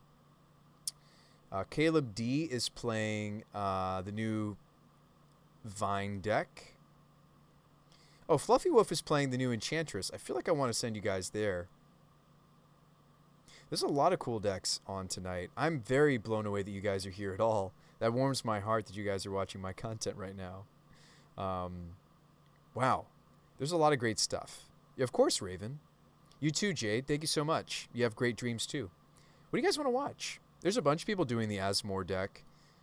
Should I send you guys over to see our friend Fluffy? Fluffy Wolf is playing Modern Enchantress. Winota.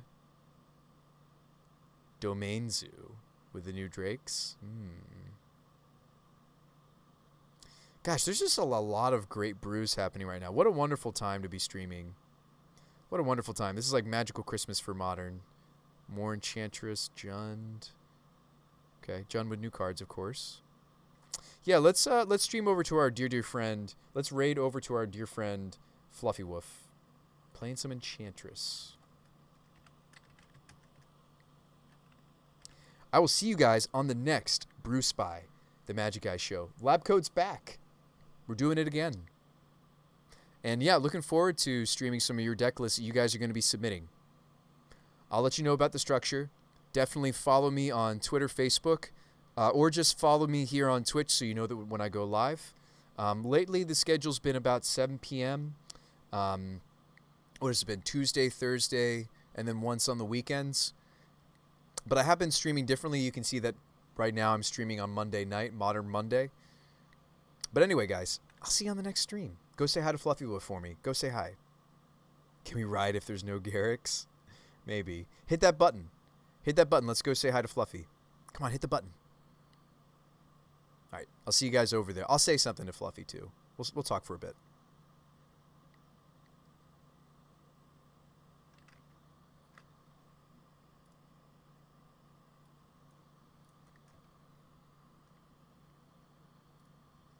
I don't know if it's main decked or not. They were playing On Thin Ice main deck. Tough to say. What's up, Bruce Spy? How's it going? Subscribing with that Prime sub 6 months. Welcome back. Been a while. What you up to, Bruce Spy?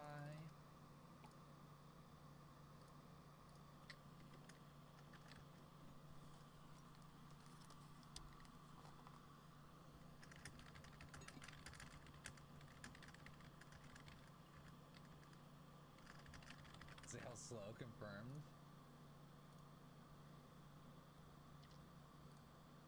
I will try to have a good rest of our stream. We're going for that 3-2. Let's see if we can. That would make it good. 3-2 would make it good. All of you being here, nah. 3-2. Oh yeah.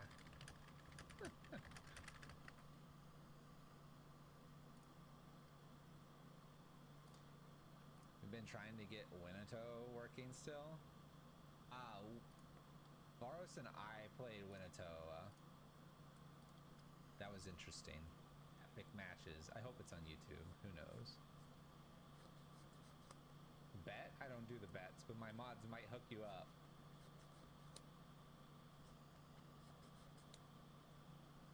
Thinking Unbridled's better? What about Oath of Nissa? That could be fun.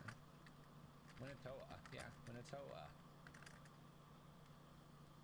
Not Winota. Winota. Why are you correcting me? It's Euro and Winota.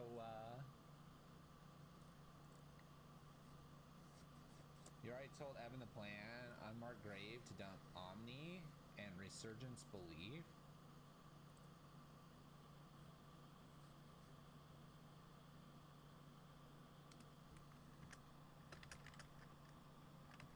Suspend to return all enchantment cards from your graveyard to the battlefield.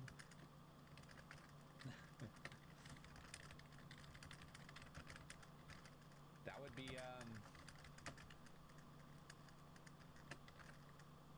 be interesting. What does brought back do again? It's from Battlefield, right?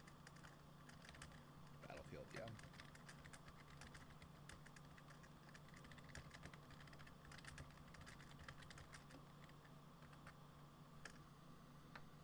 I should throw in the deck to brew,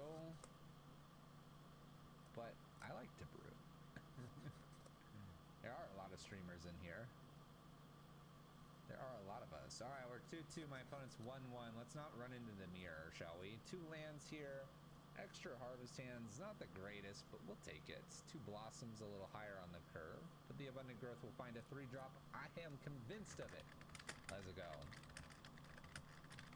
Hopefully you got your channel points in. Overgrown tune. All right. Sounds good.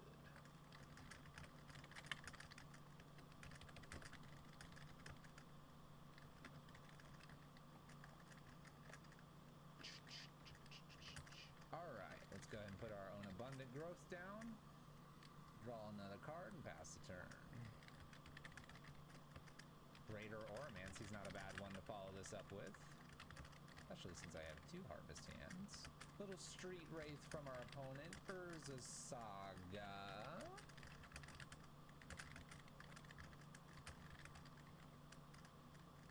Alright, I'll play a Greater Oromancy here. I'm a little worried about what this Urza Saga means. Greater, Enchantress, Sithis. Go, go, go, go, go.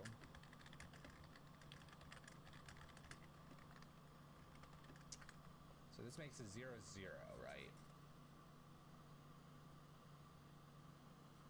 Which is nothing, because they don't have an artifact.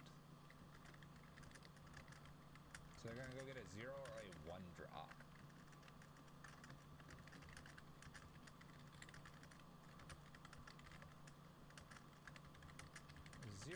Or a 1-drop. Let's go ahead and play a Harvest Hand and then Abundant Growth again. This allows me to draw a card. Okay. Sterling Grove and Greater Oromancy. We're getting there. They make the construct. Okay, this goes down and they get a 0 or a 1-drop. What are they gonna go get? Extra construct. Ah, look. Make food.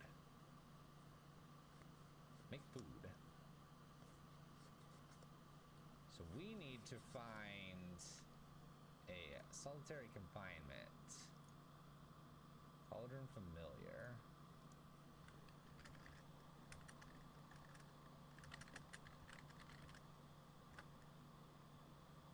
I have 3 mana that I have here. Sterling Grove could find my solitary confinement. Probably what I have to do here.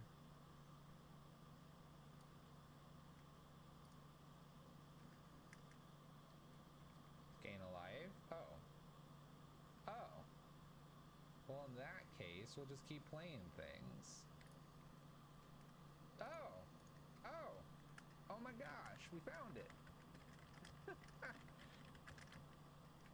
I'm aware the cat gets around it. I don't think I have too much of a choice here right now. Because of the loss of life versus what, damage, right? There's cat oven. Can they combo kill me, you know?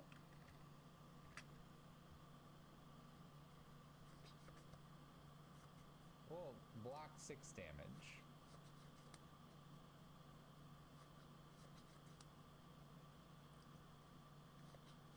We can regain life, yeah.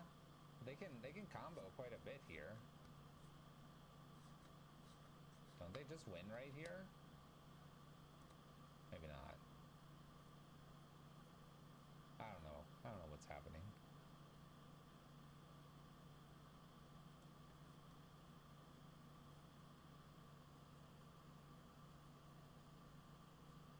I have 1, 2, 3, 4 mana here. Clearly I have to play Solitary Confinement or I die, so down it goes and we'll pass turn.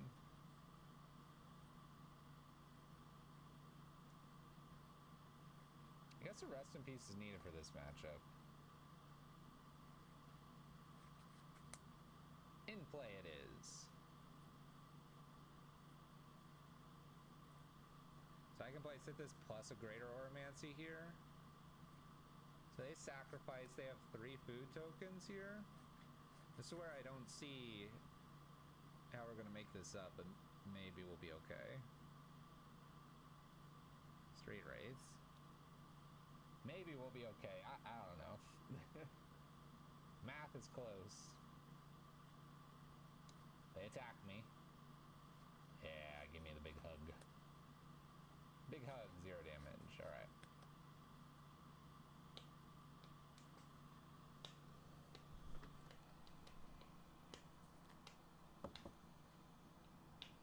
Plays a Blooming Marsh.